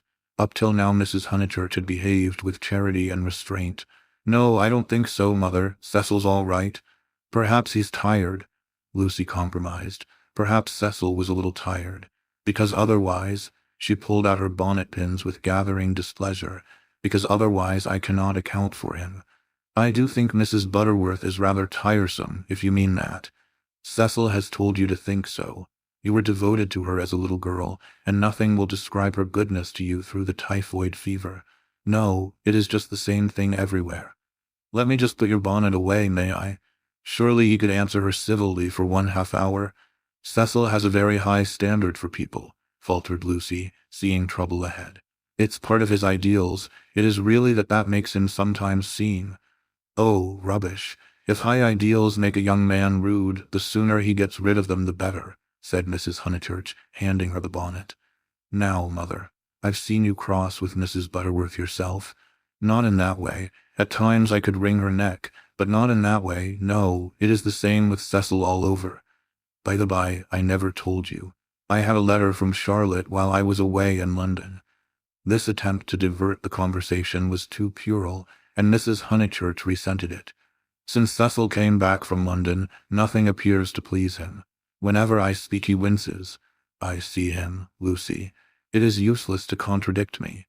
No doubt I am neither artistic nor literary nor intellectual nor musical, but I cannot help the drawing-room furniture. Your father bought it, and we must put up with it. Will Cecil kindly remember? I see what you mean, and certainly Cecil oughtn't to. But he does not mean to be uncivil. He once explained, it is the things that upset him. He is easily upset by ugly things. He is not uncivil to people. Is it a thing or a person when Freddie sings? You can't expect a really musical person to enjoy comic songs as we do. Then why didn't he leave the room? Why sit wriggling and sneering and spoiling everyone's pleasure? We mustn't be unjust to people, faltered Lucy. Something had enfeebled her, and the case for Cecil, which she had mastered so perfectly in London, would not come forth in an effective form. The two civilizations had clashed. Cecil hinted that they might, and she was dazzled and bewildered, as though the radiance that lies behind all civilization had blinded her eyes. Good taste and bad taste were only catchwords, garments of diverse cut, and music itself dissolved to a whisper through pine trees, where the song is not distinguishable from the comic song. She remained in much embarrassment, while Mrs. Honeychurch changed her frock for dinner, and every now and then she said a word and made things no better. There was no concealing the fact. Cecil had meant to be supercilious, and he had succeeded. And Lucy, she knew not why, wished that the trouble could have come at any other time. Go and dress, dear, you'll be late. All right, mother. Don't say all right and stop. Go. She obeyed, but loitered disconsolately at the landing window. It faced north, so there was little view, and no view of the sky. Now, as in the winter, the pine trees hung close to her eyes. One connected the landing window with depression. No definite problem menaced her, but she sighed to herself, "Oh dear, what shall I do? What shall I do?" It seemed to her that everyone else was behaving very badly, and she ought not to have mentioned Miss Bartlett's letter. She must be more careful. Her mother was rather inquisitive, and might have asked what it was about.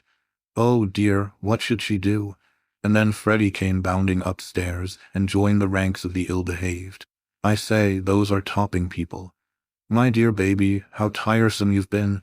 You have no business to take them bathing in the sacred lake. It's much too public. It was all right for you, but most awkward for everyone else. To be more careful. You forget the place is growing half suburban. I say, is anything on tomorrow week? Not that I know of. Then I want to ask the Emersons up to Sunday tennis. Oh, I wouldn't do that, Freddie. I wouldn't do that with all this muddle. What's wrong with the court? They won't mind a bump or two, and I've ordered new balls. I mean, it's better not. I really mean it. He seized her by the elbows and humorously danced her up and down the passage. She pretended not to mind, but she could have screamed with temper. Cecil glanced at them as he proceeded to his toilet, and they impeded Mary with her brood of hot water cans. Then Mrs. Honeychurch opened her door and said, "Lucy, what a noise you're making. I have something to say to you. Did you say you had had a letter from Charlotte?" And Freddie ran away. "Yes, I really can't stop. I must dress too. How's Charlotte?" "All right."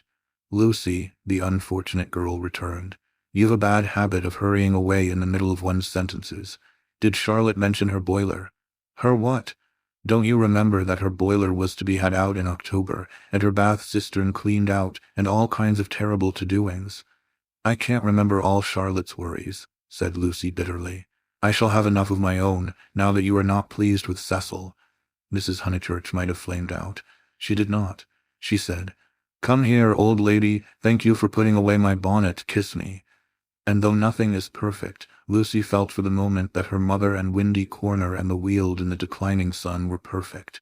So the grittiness went out of life. It generally did at Windy Corner. At the last minute, when the social machine was clogged hopelessly, one member or other of the family poured in a drop of oil. Cecil despised their methods, perhaps rightly. At all events, they were not his own. Dinner was at 7:30. Freddie gabbled the grace, and they drew up their heavy chairs and fell to. Fortunately, the men were hungry. Nothing untoward occurred until the pudding. Then Freddie said, "Lucy, what's Emerson like?" "I saw him in Florence," said Lucy, hoping that this would pass for a reply. "Is he the clever sort, or is he a decent chap?" asked Cecil. "It is Cecil who brought him here." "He is the clever sort, like myself," said Cecil. Freddie looked at him doubtfully. "How well did you know them at the Bertolini?" asked Mrs. Honeychurch. "Oh, very slightly. I mean, Charlotte knew them even less than I did." Oh, that reminds me, you never told me what Charlotte said in her letter. One thing and another, said Lucy, wondering whether she would get through the meal without a lie.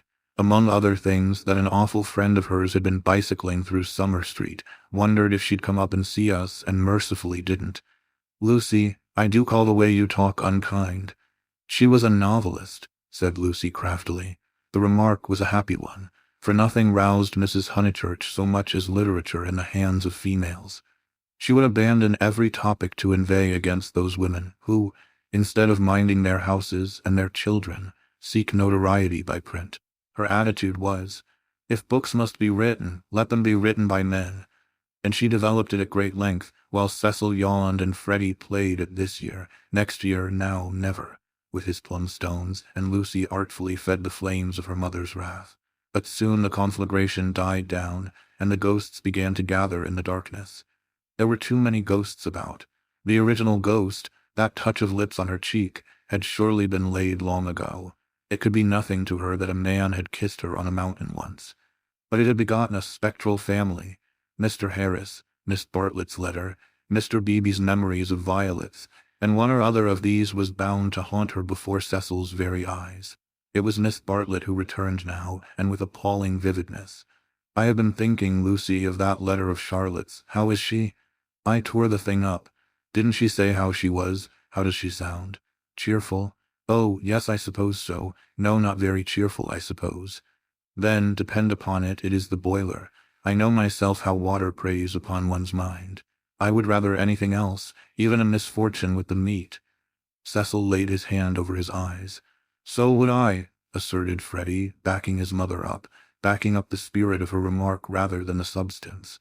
And I have been thinking, she added rather nervously, surely we could squeeze Charlotte in here next week, and give her a nice holiday while the plumbers at Tunbridge Wells finish. I have not seen poor Charlotte for so long. It was more than her nerves could stand, and she could not protest violently after her mother's goodness to her upstairs. Mother, no, she pleaded. It's impossible. We can't have Charlotte on the top of the other things. We're squeezed to death as it is. Freddie's got a friend coming Tuesday. There's Cecil, and you've promised to take in Minnie Beebe because of the diphtheria scare. It simply can't be done. Nonsense. It can, if Minnie sleeps in the bath, not otherwise. Minnie can sleep with you. I won't have her. Then, if you're so selfish, Mr. Floyd must share a room with Freddie. Miss Bartlett, Miss Bartlett, Miss Bartlett, moaned Cecil, again laying his hand over his eyes. It's impossible, repeated Lucy. I don't want to make difficulties, but it really isn't fair on the maids to fill up the house so. Alas, the truth is, dear, you don't like Charlotte. No, I don't, and no more does Cecil. She gets on our nerves. You haven't seen her lately, and don't realize how tiresome she can be, though so good. So please, Mother, don't worry us this last summer, but spoil us by not asking her to come. Here, here, said Cecil. Mrs. Honeychurch, with more gravity than usual, and with more feeling than she usually permitted herself, replied, This isn't very kind of you too. You have each other and all these woods to walk in, so full of beautiful things. And poor Charlotte has only the water turned off in plumbers. You are young, dears, and however clever young people are, and however many books they read, they will never guess what it feels like to grow old. Cecil crumbled his bread. I must say Cousin Charlotte was very kind to me that year I called on my bike, put in Freddie. She thanked me for coming till I felt like such a fool, and fussed round no end to get an egg boiled for my tea just right. I know, dear. She is kind to everyone, and yet Lucy makes this difficulty when we try to give her some little return. But Lucy hardened her heart. It was no good being kind to Miss Bartlett. She had tried herself too often and too recently. One might lay up treasure in heaven by the attempt, but one enriched neither Miss Bartlett nor anyone else upon earth. She was reduced to saying, I can't help it, Mother. I don't like Charlotte. I admit it's horrid of me. From your own account you told her as much. Well, she would leave Florence so stupidly. She flurried. The ghosts were returning. They filled Italy. They were even usurping the places she had known as a child. The sacred lake would never be the same again, and on Sunday week something would even happen to Windy Corner. How would she fight against ghosts? For a moment the visible world faded away, and memories and emotions alone seemed real. "I suppose Miss Bartlett must come, since she boils eggs so well," said Cecil, who was in rather a happier frame of mind, thanks to the admirable cooking. "I didn't mean the egg was well boiled," corrected Freddie, "because in point of fact she forgot to take it off, and as a matter of fact I don't care for eggs. I only meant how jolly kind she seemed." Cecil frowned again. Oh, these Honeychurches, eggs, boilers, hydrangeas, maids, of such were their lives compact. "May me and Lucy get down from our chairs?" he asked, with scarcely veiled insolence. "We don't want no dessert." Chapter 14. How Lucy faced the external situation bravely. Of course Miss Bartlett accepted. And, equally of course, she felt sure that she would prove a nuisance, and begged to be given an inferior spare room, something with no view, anything. Her love to Lucy, and, equally of course, George Emerson could come to tennis on the Sunday week. Lucy faced the situation bravely, though, like most of us, she only faced the situation that encompassed her. She never gazed inwards. If at times strange images rose from the depths, she put them down to nerves. When Cecil brought the Emersons to Summer Street, it had upset her nerves. Charlotte would burnish up past foolishness, and this might upset her nerves. She was nervous at night. When she talked to George, they met again almost immediately at the rectory.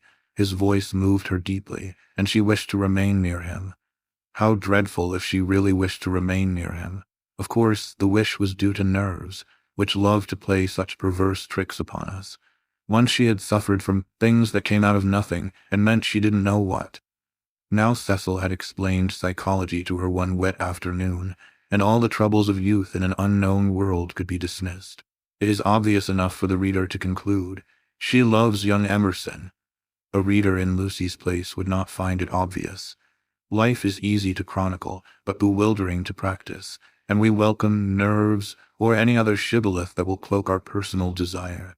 She loved Cecil. George made her nervous. Well, the reader explained to her that the phrases should have been reversed. But the external situation, she will face that bravely. The meeting at the rectory had passed off well enough. Standing between Mr. Beebe and Cecil, she had made a few temperate allusions to Italy, and George had replied. She was anxious to show that she was not shy, and was glad that he did not seem shy either. "A nice fellow," said Mr. Beebe afterwards. "He will work off his crudities in time. I rather mistrust young men who slip into life gracefully." Lucy said, "He seems in better spirits. He laughs more." "Yes," replied the clergyman. "He is waking up." That was all. But as the week wore on, more of her defenses fell, and she entertained an image that had physical beauty. In spite of the clearest directions, Miss Bartlett contrived to bungle her arrival. She was due at the southeastern station at Dorking, whither Mrs. Honeychurch drove to meet her. She arrived at the London and Brighton station, and had to hire a cab up. No one was at home except Freddie and his friend, who had to stop their tennis and to entertain her for a solid hour. Cecil and Lucy turned up at 4 o'clock, and these, with little Minnie Beebe, made a somewhat lugubrious sextet upon the upper lawn for tea. "I shall never forgive myself," said Miss Bartlett, who kept on rising from her seat and had to be begged by the United Company to remain. "I have upset everything, bursting in on young people, but I insist on paying for my cab up. Grant that at any rate." "Our visitors never do such dreadful things," said Lucy, while her brother, in whose memory the boiled egg had already grown unsubstantial, exclaimed in irritable tones, "Just what I've been trying to convince Cousin Charlotte of, Lucy, for the last half-hour. I do not feel myself an ordinary visitor," said Miss Bartlett, and looked at her frayed glove. "All right, if you'd really rather. 5 shillings, and I gave a bob to the driver." Miss Bartlett looked in her purse. Only sovereigns and pennies. Could anyone give her change?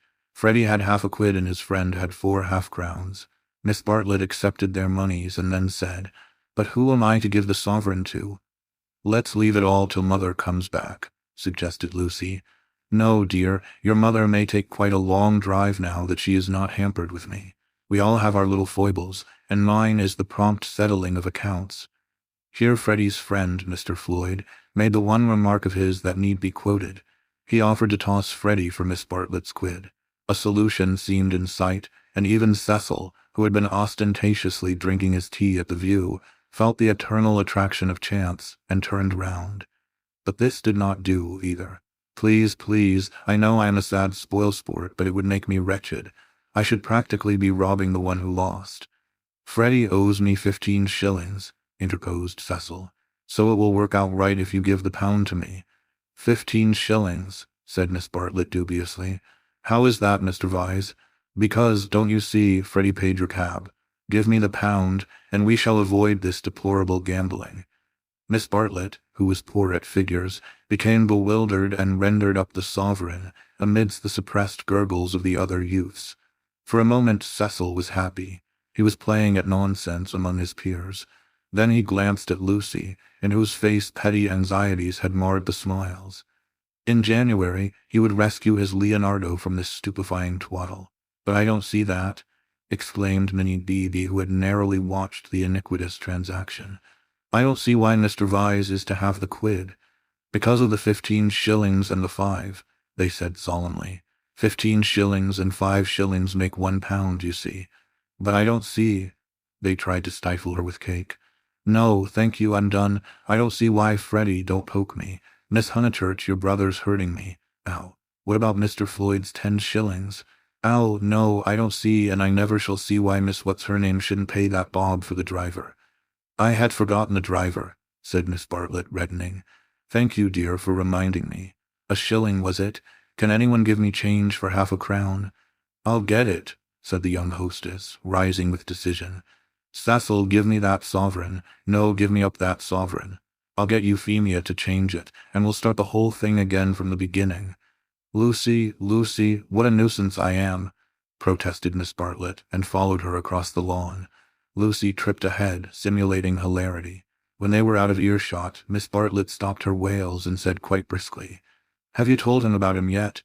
No, I haven't, replied Lucy, and then could have bitten her tongue for understanding so quickly what her cousin meant. Let me see, a sovereign's worth of silver. She escaped into the kitchen. Miss Bartlett's sudden transitions were too uncanny. It sometimes seemed as if she planned every word she spoke or caused to be spoken, as if all this worry about cabs and change had been a ruse to surprise the soul. No, I haven't told Cecil or anyone, she remarked when she returned. I promised you I shouldn't. Here is your money, all shillings, except 2 half-crowns. Would you count it? You can settle your debt nicely now. Miss Bartlett was in the drawing-room, gazing at the photograph of St. John ascending, which had been framed. How dreadful, she murmured. How more than dreadful if Mr. Vyse should come to hear of it from some other source. Oh, no, Charlotte, said the girl, entering the battle. George Emerson is all right, and what other source is there? Miss Bartlett considered. For instance, the driver. I saw him looking through the bushes at you. Remember, he had a violet between his teeth. Lucy shuddered a little. We shall get the silly affair on our nerves if we aren't careful. How could a Florentine cab driver ever get hold of Cecil? We must think of every possibility.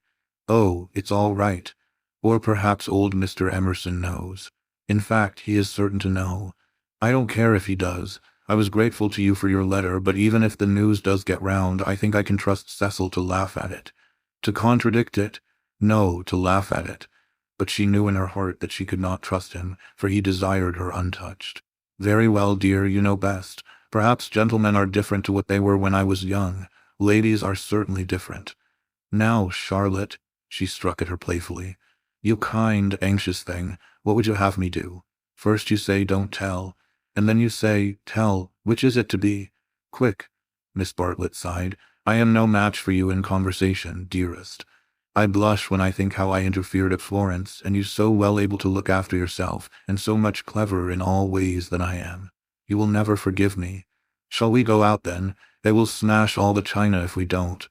For the air rang with the shrieks of Minnie, who was being scalped with a teaspoon. Dear, one moment, we may not have this chance for a chat again. Have you seen the young one yet? Yes, I have. What happened? We met at the rectory. What line is he taking up? No line. He talked about Italy like any other person. It is really all right. What advantage would he get from being a cad, to put it bluntly? I do wish I could make you see it my way. He really won't be any nuisance, Charlotte. Once a cad, always a cad. That is my poor opinion. Lucy paused. Cecil said one day, and I thought it so profound, that there are 2 kinds of cads, the conscious and the subconscious. She paused again, to be sure of doing justice to Cecil's profundity. Through the window she saw Cecil himself, turning over the pages of a novel. It was a new one from Smith's library.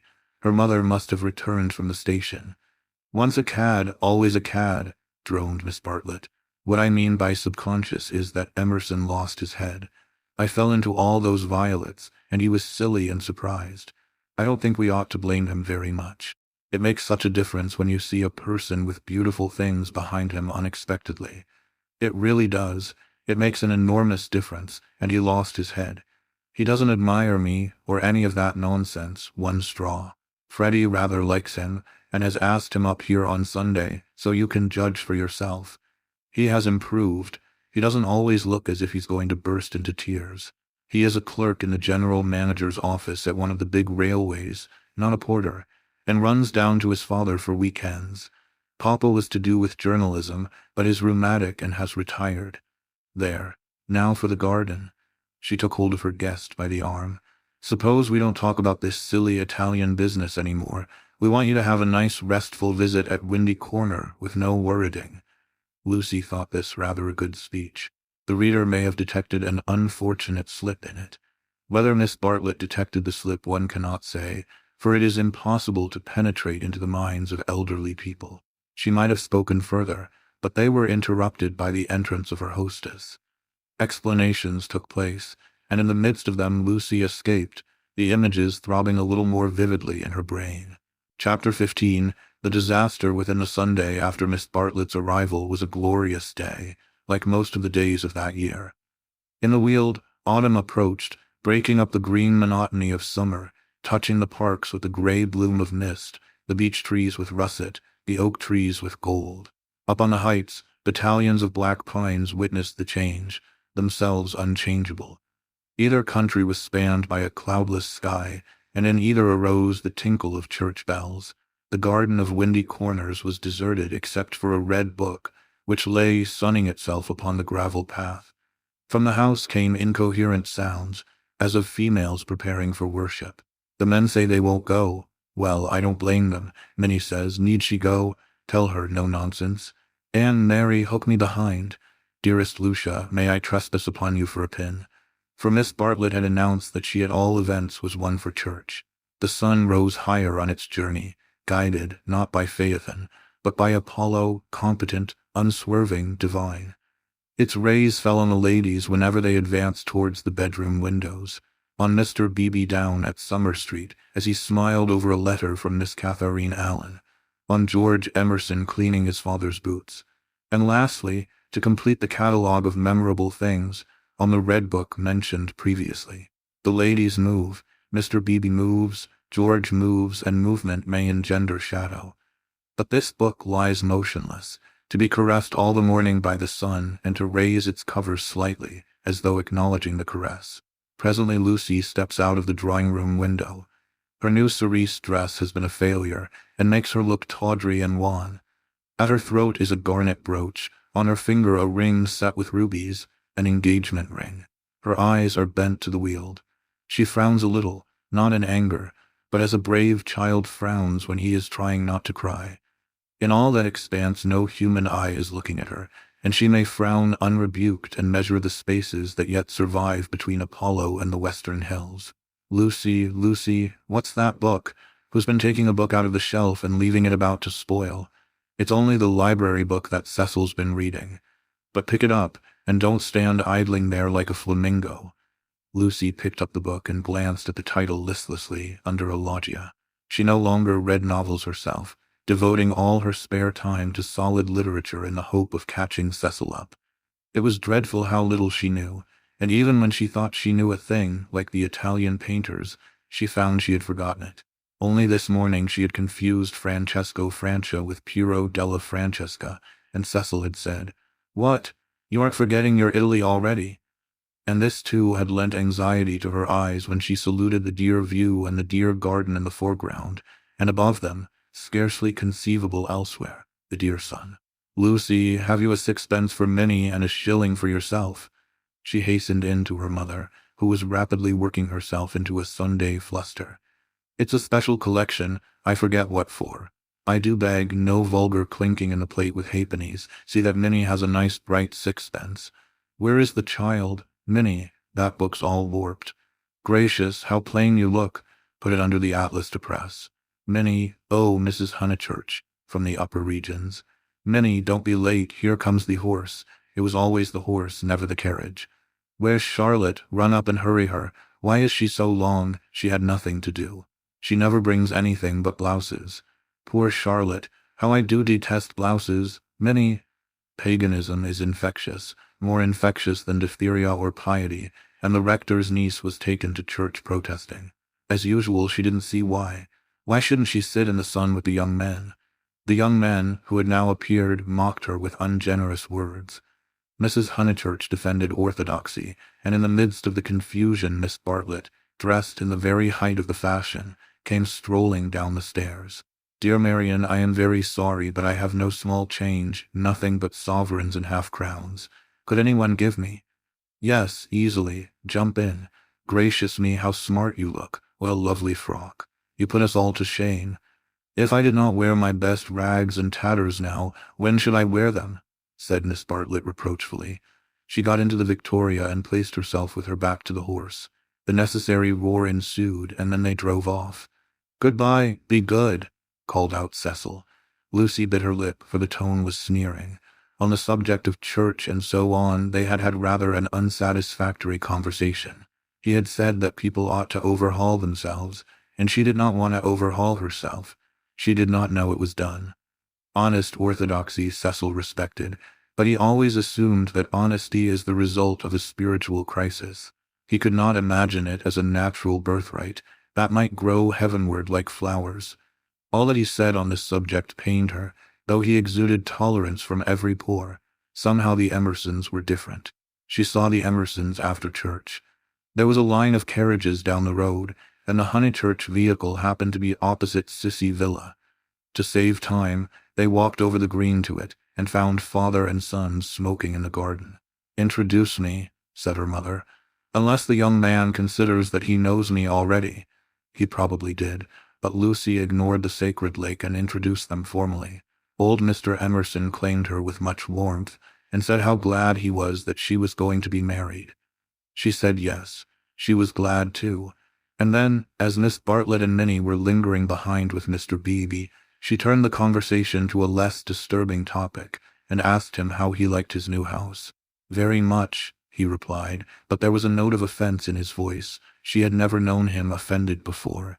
He added, We find, though, that the Miss Allens were coming and that we have turned them out. Women mind such a thing. I am very much upset about it. I believe that there was some misunderstanding, said Mrs. Honeychurch uneasily. Our landlord was told that we should be a different type of person, said George, who seemed disposed to carry the matter further. He thought we should be artistic. He is disappointed. And I wonder whether we ought to write to the Miss Allens and offer to give it up.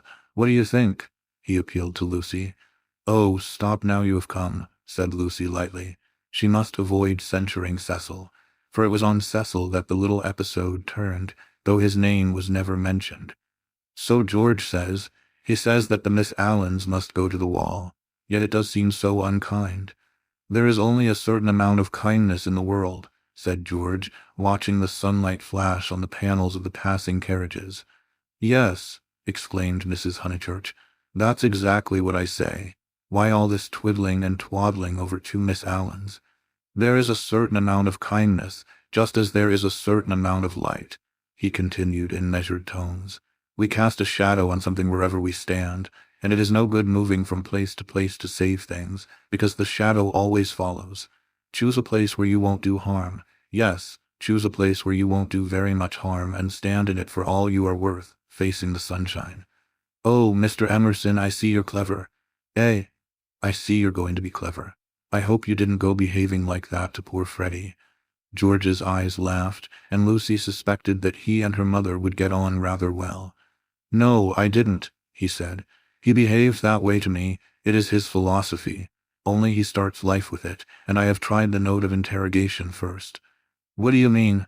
No, never mind what you mean. Don't explain. He looks forward to seeing you this afternoon. Do you play tennis? Do you mind tennis on Sunday? George mind tennis on Sunday. George, after his education, distinguished between Sunday.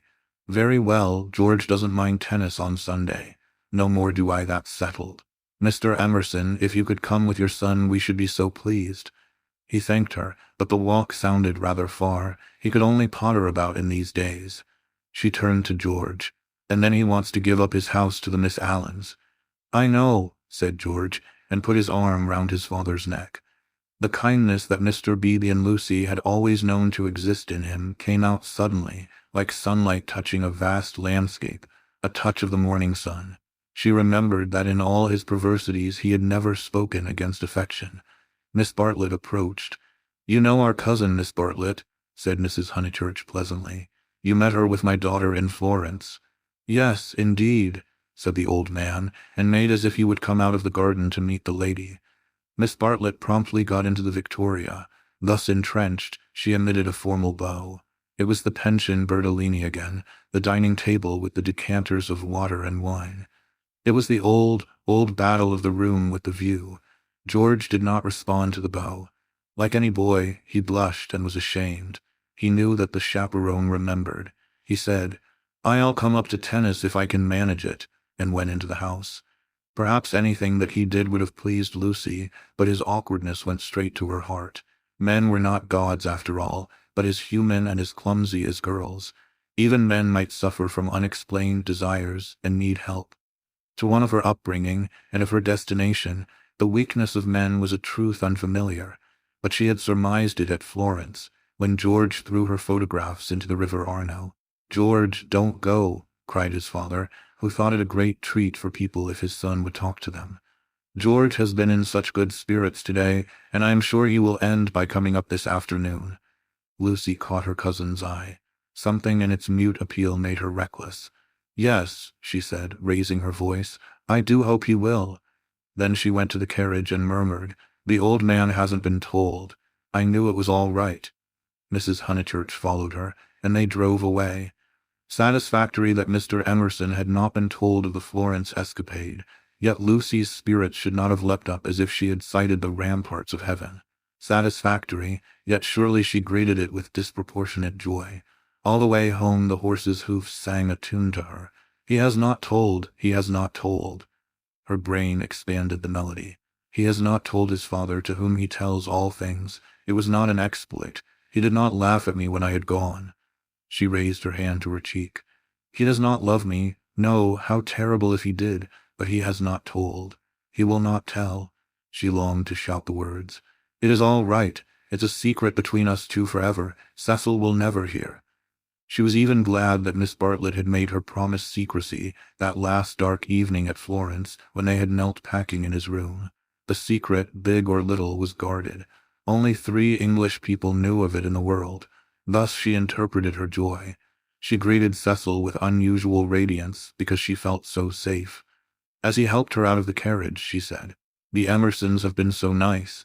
George Emerson has improved enormously. How are my protégés? Asked Cecil, who took no real interest in them, and had long since forgotten his resolution to bring them to Windy Corner for educational purposes. Protégés, she exclaimed with some warmth. For the only relationship which Cecil conceived was futile, that of protector and protected. He had no glimpse of the comradeship after which the girl's soul yearned. You shall see for yourself how your protégés are. George Emerson is coming up this afternoon. He is a most interesting man to talk to. Only don't, she nearly said, don't protect him. But the bell was ringing for lunch, and as often happened, Cecil had paid no great attention to her remarks. Charm, not argument, was to be her forte. Lunch was a cheerful meal. Generally, Lucy was depressed at meals. Someone had to be soothed, either Cecil or Miss Bartlett, or a being not visible to the mortal eye, a being who whispered to her soul, It will not last, this cheerfulness. In January you must go to London to entertain the grandchildren of celebrated men. But today she felt she had received a guarantee. Her mother would always sit there, her brother here. The sun, though it had moved a little since the morning, would never be hidden behind the western hills. After luncheon they asked her to play. She had seen Gluck's Armide that year, and played from memory the music of the Enchanted Garden, the music to which Renaud approaches, beneath the light of an eternal dawn, the music that never gains, never wanes, but ripples forever like the tideless seas of fairyland. Such music is not for the piano, and her audience began to get restive, and Cecil, sharing the discontent, called out, "Now play us the other garden, the one in Parsifal." She closed the instrument. "Not very dutiful," said her mother's voice. Fearing that she had offended Cecil, she turned quickly round. There George was. He had crept in without interrupting her. "Oh, I had no idea," she exclaimed, getting very red. And then, without a word of greeting, she reopened the piano. Cecil should have the Parsifal and anything else that he liked. "Our performer has changed her mind," said Miss Bartlett, perhaps implying she will play the music to Mr. Emerson. Lucy did not know what to do nor even what she wanted to do. She played a few bars of the Flower Maiden song very badly, and then she stopped. "I vote tennis," said Freddie, disgusted at the scrappy entertainment. "Yes, so do I." Once more she closed the unfortunate piano. "I vote you have a men's four." "All right." "Not for me, thank you," said Cecil. "I will not spoil the set." He never realized that it may be an act of kindness in a bad player to make up a fourth. "Oh, come along, Cecil. I'm bad, Floyd's rotten, and so I dare say's Emerson." George corrected him. "I am not bad." One looked down one's nose at this. "Then certainly I won't play," said Cecil, while Miss Bartlett, under the impression that she was snubbing George, added, "I agree with you, Mr. Vyse. You had much better not play. Much better not." Minnie, rushing in where Cecil feared to tread, announced that she would play. "I shall miss every ball anyway, so what does it matter?" But Sunday intervened and stamped heavily upon the kindly suggestion. "Then it will have to be Lucy," said Mrs. Honeychurch. "You must fall back on Lucy. There is no other way out of it. Lucy, go and change your frock." Lucy's Sabbath was generally of this amphibious nature. She kept it without hypocrisy in the morning, and broke it without reluctance in the afternoon. As she changed her frock, she wondered whether Cecil was sneering at her. Really, she must overhaul herself and settle everything up before she married him. Mr. Floyd was her partner. She liked music, but how much better tennis seemed. How much better to run about in comfortable clothes than to sit at the piano and feel girt under the arms. Once more music appeared to her the employment of a child. George served, and surprised her by his anxiety to win. She remembered how he had sighed among the tombs at Santa Croce because things wouldn't fit. How after the death of that obscure Italian he had leant over the parapet by the Arno and said to her, "I shall want to live, I tell you." He wanted to live now, to win at tennis, to stand for all he was worth in the sun which had begun to decline and was shining in her eyes. And he did win. Ah, how beautiful the Weald looked. The hills stood out above its radiance, as Vyse stands above the Tuscan plain, and the South Downs, if one chose, were the mountains of Carrara. She might be forgetting her Italy, but she was noticing more things in her England. One could play a new game with the view, and try to find in its innumerable folds some town or village that would do for Florence. Ah, how beautiful the Weald looked! But now Cecil claimed her. He chanced to be in a lucid, critical mood, and would not sympathize with exaltation. He had been rather a nuisance all through the tennis, for the novel that he was reading was so bad that he was obliged to read it aloud to others. He would stroll round the precincts of the court and call out, "I say, listen to this, Lucy, 3 split infinitives." "Dreadful," said Lucy, and missed her stroke. When they had finished their set, he still went on reading. There was some murder scene, and really everyone must listen to it. Freddie and Mr. Floyd were obliged to hunt for a lost ball in the laurels, but the other two acquiesced. The scene is late in Florence. "What fun, Cecil, read away. Come, Mr. Emerson, sit down after all your energy." She had forgiven George, as she put it, and she made a point of being pleasant to him. He jumped over the net and sat down at her feet, asking, Are you tired?" "Of course I'm not. Do you mind being beaten?" She was going to answer no, when it struck her that she did mind, so she answered yes. She added merrily, "I don't see you're such a splendid player, though. The light was behind you, and it was in my eyes." "I never said I was." "Why, you did. You didn't attend. You said, 'Oh, don't go in for accuracy at this house. We all exaggerate, and we get very angry with people who don't.'" "The scene is laid in Florence," repeated Cecil with an upward note. Lucy recollected herself. Sunset. Leonora was speeding, Lucy interrupted. Leonora, is Leonora the heroine? Who's the book by? Joseph Emery Prank. Sunset. Leonora speeding across the square. Pray the saints she might not arrive too late. Sunset. The sunset of Italy. Under Orcagna's loggia, the Loggia de Lanzi, as we sometimes call it now. Lucy burst into laughter. Joseph Emery Prank, indeed. Why, it's Miss Lavish. It's Miss Lavish's novel, and she's publishing it under somebody else's name. Who may Miss Lavish be? Oh, a dreadful person, Mr. Emerson. You remember Miss Lavish? Excited by her pleasant afternoon, she clapped her hands. George looked up. Of course I do. I saw her the day I arrived at Summer Street. It was she who told me that you lived here. Weren't you pleased? She meant to see Miss Lavish, but when he bent down to the grass without replying, it struck her that she could mean something else. She watched his head, which was almost resting against her knee, and she thought that the ears were reddening. No wonder the novel's bad, she added. I never liked Miss Lavish, but I suppose one ought to read it as one's met her. All modern books are bad, said Cecil, who was annoyed at her inattention, and vented his annoyance on literature. Everyone writes for money in these days.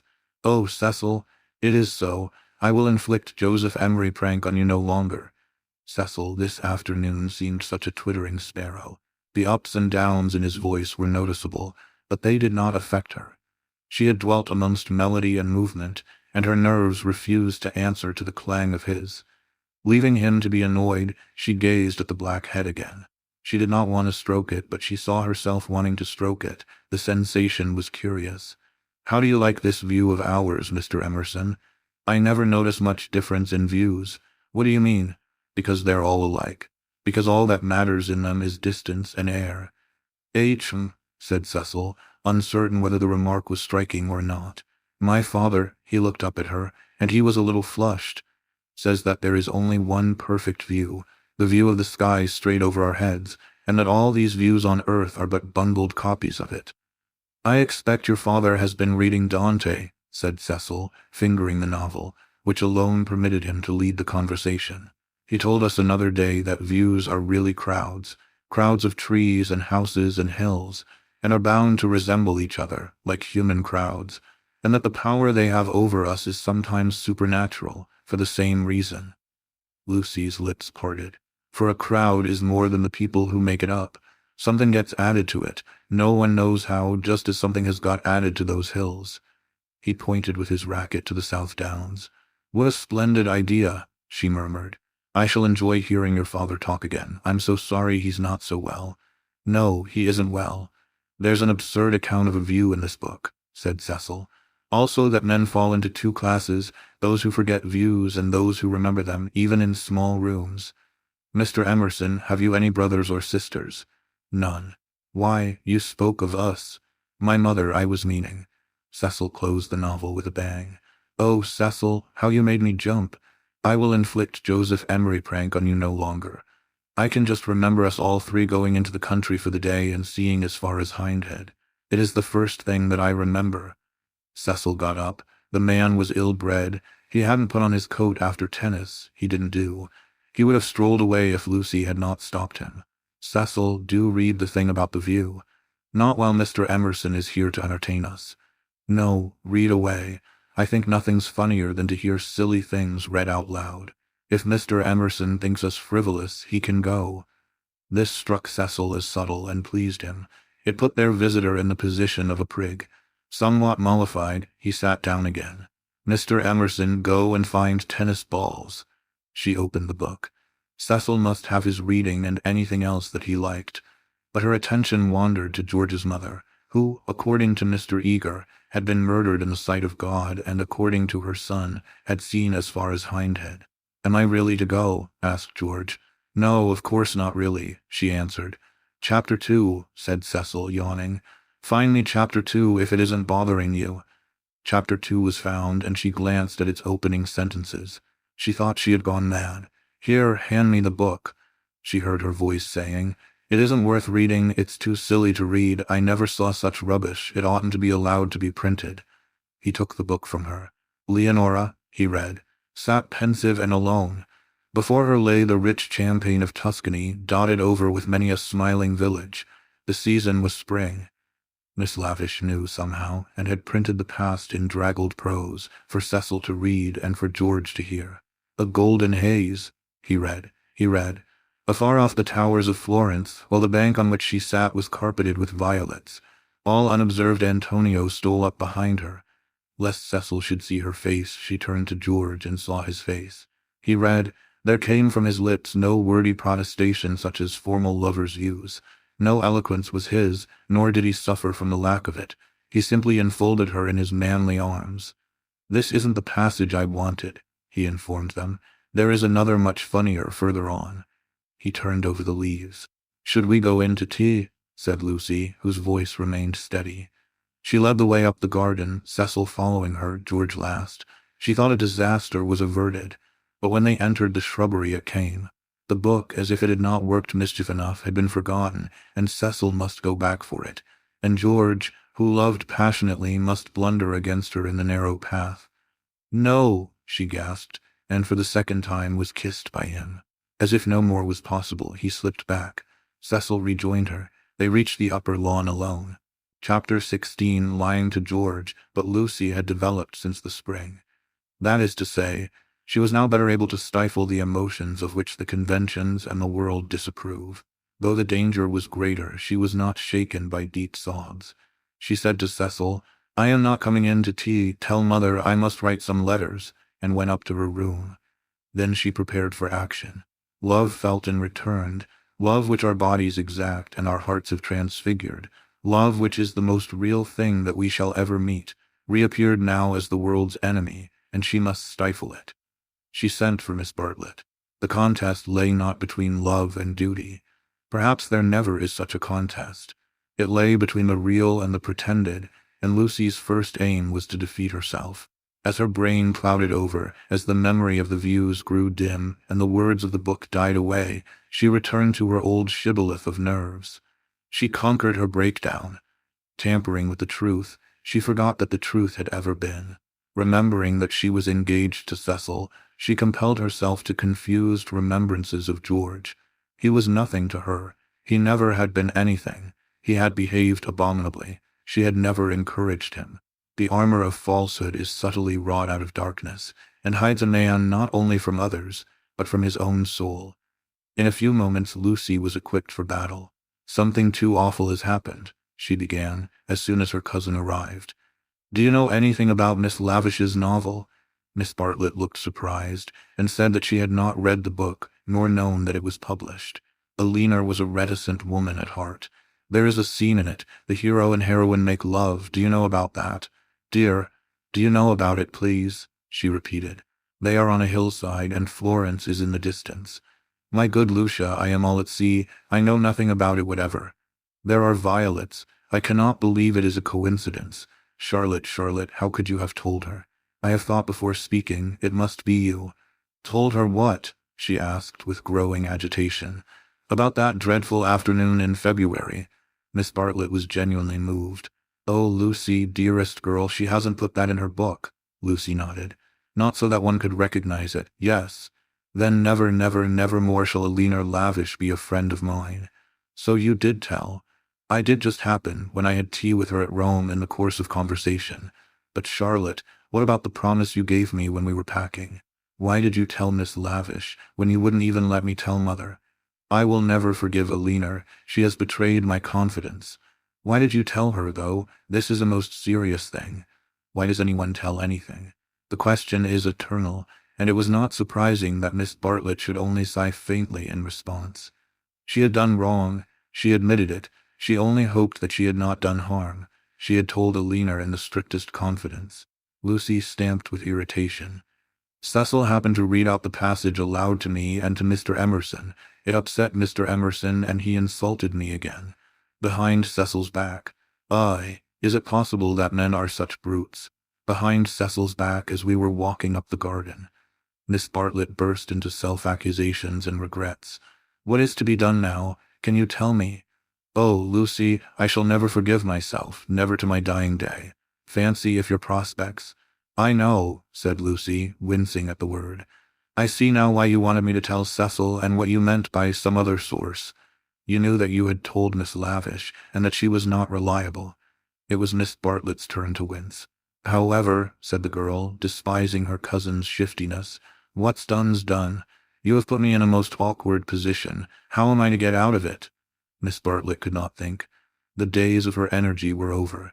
She was a visitor, not a chaperone, and a discredited visitor at that. She stood with clasped hands while the girl worked herself into the necessary rage. That man must have such a setting down that he won't forget. And who's to give it him? I can't tell Mother now, owing to you. Nor Cecil, Charlotte, owing to you. I am caught up every way. I think I shall go mad. I have no one to help me. That's why I've sent for you. What's wanted is a man with a whip. Miss Bartlett agreed. One wanted a man with a whip. Yes, but it's no good agreeing. What's to be done? We women go maundering on. What does a girl do when she comes across a cad? I always said he was a cad, dear. Give me credit for that, at all events. From the very first moment, when he said his father was having a bath. Oh, bother the credit and who's been right or wrong. We've both made a muddle of it. George Emerson is still down the garden there, and is he to be left unpunished, or isn't he? I want to know. Miss Bartlett was absolutely helpless. Her own exposure had unnerved her, and thoughts were colliding painfully in her brain. She moved feebly to the window and tried to detect the cad's white flannels among the laurels. You were ready enough at the Bertolini when you rushed me off to Rome. Can't you speak again to him now? Willingly would I move heaven and earth. I want something more definite, said Lucy contemptuously. Will you speak to him? It is the least you can do, surely, considering it all happened because you broke your word. Never again shall a leaner Lavish be a friend of mine. Really, Charlotte was outdoing herself. Yes or no, please. Yes or no. It is the kind of thing that only a gentleman can settle. George Emerson was coming up the garden with a tennis ball in his hand.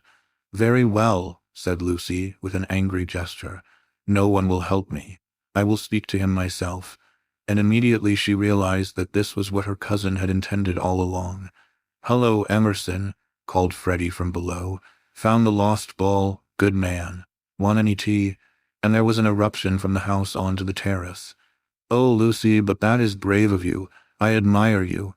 They had gathered round George, who beckoned. She felt, over the rubbish, the sloppy thoughts, the furtive yearnings that were beginning to cumber her soul. Her anger faded at the sight of him. Ah, the Emersons were fine people in their way. She had to subdue a rush in her blood before saying, Freddie has taken him into the dining room. The others are going down the garden. Come. Let us get this over quickly. Come, I want you in the room, of course. Lucy, do you mind doing it? How can you ask such a ridiculous question? Poor Lucy, she stretched out her hand. I seem to bring nothing but misfortune wherever I go. Lucy nodded. She remembered their last evening at Florence, the packing, the candle, the shadow of Miss Bartlett's toque on the door. She was not to be trapped by pathos a second time. Eluding her cousin's caress, she led the way downstairs. Try the jam, Freddie was saying. The jam's jolly good. George, looking big and disheveled, was pacing up and down the dining room. As she entered, he stopped and said, No, nothing to eat. You go down to the others, said Lucy. Charlotte and I will give Mr. Emerson all he wants. Where's Mother? She's started on her Sunday writing. She's in the drawing room. That's all right. You go away. He went off singing. Lucy sat down at the table. Miss Bartlett, who was thoroughly frightened, took up a book and pretended to read. She would not be drawn into an elaborate speech. She just said, I can't have it, Mr. Emerson. I cannot even talk to you. Go out of this house and never come into it again as long as I live here, flushing as she spoke and pointing to the door. I hate a row. Go, please. What? No discussion. But I can't. She shook her head. Go, please. I do not want to call in Mr. Vyse. You don't mean, he said, absolutely ignoring Miss Bartlett. You don't mean that you are going to marry that man. The line was unexpected. She shrugged her shoulders as if his vulgarity wearied her. You are merely ridiculous, she said quietly. Then his words rose gravely over hers. You cannot live with Vyse. He's only for an acquaintance. He is for society and cultivated talk. He should know no one intimately, least of all a woman. It was a new light on Cecil's character. Have you ever talked to Vyse without feeling tired? I can scarcely discuss. No, but have you ever? He is the sort who are all right so long as they keep to things, books, pictures, but kill when they come to people. That's why I'll speak out through all this muddle even now. It's shocking enough to lose you in any case, but generally a man must deny himself joy, and I would have held back if your Cecil had been a different person. I would never have let myself go, but I saw him first in the National Gallery, when he winced because my father mispronounced the names of great painters. Then he brings us here, and we find it is to play some silly trick on a kind neighbor. That is the man all over, playing tricks on people, on the most sacred form of life that he can find. Next, I meet you together, and find him protecting and teaching you and your mother to be shocked, when it was for you to settle whether you were shocked or no. Cecil all over again. He daren't let a woman decide. He's the type who's kept Europe back for 1,000 years. Every moment of his life he's forming you, telling you what's charming or amusing or ladylike, telling you what a man thinks womanly. And you of all women, listen to his voice instead of to your own. So it was at the rectory, when I met you both again, so it has been the whole of this afternoon. Therefore, not therefore I kissed you, because the book made me do that, and I wish to goodness I had more self-control. I'm not ashamed. I don't apologize. But it has frightened you, and you may not have noticed that I love you. Or would you have told me to go and dealt with a tremendous thing so lightly? But therefore I settled to fight him. Lucy thought of a very good remark. You say Mr. Vyse wants me to listen to him, Mr. Emerson. Pardon me for suggesting that you have caught the habit. And he took the shoddy reproof and touched it into immortality. He said, Yes, I have, and sank down as if suddenly weary. I'm the same kind of brute at bottom. This desire to govern a woman, it lies very deep, and men and women must fight it together before they shall enter the garden. But I do love you surely in a better way than he does, he thought. Yes, really in a better way. I want you to have your own thoughts even when I hold you in my arms. He stretched them towards her. Lucy, be quick. There's no time for us to talk now. Come to me as you came in the spring, and afterwards I will be gentle and explain. I have cared for you since that man died. I cannot live without you. No good, I thought. She is marrying someone else. But I meet you again when all the world is glorious water and sun. As you came through the wood I saw that nothing else mattered. I called. I wanted to live and have my chance of joy. And Mr. Vyse, said Lucy, who kept commendably calm. Does he not matter? That I love Cecil and shall be his wife shortly? A detail of no importance, I suppose. But he stretched his arms over the table towards her. May I ask what you intend to gain by this exhibition? He said. It is our last chance. I shall do all that I can. And as if he had done all else, he turned to Miss Bartlett, who sat like some portent against the skies of the evening. You wouldn't stop us this second time if you understood, he said. I have been into the dark, and I am going back into it, unless you will try to understand. Her long, narrow head drove backwards and forwards, as though demolishing some invisible obstacle. She did not answer. It is being young, he said quietly, picking up his racket from the floor and preparing to go. It is being certain that Lucy cares for me really. It is that love and youth matter intellectually. In silence the two women watched him. His last remark, they knew, was nonsense, but was he going after it or not? Would not he, the cad, the charlatan, attempt a more dramatic finish? No, he was apparently content. He left them, carefully closing the front door, and when they looked through the hall window, they saw him go up the drive and begin to climb the slopes of withered fern behind the house. Their tongues were loosed, and they burst into stealthy rejoicings. Oh, Lucia, come back here, oh, what an awful man! Lucy had no reaction, at least not yet. Well, he amuses me, she said. Either I'm mad or else he is, and I'm inclined to think it's the latter. One more fuss through with you, Charlotte. Many thanks. I think, though, that this is the last. My admirer will hardly trouble me again. And Miss Bartlett, too, essayed the roguish. Well, it isn't everyone who could boast such a conquest, dearest, is it? Oh, one oughtn't to laugh, really. It might have been very serious, but you were so sensible and brave, so unlike the girls of my day. Let's go down to them. But once in the open air, she paused. Some emotion, pity, terror, love, but the emotion was strong, seized her, and she was aware of autumn. Summer was ending, and the evening brought her odors of decay, the more pathetic because they were reminiscent of spring. That something or other mattered intellectually. A leaf, violently agitated, danced past her, while other leaves lay motionless. That the earth was hastening to re-enter darkness, and the shadows of those trees over Windy Corner. "Hello, Lucy. There's still light enough for another set if you two'll hurry. Mr. Emerson has had to go. What a nuisance. That spoils the four. I say, Cecil, do play, do, there's a good chap. It's Floyd's last day. Do play tennis with us just this once." Cecil's voice came. "My dear Freddie, I am no athlete. As you well remarked this very morning, there are some chaps who are no good for anything but books. I plead guilty to being such a chap, and will not inflict myself on you." The scales fell from Lucy's eyes. How had she stood Cecil for a moment? He was absolutely intolerable, and the same evening she broke off her engagement. Chapter 17. Lying to Cecil, he was bewildered. He had nothing to say. He was not even angry, but stood, with a glass of whiskey between his hands, trying to think what had led her to such a conclusion. She had chosen the moment before bed, when, in accordance with their bourgeois habit, she always dispensed drinks to the men. Freddie and Mr. Floyd were sure to retire with their glasses, while Cecil invariably lingered, sipping at his while she locked up the sideboard. "I am very sorry about it," she said. "I have carefully thought things over. We are too different. I must ask you to release me and try to forget that there ever was such a foolish girl." It was a suitable speech, but she was more angry than sorry, and her voice showed it. "Different? How? I haven't had a really good education, for one thing," she continued, still on her knees by the sideboard. "My Italian trip came too late, and I am forgetting all that I learnt there. I shall never be able to talk to your friends or behave as a wife of yours should. I don't understand you. You aren't like yourself. You're tired, Lucy."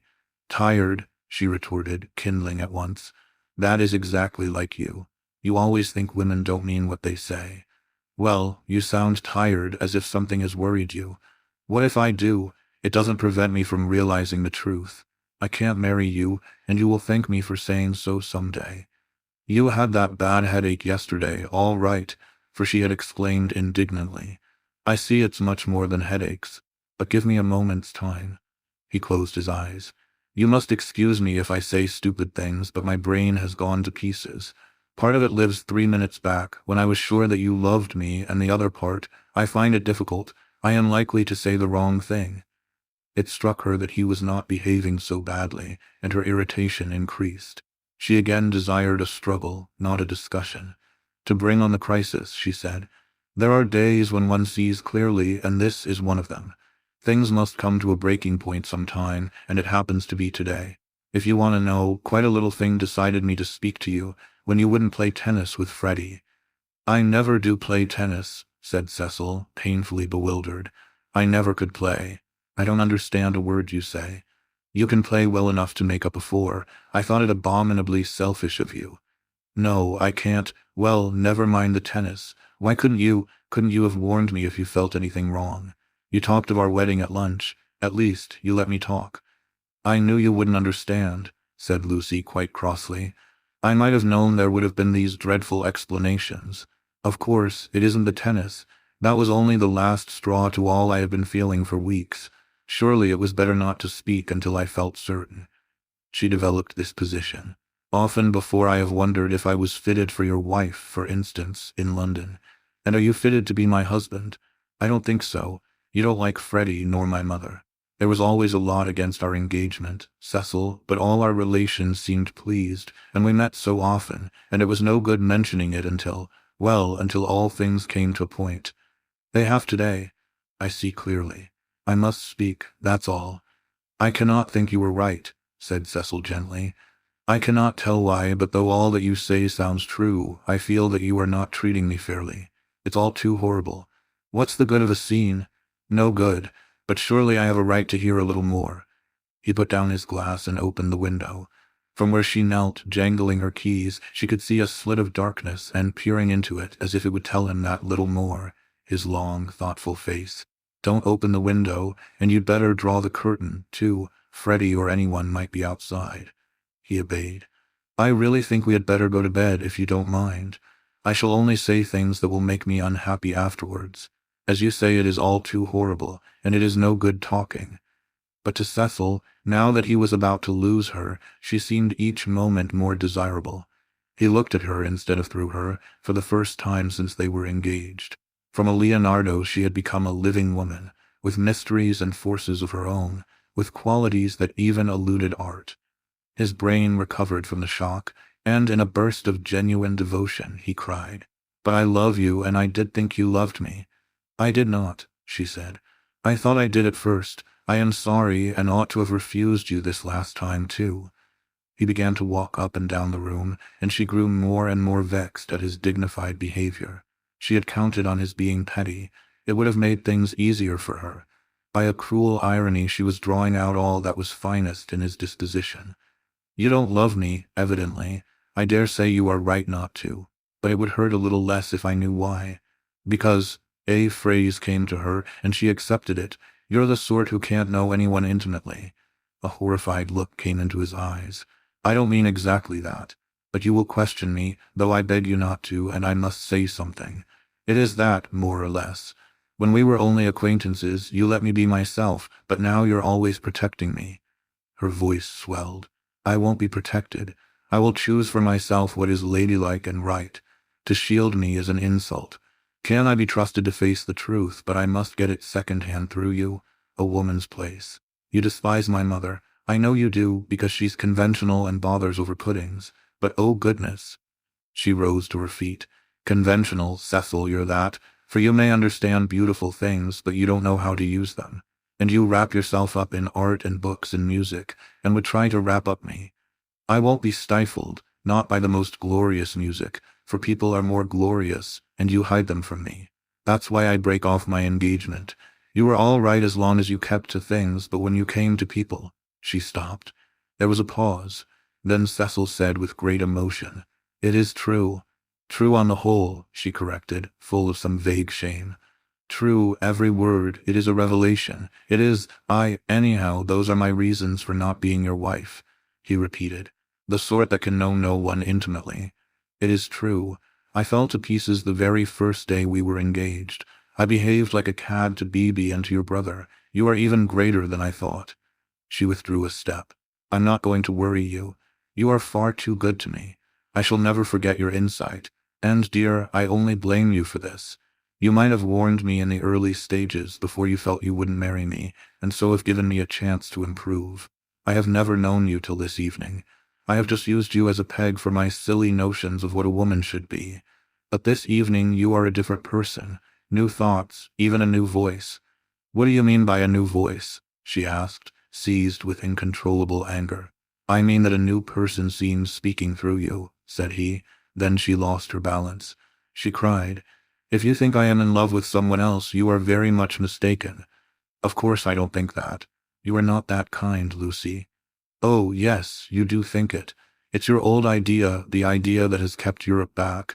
I mean the idea that women are always thinking of men. If a girl breaks off her engagement, everyone says, 'Oh, she had someone else in her mind. She hopes to get someone else.' It's disgusting, brutal. As if a girl can't break it off for the sake of freedom." He answered reverently, "I may have said that in the past. I shall never say it again. You have taught me better."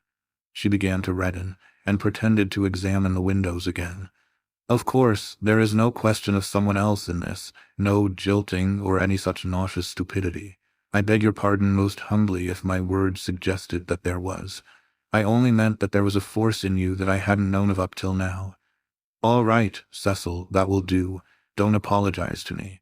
It was my mistake.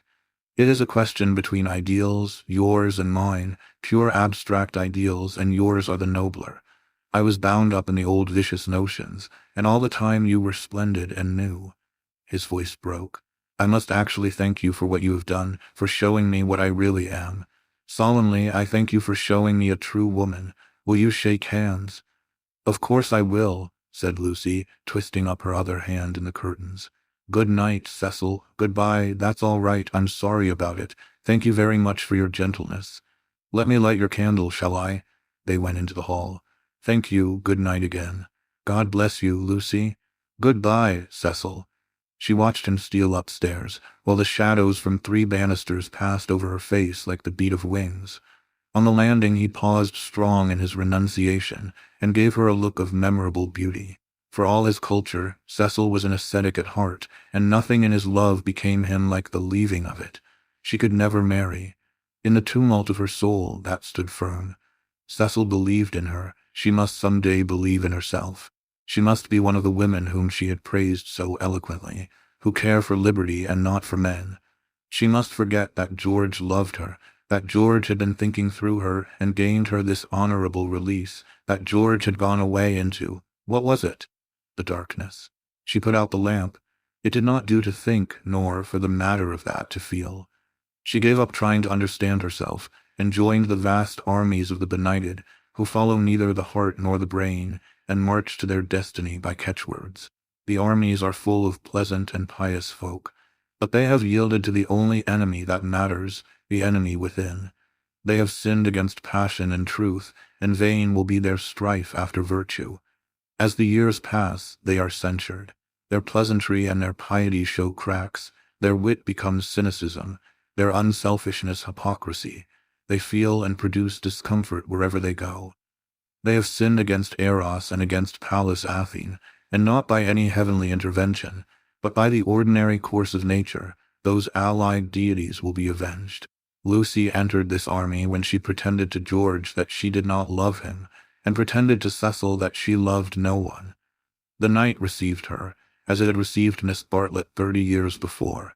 Chapter 18, lying to Mr. Beebe, Mrs. Honeychurch, Freddie, and the servants' windy corner lay, not on the summit of the ridge, but a few hundred feet down the southern slope, at the springing of one of the great buttresses that supported the hill. On either side of it was a shallow ravine, filled with ferns and pine trees, and down the ravine on the left ran the highway into the Weald. Whenever Mr. Beebe crossed the ridge and caught sight of these noble dispositions of the earth, and poised in the middle of them, windy corner, he laughed. The situation was so glorious, the house so commonplace, not to say impertinent. The late Mr. Honeychurch had affected the cube, because it gave him the most accommodation for his money, and the only addition made by his widow had been a small turret, shaped like a rhinoceros horn, where she could sit in wet weather and watch the carts going up and down the road. So impertinent, and yet the house did, for it was the home of people who loved their surroundings honestly. Other houses in the neighborhood had been built by expensive architects. Over others their inmates had fidgeted sedulously, yet all these suggested the accidental, the temporary, while Windy Corner seemed as inevitable as an ugliness of nature's own creation. One might laugh at the house, but one never shuddered. Mr. Beebe was bicycling over this Monday afternoon with a piece of gossip. He had heard from the Miss Allens. These admirable ladies, since they could not go to Sissy Villa, had changed their plans. They were going to Greece instead. "Since Florence did my poor sister so much good," wrote Miss Catharine, "we do not see why we should not try Athens this winter. Of course, Athens is a plunge, and the doctor has ordered her special digestive bread. But after all, we can take that with us, and it is only getting first into a steamer and then into a train. But is there an English church?" And the letter went on to say, "I do not expect we shall go any further than Athens, but if you knew of a really comfortable pension at Constantinople, we should be so grateful." Lucy would enjoy this letter, and the smile with which Mr. Beebe greeted Windy Corner was partly for her. She would see the fun of it, and some of its beauty, for she must see some beauty. Though she was hopeless about pictures, and though she dressed so unevenly, oh, that cerise frock yesterday at church! She must see some beauty in life, or she could not play the piano as she did. He had a theory that musicians are incredibly complex, and know far less than other artists what they want and what they are, that they puzzle themselves as well as their friends, that their psychology is a modern development, and has not yet been understood. This theory, had he known it, had possibly just been illustrated by facts. Ignorant of the events of yesterday, he was only riding over to get some tea, to see his niece, and to observe whether Miss Honeychurch saw anything beautiful in the desire of 2 old ladies to visit Athens. A carriage was drawn up outside Windy Corner, and just as he caught sight of the house it started, bowled up the drive, and stopped abruptly when it reached the main road. Therefore it must be the horse, who always expected people to walk up the hill in case they tired him. The door opened obediently, and two men emerged, whom Mr. Beebe recognized as Cecil and Freddie. They were an odd couple to go driving, but he saw a trunk beside the coachman's legs. Cecil, who wore a bowler, must be going away, while Freddie, a cap, was seeing him to the station. They walked rapidly, taking the short cuts, and reached the summit while the carriage was still pursuing the windings of the road. They shook hands with the clergyman, but did not speak. "So you're off for a minute, Mr. Vyse?" he asked. Cecil said, "Yes," while Freddie edged away. "I was coming to show you this delightful letter from those friends of Miss Honeychurch." He quoted from it. "Isn't it wonderful? Isn't it romance? Most certainly they will go to Constantinople. They are taken in a snare that cannot fail. They will end by going round the world." Cecil listened civilly, and said he was sure that Lucy would be amused and interested. "Isn't romance capricious? I never notice it in you young people. You do nothing but play lawn tennis, and say that romance is dead, while the Miss Allens are struggling with all the weapons of propriety against the terrible thing. A really comfortable pension at Constantinople, so they call it out of decency, but in their hearts they want a pension with magic windows opening on the foam of perilous seas in fairyland forlorn. No ordinary view will content the Miss Allens. They want the pension Keats." "I'm awfully sorry to interrupt, Mr. Beebe," said Freddie, "but have you any matches?" "I have," said Cecil, and it did not escape Mr. Beebe's notice that he spoke to the boy more kindly. "You have never met these Miss Allens, have you, Mr. Vyse?" "Never." "Then you don't see the wonder of this Greek visit. I haven't been to Greece myself, and don't mean to go, and I can't imagine any of my friends going. It is altogether too big for our little lot. Don't you think so? Italy is just about as much as we can manage. Italy is heroic, but Greece is godlike or devilish. I am not sure which, and in either case absolutely out of our suburban focus." "All right, Freddie, I am not being clever. Upon my word I am not. I took the idea from another fellow, and give me those matches when you've done with them." He lit a cigarette, and went on talking to the two young men. "I was saying, if our poor little Cockney lives must have a background, let it be Italian. Big enough in all conscience. The ceiling of the Sistine Chapel for me. There the contrast is just as much as I can realize. But not the Parthenon, not the frieze of Phidias at any price, and here comes the Victoria." "You're quite right," said Cecil. "Greece is not for our little lot," and he got in. Freddie followed, nodding to the clergyman, whom he trusted not to be pulling one's leg, really. And before they had gone a dozen yards he jumped out, and came running back for Vyse's matchbox, which had not been returned. As he took it he said, "I'm so glad you only talked about books. Cecil's hard hit. Lucy won't marry him. If you'd gone on about her as you did about them he might have broken down." "But when?" "Late last night. I must go. Perhaps they won't want me down there." "No, go on. Goodbye." "Thank goodness," exclaimed Mr. Beebe to himself, and struck the saddle of his bicycle approvingly. It was the one foolish thing she ever did. Oh, what a glorious riddance. And after a little thought, he negotiated the slope into Windy Corner, light of heart. The house was again as it ought to be, cut off forever from Cecil's pretentious world. He would find Miss Minnie down in the garden. In the drawing-room Lucy was tinkling at a Mozart sonata. He hesitated a moment, but went down the garden as requested. There he found a mournful company. It was a blustering day, and the wind had taken and broken the dahlias. Mrs. Honeychurch, who looked cross, was tying them up, while Miss Bartlett, unsuitably dressed, impeded her with offers of assistance. At a little distance stood Minnie and the garden child, a minute importation, each holding either end of a long piece of bass. "Oh, how do you do, Mr. Beebe? Gracious, what a mess everything is. Look at my scarlet pompons, and the wind blowing your skirts about, and the ground so hard that not a prop will stick in, and then the carriage having to go out, when I had counted on having Powell, who, give everyone their due, does tie up dahlias properly." Evidently Mrs. Honeychurch was shattered. "How do you do?" said Miss Bartlett, with a meaning glance, as though conveying that more than dahlias had been broken off by the autumn gales. "Here, Lenny the bass," cried Mrs. Honeychurch. The garden child, who did not know what bass was, stood rooted to the path with horror. Minnie slipped to her uncle and whispered that everyone was very disagreeable today, and that it was not her fault if Dahlia's strings would tear long ways instead of across. "Come for a walk with me," he told her. "You have worried them as much as they can stand. Mrs. Honeychurch I only called in aimlessly. I shall take her up to tea at the Beehive Tavern if I may." "Oh, must you?" "Yes, do. Not the scissors. Thank you, Charlotte. When both my hands are full already, I'm perfectly certain that the orange cactus will go before I can get to it." Mr. Beebe, who was an adept at relieving situations, invited Miss Bartlett to accompany them to this mild festivity. "Yes, Charlotte, I don't want you to go. There's nothing to stop about for, either in the house or out of it." Miss Bartlett said that her duty lay in the dahlia bed, but when she had exasperated everyone, except Minnie, by a refusal, she turned round and exasperated Minnie by an acceptance. As they walked up the garden, the orange cactus fell, and Mr. Beebe's last vision was of the garden child clasping it like a lover, his dark head buried in a wealth of blossom.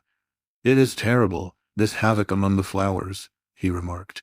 "It is always terrible when the promise of months is destroyed in a moment," enunciated Miss Bartlett. "Perhaps we ought to send Miss Honeychurch down to her mother, or will she come with us? I think we had better leave Lucy to herself and to her own pursuits." "They're angry with Miss Honeychurch because she was late for breakfast," whispered Minnie, "and Floyd has gone, and Mr. Vyse has gone, and Freddie won't play with me. In fact, Uncle Arthur, the house is not at all what it was yesterday." "Don't be a prig," said her Uncle Arthur. "Go and put on your boots." He stepped into the drawing-room, where Lucy was still attentively pursuing the sonatas of Mozart. She stopped when he entered. "How do you do? Miss Bartlett and Minnie are coming with me to tea at the Beehive. Would you come too?" "I don't think I will, thank you. No, I didn't suppose you would care to much." Lucy turned to the piano and struck a few chords. "How delicate those sonatas are," said Mr. Beebe, though at the bottom of his heart he thought them silly little things. Lucy passed into Schumann. "Miss Honeychurch?" "Yes. I met them on the hill. Your brother told me." "Oh, he did?" She sounded annoyed. Mr. Beebe felt hurt, for he had thought that she would like him to be told. "I needn't say that it will go no further. Mother, Charlotte, Cecil, Freddie, you," said Lucy, playing a note for each person who knew, and then playing a sixth note. "If you'll let me say so, I am very glad, and I am certain that you have done the right thing. So I hoped other people would think, but they don't seem to.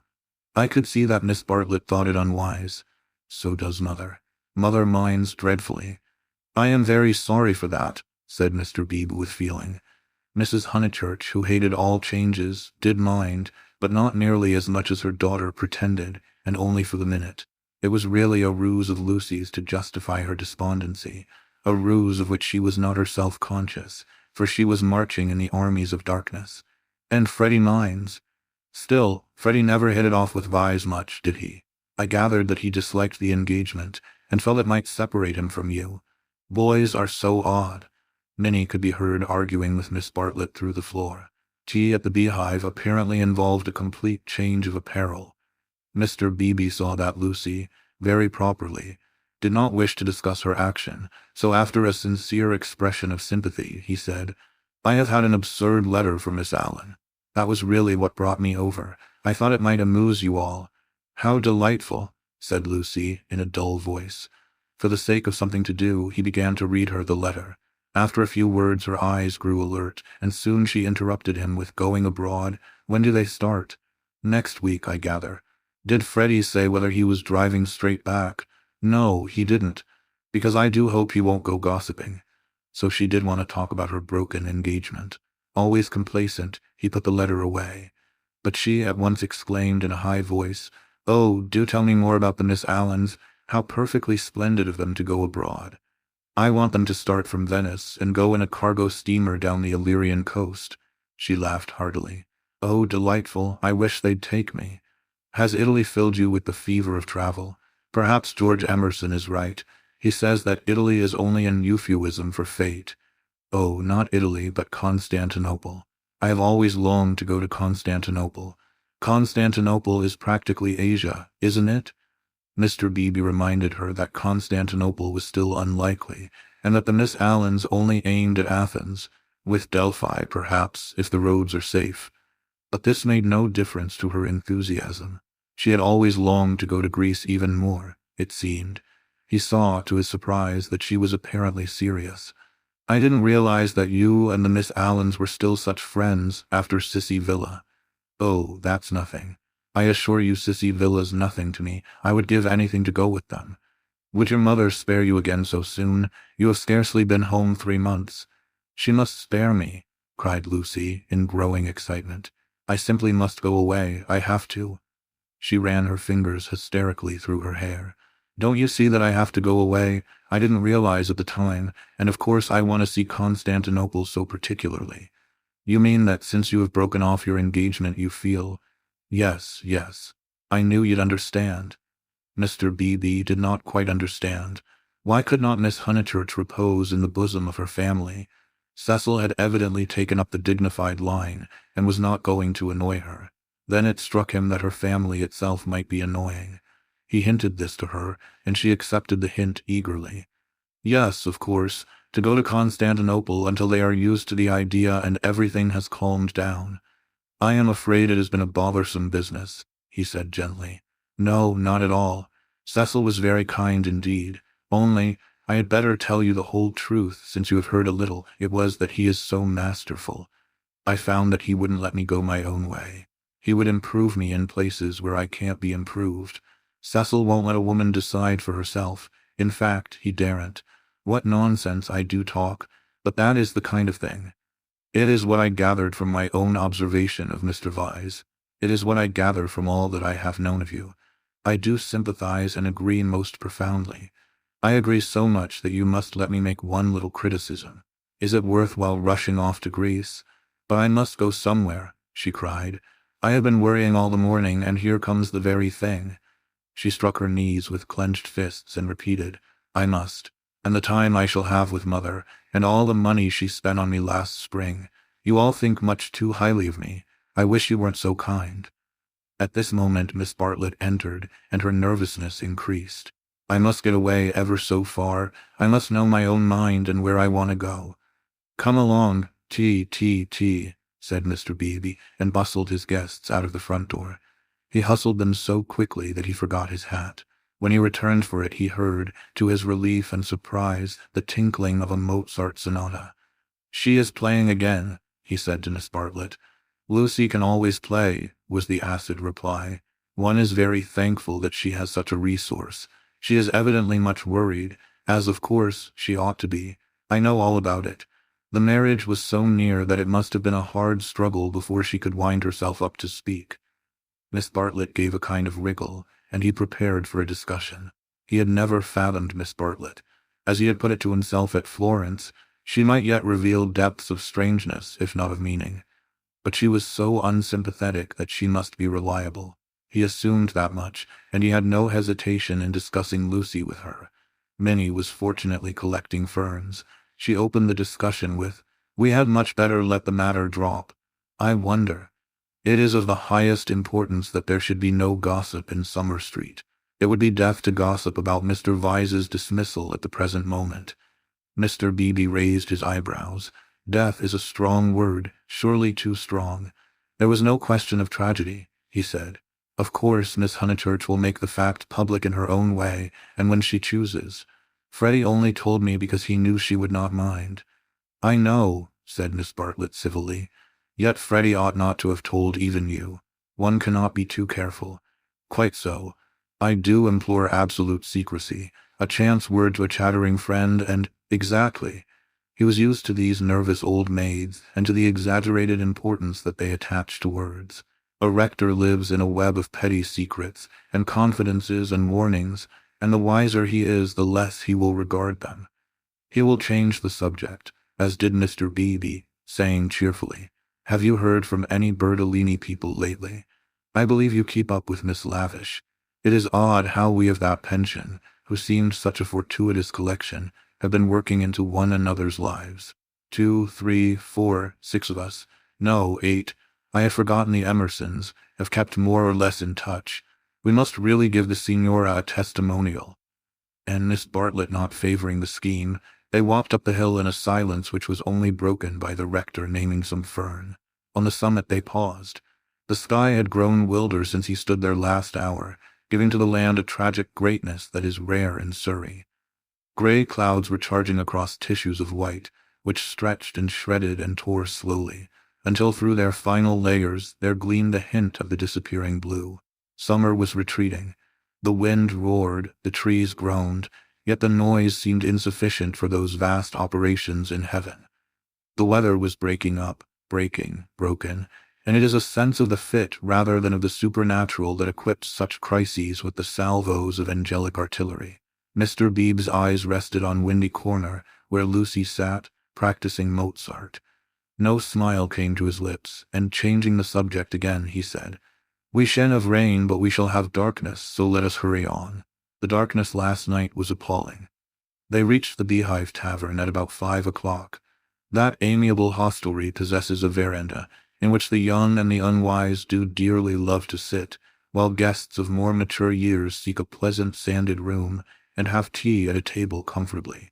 Mr. Beebe saw that Miss Bartlett would be cold if she sat out, and that Minnie would be dull if she sat in, so he proposed a division of forces. They would hand the child her food through the window. Thus he was incidentally enabled to discuss the fortunes of Lucy. "I have been thinking, Miss Bartlett," he said, "and unless you very much object, I would like to reopen that discussion." She bowed. "Nothing about the past. I know little and care less about that. I am absolutely certain that it is to your cousin's credit. She has acted loftily and rightly, and it is like her gentle modesty to say that we think too highly of her. But the future. Seriously, what do you think of this Greek plan?" He pulled out the letter again. "I don't know whether you overheard, but she wants to join the Miss Allens in their mad career. It's all I can explain, it's wrong." Miss Bartlett read the letter in silence, laid it down, seemed to hesitate, and then read it again. "I can't see the point of it myself." To his astonishment, she replied, "There I cannot agree with you. In it I spy Lucy's salvation." "Really? Now why?" "She wanted to leave Windy Corner." "I know, but it seems so odd, so unlike her, so I was going to say selfish. It is natural, surely, after such painful scenes, that she should desire a change." Here, apparently, was one of those points that the male intellect misses. Mr. Beebe exclaimed, "So she says herself, and since another lady agrees with her, I must own that I am partially convinced. Perhaps she must have a change. I have no sisters, and I don't understand these things. But why need she go as far as Greece?" "You may well ask that," replied Miss Bartlett, who was evidently interested, and had almost dropped her evasive manner. "Why Greece? What is it, Minnie dear Jam? Why not Tunbridge Wells? Oh, Mr. Beebe, I had a long and most unsatisfactory interview with dear Lucy this morning. I cannot help her. I will say no more. Perhaps I have already said too much. I am not to talk. I wanted her to spend 6 months with me at Tunbridge Wells, and she refused." Mr. Beebe poked at a crumb with his knife. "But my feelings are of no importance. I know too well that I get on Lucy's nerves. Our tour was a failure. She wanted to leave Florence, and when we got to Rome, she did not want to be in Rome, and all the time I felt that I was spending her mother's money." "Let us keep to the future, though," interrupted Mr. Beebe. "I want your advice." "Very well," said Charlotte, with a choky abruptness that was new to him, though familiar to Lucy. "I for one will help her to go to Greece. Will you?" Mr. Beebe considered. "It is absolutely necessary," she continued, lowering her veil and whispering through it with a passion, an intensity that surprised him. I know." The darkness was coming on, and he felt that this odd woman really did know. "She must not stop here a moment, and we must keep quiet till she goes. I trust that the servants know nothing. Afterwards, but I may have said too much already. Only Lucy and I are helpless against Mrs. Honeychurch alone. If you help, we may succeed. Otherwise, she repeated as if the word held finality. "Yes, I will help her," said the clergyman, setting his jaw firm. "Come, let us go back now, and settle the whole thing up." Miss Bartlett burst into florid gratitude. The tavern sign, a beehive trimmed evenly with bees, creaked in the wind outside as she thanked him. Mr. Beebe did not quite understand the situation. But then, he did not desire to understand it, nor to jump to the conclusion of another man that would have attracted a grosser mind. He only felt that Miss Bartlett knew of some vague influence from which the girl desired to be delivered, and which might well be clothed in the fleshly form. Its very vagueness spurred him into knight-errantry. His belief in celibacy, so reticent, so carefully concealed beneath his tolerance and culture, now came to the surface and expanded like some delicate flower. They that marry do well, but they that refrain do better. So ran his belief, and he never heard that an engagement was broken off but with a slight feeling of pleasure. In the case of Lucy, the feeling was intensified through dislike of Cecil, and he was willing to go further, to place her out of danger until she could confirm her resolution of virginity. The feeling was very subtle and quite undogmatic, and he never imparted it to any other of the characters in this entanglement. Yet it existed, and it alone explains his actions subsequently, and his influence on the action of others. The compact that he made with Miss Bartlett in the tavern was to help not only Lucy, but religion also. They hurried home through a world of black and gray. He conversed on indifferent topics: the Emerson's need of a housekeeper, servants, Italian servants, novels about Italy, novels with a purpose. Could literature influence life? Windy Corner glimmered. In the garden, Mrs. Honeychurch, now helped by Freddie, still wrestled with the lives of her flowers. "It gets too dark," she said hopelessly. "This comes of putting off. We might have known the weather would break up soon, and now Lucy wants to go to Greece. I don't know what the world's coming to." "Mrs. Honeychurch," he said, "go to Greece she must. Come up to the house and let's talk it over. Do you in the first place mind her breaking with Vyse?" "Mr. Beebe, I'm thankful, simply thankful." "So am I," said Freddie. "Good. Now come up to the house." They conferred in the dining room for half an hour. Lucy would never have carried the Greek scheme alone. It was expensive and dramatic, both qualities that her mother loathed. Nor would Charlotte have succeeded. The honors of the day rested with Mr. Beebe. By his tact and common sense, and by his influence as a clergyman, for a clergyman who was not a fool influenced Mrs. Honeychurch greatly. He bent her to their purpose. "I will see why Greece is necessary," she said. "But as you do, I suppose it is all right. It must be something I can't understand. Lucy, let's tell her. Lucy." "She is playing the piano," Mr. Beebe said. He opened the door and heard the words of a song. "Look not thou on beauties charming." "I didn't know that Miss Honeychurch sang too." "Sit thou still when kings are arming, taste not when the wine cup glistens."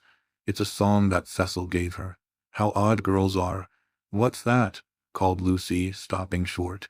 "All right, dear," said Mrs. Honeychurch kindly.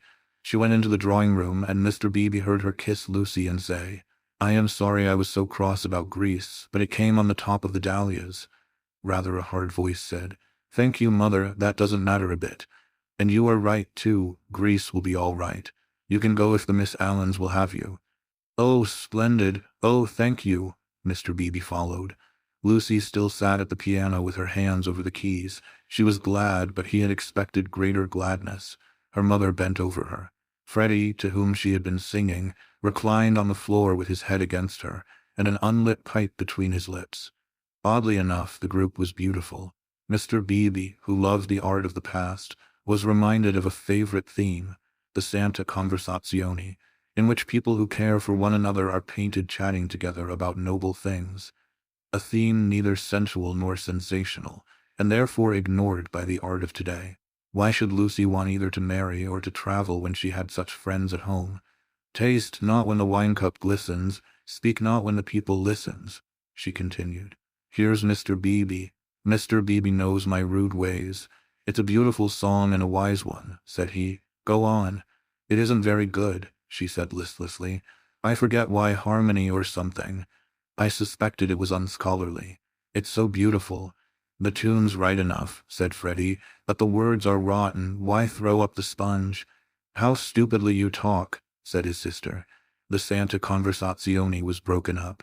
After all, there was no reason that Lucy should talk about Greece or thank him for persuading her mother, so he said goodbye. Freddie lit his bicycle lamp for him in the porch, and with his usual felicity of phrase, said, "This has been a day and a half. Stop thine ear against the singer. Wait a minute, she is finishing. From the red gold keep thy finger, vacant heart and hand and eye easy live and quiet die." "I love weather like this," said Freddie. Mr. Beebe passed into it. The two main facts were clear. She had behaved splendidly, and he had helped her.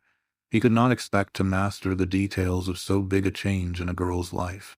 If here and there he was dissatisfied or puzzled, he must acquiesce. She was choosing the better part. Vacant heart and hand and eye. Perhaps the song stated the better part rather too strongly. He half fancied that the soaring accompaniment, which he did not lose in the shout of the gale, really agreed with Freddie, and was gently criticizing the words that it adorned. Vacant heart and hand and eye, easy live and quiet die. However, for the fourth time Windy Corner lay poised below him, now as a beacon in the roaring tides of darkness. Chapter 19. Lying to Mr. Emerson, the Miss Allens were found in their beloved Temperance Hotel near Bloomsbury, a clean, airless establishment much patronized by provincial England. They always perched there before crossing the great seas, and for a week or two would fidget gently over clothes, guidebooks, mackintosh squares, digestive bread, and other continental necessaries. That there are shops abroad, even in Athens, never occurred to them, for they regarded travel as a species of warfare, only to be undertaken by those who have been fully armed at the Haymarket stores. Miss Honeychurch, they trusted, would take care to equip herself duly. Quinine could now be obtained in tabloids. Paper soap was a great help towards freshening up one's face in the train. Lucy promised, a little depressed. But of course, you know all about these things, and you have Mr. Vyse to help you. A gentleman is such a standby. Mrs. Honeychurch, who had come up to town with her daughter, began to drum nervously upon her card case. "We think it so good of Mr. Vyse to spare you," Miss Catharine continued. "It is not every young man who would be so unselfish, but perhaps he will come out and join you later on." "Or does his work keep him in London?" said Miss Teresa, the more acute and less kindly of the two sisters. "However, we shall see him when he sees you off. I do so long to see him." "No one will see Lucy off," interposed Mrs. Honeychurch. "She doesn't like it." "No, I hate seeings off," said Lucy. "Really, how funny. I should have thought that in this case. Oh, Mrs. Honeychurch, you aren't going. It is such a pleasure to have met you." They escaped, and Lucy said with relief, "That's all right. We just got through that time." But her mother was annoyed. "I should be told, dear, that I am unsympathetic, but I cannot see why you didn't tell your friends about Cecil and be done with it. There all the time we had to sit fencing, and almost telling lies, and be seen through, too, I dare say, which is most unpleasant." Lucy had plenty to say in reply. She described the Miss Allens' character. They were such gossips, and if one told them, the news would be everywhere in no time.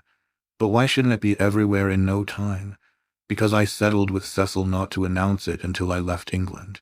I shall tell them then. It's much pleasanter. How wet it is. Let's turn in here." Here was the British Museum. Mrs. Honeychurch refused. If they must take shelter, let it be in a shop. Lucy felt contemptuous, for she was on the tack of caring for Greek sculpture, and had already borrowed a mythical dictionary from Mr. Beebe to get up the names of the goddesses and gods. "Oh, well, let it be shop, then. Let's go to Mudie's. I'll buy a guidebook. You know, Lucy, you and Charlotte and Mr. Beebe all tell me I'm so stupid, so I suppose I am, but I shall never understand this hole-and-corner work. You've got rid of Cecil, well and good, and I'm thankful he's gone, though I did feel angry for the minute. But why not announce it? Why this hushing up and tiptoeing? It's only for a few days." "But why at all?" Lucy was silent. She was drifting away from her mother. "It was quite easy to say, because George Emerson has been bothering me, and if he hears I've given up Cecil may begin again. Quite easy, and it had the incidental advantage of being true. But she could not say it. She disliked confidences, for they might lead to self-knowledge and to that king of terrors, light. Ever since that last evening at Florence, she had deemed it unwise to reveal her soul. Mrs. Honeychurch, too, was silent. She was thinking, "My daughter won't answer me. She would rather be with those inquisitive old maids than with Freddie and me. Any rag, tag, and bobtail apparently does if she can leave her home." And as in her case thoughts never remained unspoken long, she burst out with, "You're tired of Windy Corner." This was perfectly true. Lucy had hoped to return to Windy Corner when she escaped from Cecil, but she discovered that her home existed no longer. It might exist for Freddie, who still lived and thought straight, but not for one who had deliberately warped the brain. She did not acknowledge that her brain was warped, for the brain itself must assist in that acknowledgement, and she was disordering the very instruments of life.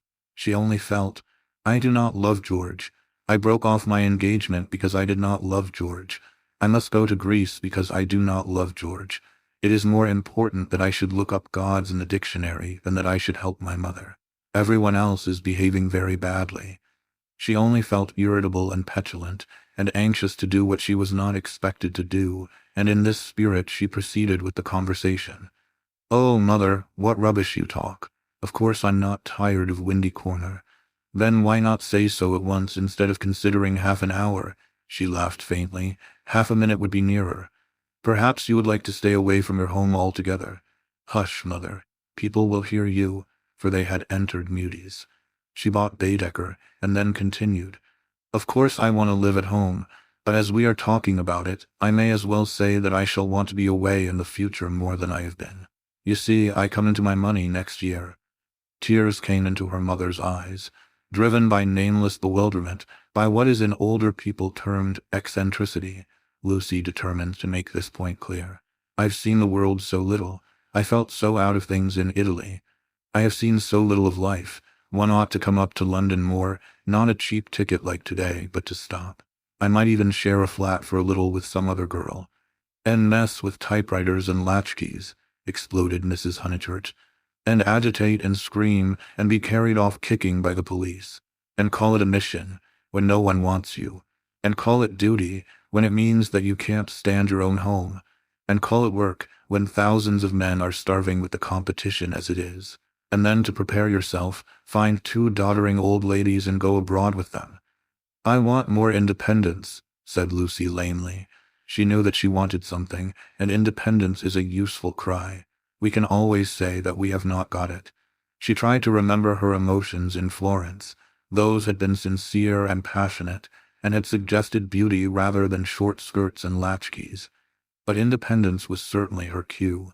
Very well, take your independence and be gone. Rush up and down and round the world, and come back as thin as a lath with the bad food. Despise the house that your father built and the garden that he planted, and our dear view, and then share a flat with another girl. Lucy screwed up her mouth and said, Perhaps I spoke hastily. Oh, goodness, her mother flashed. How you do remind me of Charlotte Bartlett. Charlotte, flashed Lucy in her turn, pierced at last by a vivid pain. More every moment. I don't know what you mean, mother. Charlotte and I are not the very least alike.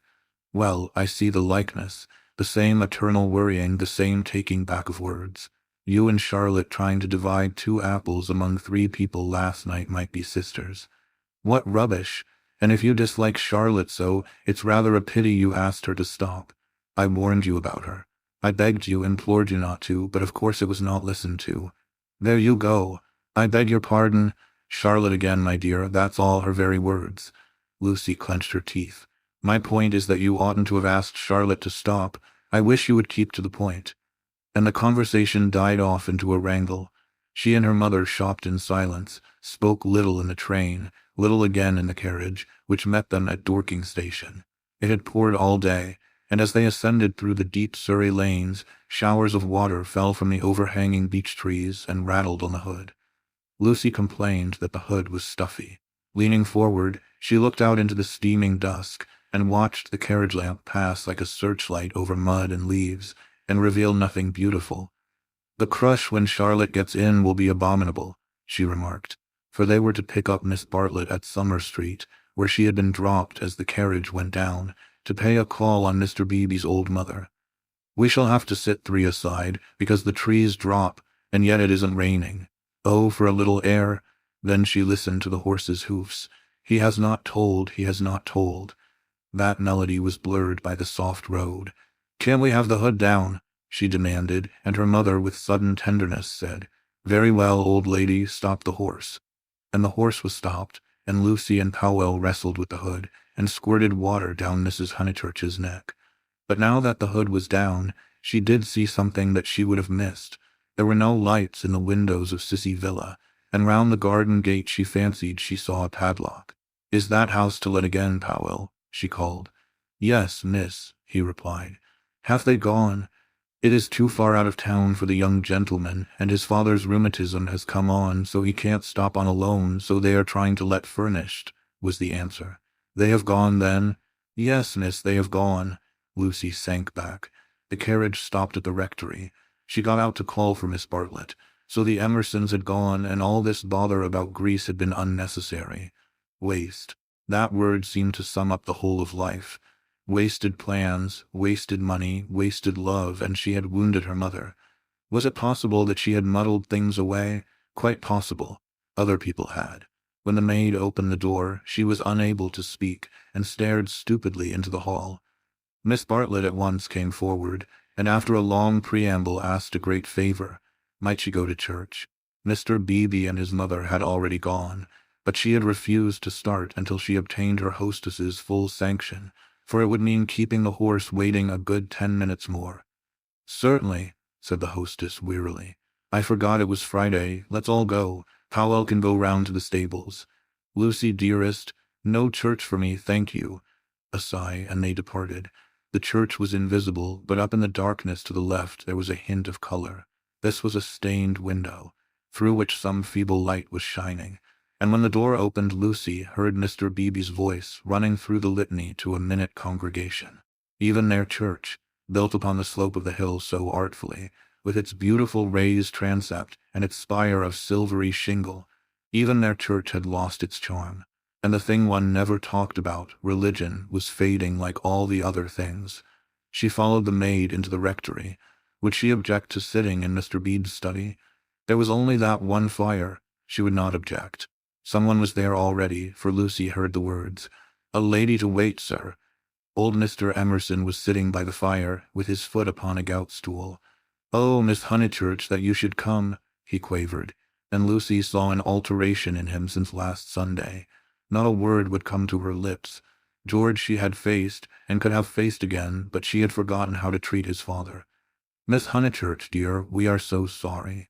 George is so sorry. He thought he had a right to try. I cannot blame my boy, and yet I wish he had told me first. He ought not to have tried. I knew nothing about it at all." If only she could remember how to behave. He held up his hand. "But you must not scold him." Lucy turned her back and began to look at Mr. Beebe's books. "I taught him," he quavered, "to trust in love. I said, 'When love comes, that is reality.' I said, 'Passion does not blind.' No, passion is sanity, and the woman you love, she is the only person you will ever really understand." He sighed. "True, everlastingly true, though my day is over, and though there is the result. Poor boy, he is so sorry. He said he knew it was madness when you brought your cousin in, that whatever you felt you did not mean. Yet," his voice gathered strength, he spoke out to make certain. "Miss Honeychurch, do you remember Italy?" Lucy selected a book, a volume of Old Testament commentaries. Holding it up to her eyes, she said, "I have no wish to discuss Italy or any subject connected with your son. But you do remember it. He has misbehaved himself from the first. I only was told that he loved you last Sunday. I never could judge behavior. I suppose he has." Feeling a little steadier, she put the book back and turned round to him. His face was drooping and swollen, but his eyes, though they were sunken deep, gleamed with a child's courage. "Why, he has behaved abominably," she said. "I am glad he is sorry. Do you know what he did?" "Not abominably," was the gentle correction. "He only tried when he should not have tried. You have all you want, Miss Honeychurch. You are going to marry the man you love. Do not go out of George's life saying he is abominable." "No, of course," said Lucy, ashamed at the reference to Cecil. "Abominable is much too strong. I am sorry I used it about your son. I think I will go to church, after all. My mother and my cousin have gone. I shall not be so very late. Especially as he has gone under," he said quietly. "What was that?" "Gone under naturally."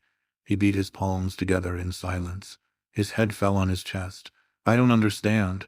As his mother did. "But Mr. Emerson, what are you talking about?" "When I wouldn't have George baptized," said he. Lucy was frightened, and she agreed that baptism was nothing, but he caught that fever when he was 12, and she turned round. She thought it a judgment. He shuddered. "Oh, horrible, when we had given up that sort of thing and broken away from her parents.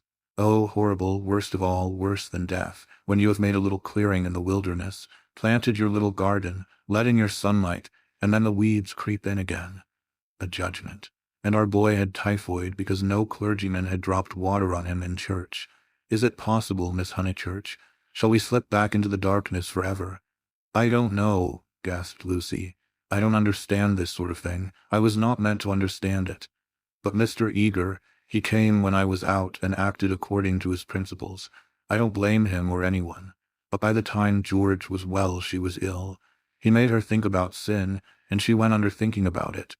It was thus that Mr. Emerson had murdered his wife in the sight of God.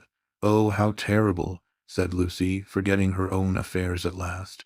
He was not baptized, said the old man. I did hold firm, and he looked with unwavering eyes at the rows of books as if, at what cost, he had won a victory over them. My boy shall go back to the earth untouched. She asked whether young Mr. Emerson was ill. Oh, last Sunday. He started into the present. George last Sunday, no, not ill, just gone under. He is never ill, but he is his mother's son. Her eyes were his, and she had that forehead that I think so beautiful, and he will not think it worthwhile to live. It was always touch and go. He will live, but he will not think it worthwhile to live. He will never think anything worthwhile. You remember that church at Florence? Lucy did remember, and how she had suggested that George should collect postage stamps. After you left Florence, horrible. Then we took the house here, and he goes bathing with your brother and became better. You saw him bathing? I am so sorry, but it is no good discussing this affair. I am deeply sorry about it. Then there came something about a novel. I didn't follow it at all. I had to hear so much, and he minded telling me. He finds me too old. Ah, well, one must have failures. George comes down tomorrow and takes me up to his London rooms. He can't bear to be about here, and I must be where he is. Mr. Emerson, cried the girl, don't leave, at least not on my account. I am going to Greece. Don't leave your comfortable house. It was the first time her voice had been kind, and he smiled. How good everyone is. And look at Mr. Beebe housing me. Came over this morning and heard I was going. Here I am so comfortable with a fire. Yes, but you won't go back to London. It's absurd. I must be with George. I must make him care to live, and down here he can't. He says the thought of seeing you and of hearing about you, I am not justifying him. I am only saying what has happened. Oh, Mr. Emerson, she took hold of his hand. You mustn't. I've been bother enough to the world by now. I can't have you moving out of your house when you like it, and perhaps losing money through it, all on my account. You must stop. I am just going to Greece. All the way to Greece, her manner altered. To Greece. So you must stop. You won't talk about this business, I know. I can trust you both. Certainly you can. We either have you in our lives, or leave you to the life that you have chosen. I shouldn't want. I suppose Mr. Vyse is very angry with George. No, it was wrong of George to try. We have pushed our beliefs too far. I fancy that we deserve sorrow. She looked at the books again, black, brown, and that acrid theological blue. They surrounded the visitors on every side. They were piled on the tables. They pressed against the very ceiling. To Lucy, who could not see that Mr. Emerson was profoundly religious, and differed from Mr. Beebe chiefly by his acknowledgment of passion, it seemed dreadful that the old man should crawl into such a sanctum when he was unhappy, and be dependent on the bounty of a clergyman. More certain than ever that she was tired, he offered her his chair. No, please sit still. I think I will sit in the carriage. Miss Honeychurch, you do sound tired. Not a bit, said Lucy with trembling lips. But you are, and there's a look of George about you. And what were you saying about going abroad? She was silent. Greece, and she saw that he was thinking the word over. Greece. But you were to be married this year, I thought. Not till January, it wasn't, said Lucy, clasping her hands. Would she tell an actual lie when it came to the point? I suppose that Mr. Vyse is going with you. I hope it isn't because George spoke that you are both going. No, I hope that you will enjoy Greece with Mr. Vyse. Thank you. At that moment Mr. Beebe came back from church. His cassock was covered with rain. That's all right, he said kindly. I counted on you two keeping each other company. It's pouring again. The entire congregation, which consists of your cousin, your mother, and my mother, stands waiting in the church till the carriage fetches it. Did Powell go round? I think so. I'll see. No, of course I'll see. How are the Miss Allens? Very well, thank you. Did you tell Mr. Emerson about Greece? I did. Don't you think it very plucky of her, Mr. Emerson, to undertake the 2 Miss Allens? Now, Miss Honeychurch, go back, keep warm. I think 3 is such a courageous number to go traveling. And he hurried off to the stables. He is not going, she said hoarsely. I made a slip. Mr. Vyse does stop behind in England. Somehow it was impossible to cheat this old man. To George, to Cecil, she would have lied again, but he seemed so near the end of things, so dignified in his approach to the gulf, of which he gave one account, and the books that surrounded him another, so mild to the rough paths that he had traversed, that the true chivalry, not the worn-out chivalry of sex, but the true chivalry that all the young may show to all the old, awoke in her, and at whatever risk, she told him that Cecil was not her companion to Greece. And she spoke so seriously that the risk became a certainty, and he, lifting his eyes, said, "You are leaving him, you are leaving the man you love." I had to. Why, Miss Honeychurch, why? Terror came over her, and she lied again. She made the long, convincing speech that she had made to Mr. Beebe, and intended to make to the world when she announced that her engagement was no more. He heard her in silence, and then said, "My dear, I am worried about you. It seems to me," dreamily, she was not alarmed, "that you are in a muddle." She shook her head. "Take an old man's word, there's nothing worse than a muddle in all the world. It is easy to face death and fate, and the things that sound so dreadful. It is on my muddles that I look back with horror, on the things that I might have avoided. We can help one another but little. I used to think I could teach young people the whole of life, but I know better now, and all my teaching of George has come down to this. Beware of muddle. Do you remember in that church when you pretended to be annoyed with me and weren't? Do you remember before when you refused the room with the view? Those were muddles, little but ominous, and I am fearing that you are in one now."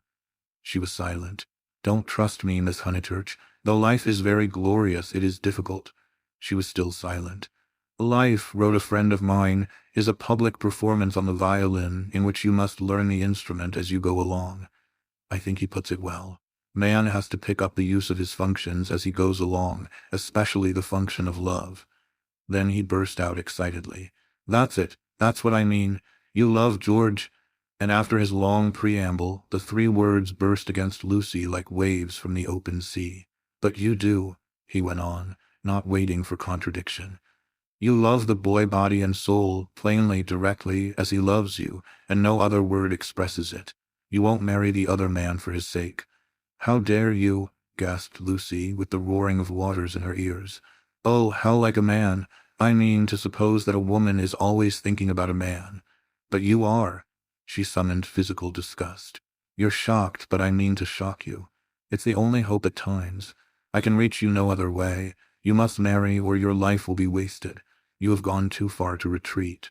I have no time for the tenderness, and the comradeship, and the poetry, and the things that really matter, and for which you marry.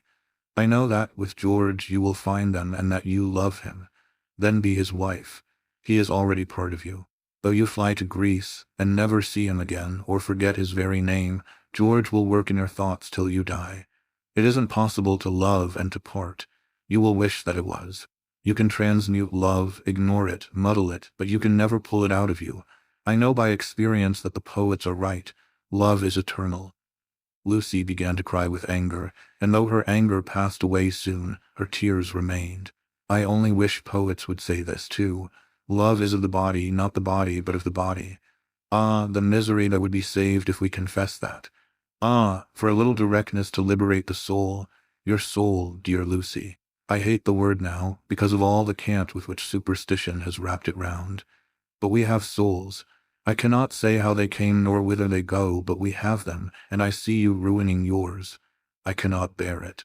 It is again the darkness creeping in. It is hell." Then he checked himself. "What nonsense I have talked, how abstract and remote, and I have made you cry. Dear girl, forgive my prosiness, marry my boy. When I think what life is, and how seldom love is answered by love, marry him. It is one of the moments for which the world was made." She could not understand him. The words were indeed remote. Yet as he spoke the darkness was withdrawn, veil after veil, and she saw to the bottom of her soul. "Then, Lucy, you frightened me," she moaned. Cecil, Mr. Beebe, the tickets bought everything. She fell sobbing into the chair. I'm caught in a tangle. I must suffer and grow old away from him. I cannot break the whole of life for his sake. They trusted me. A carriage drew up at the front door. Give George my love once only. Tell him Muddle. Then she arranged her veil, while the tears poured over her cheeks and sighed.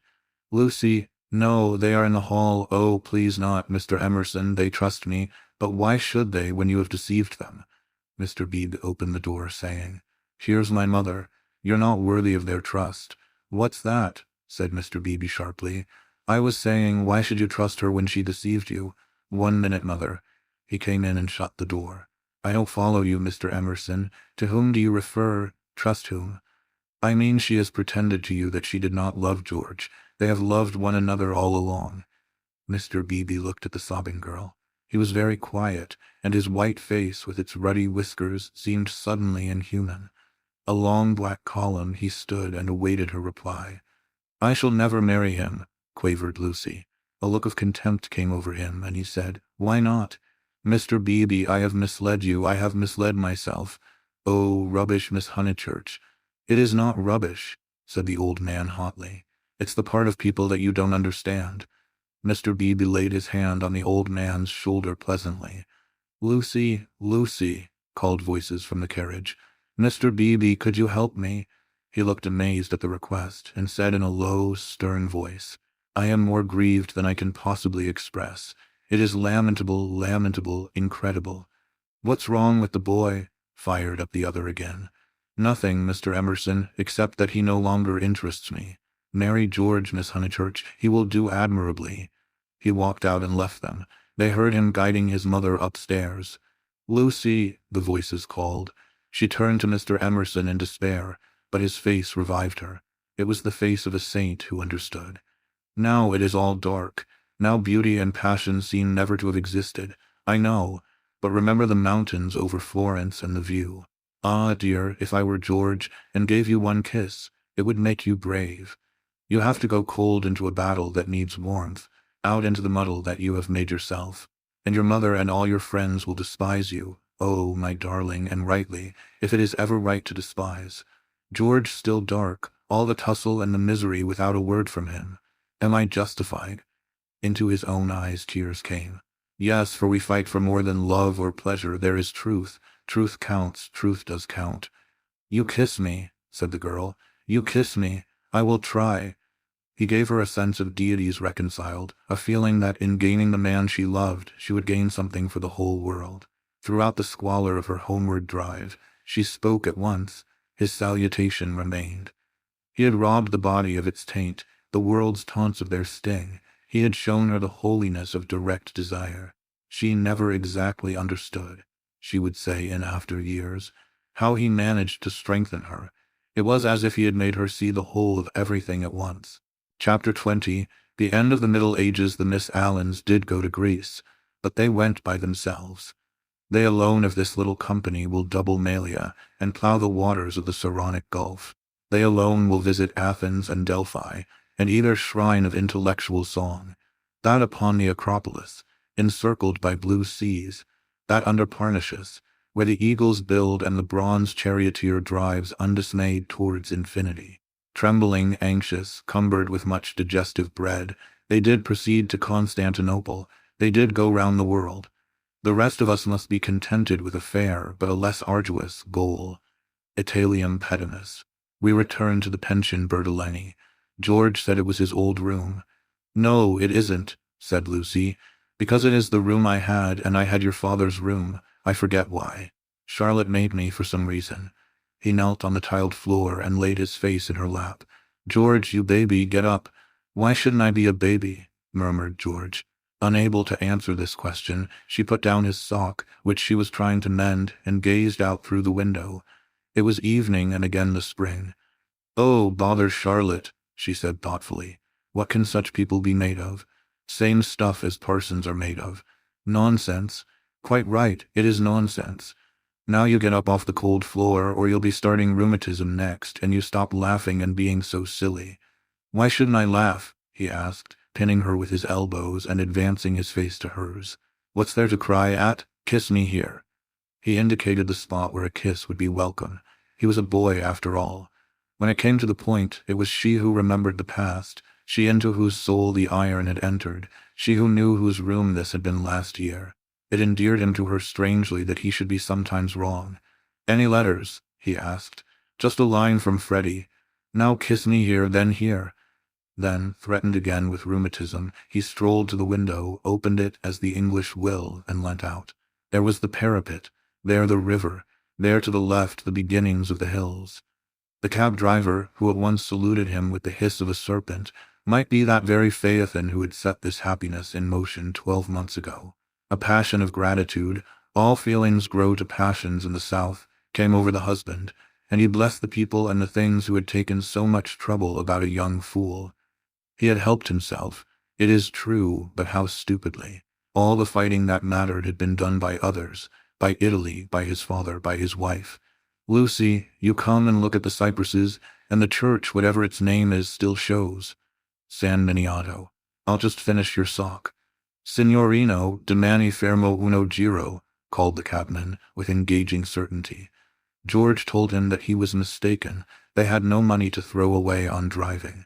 And the people who had not meant to help, the Miss Lavishes, the Cecils, the Miss Bartletts.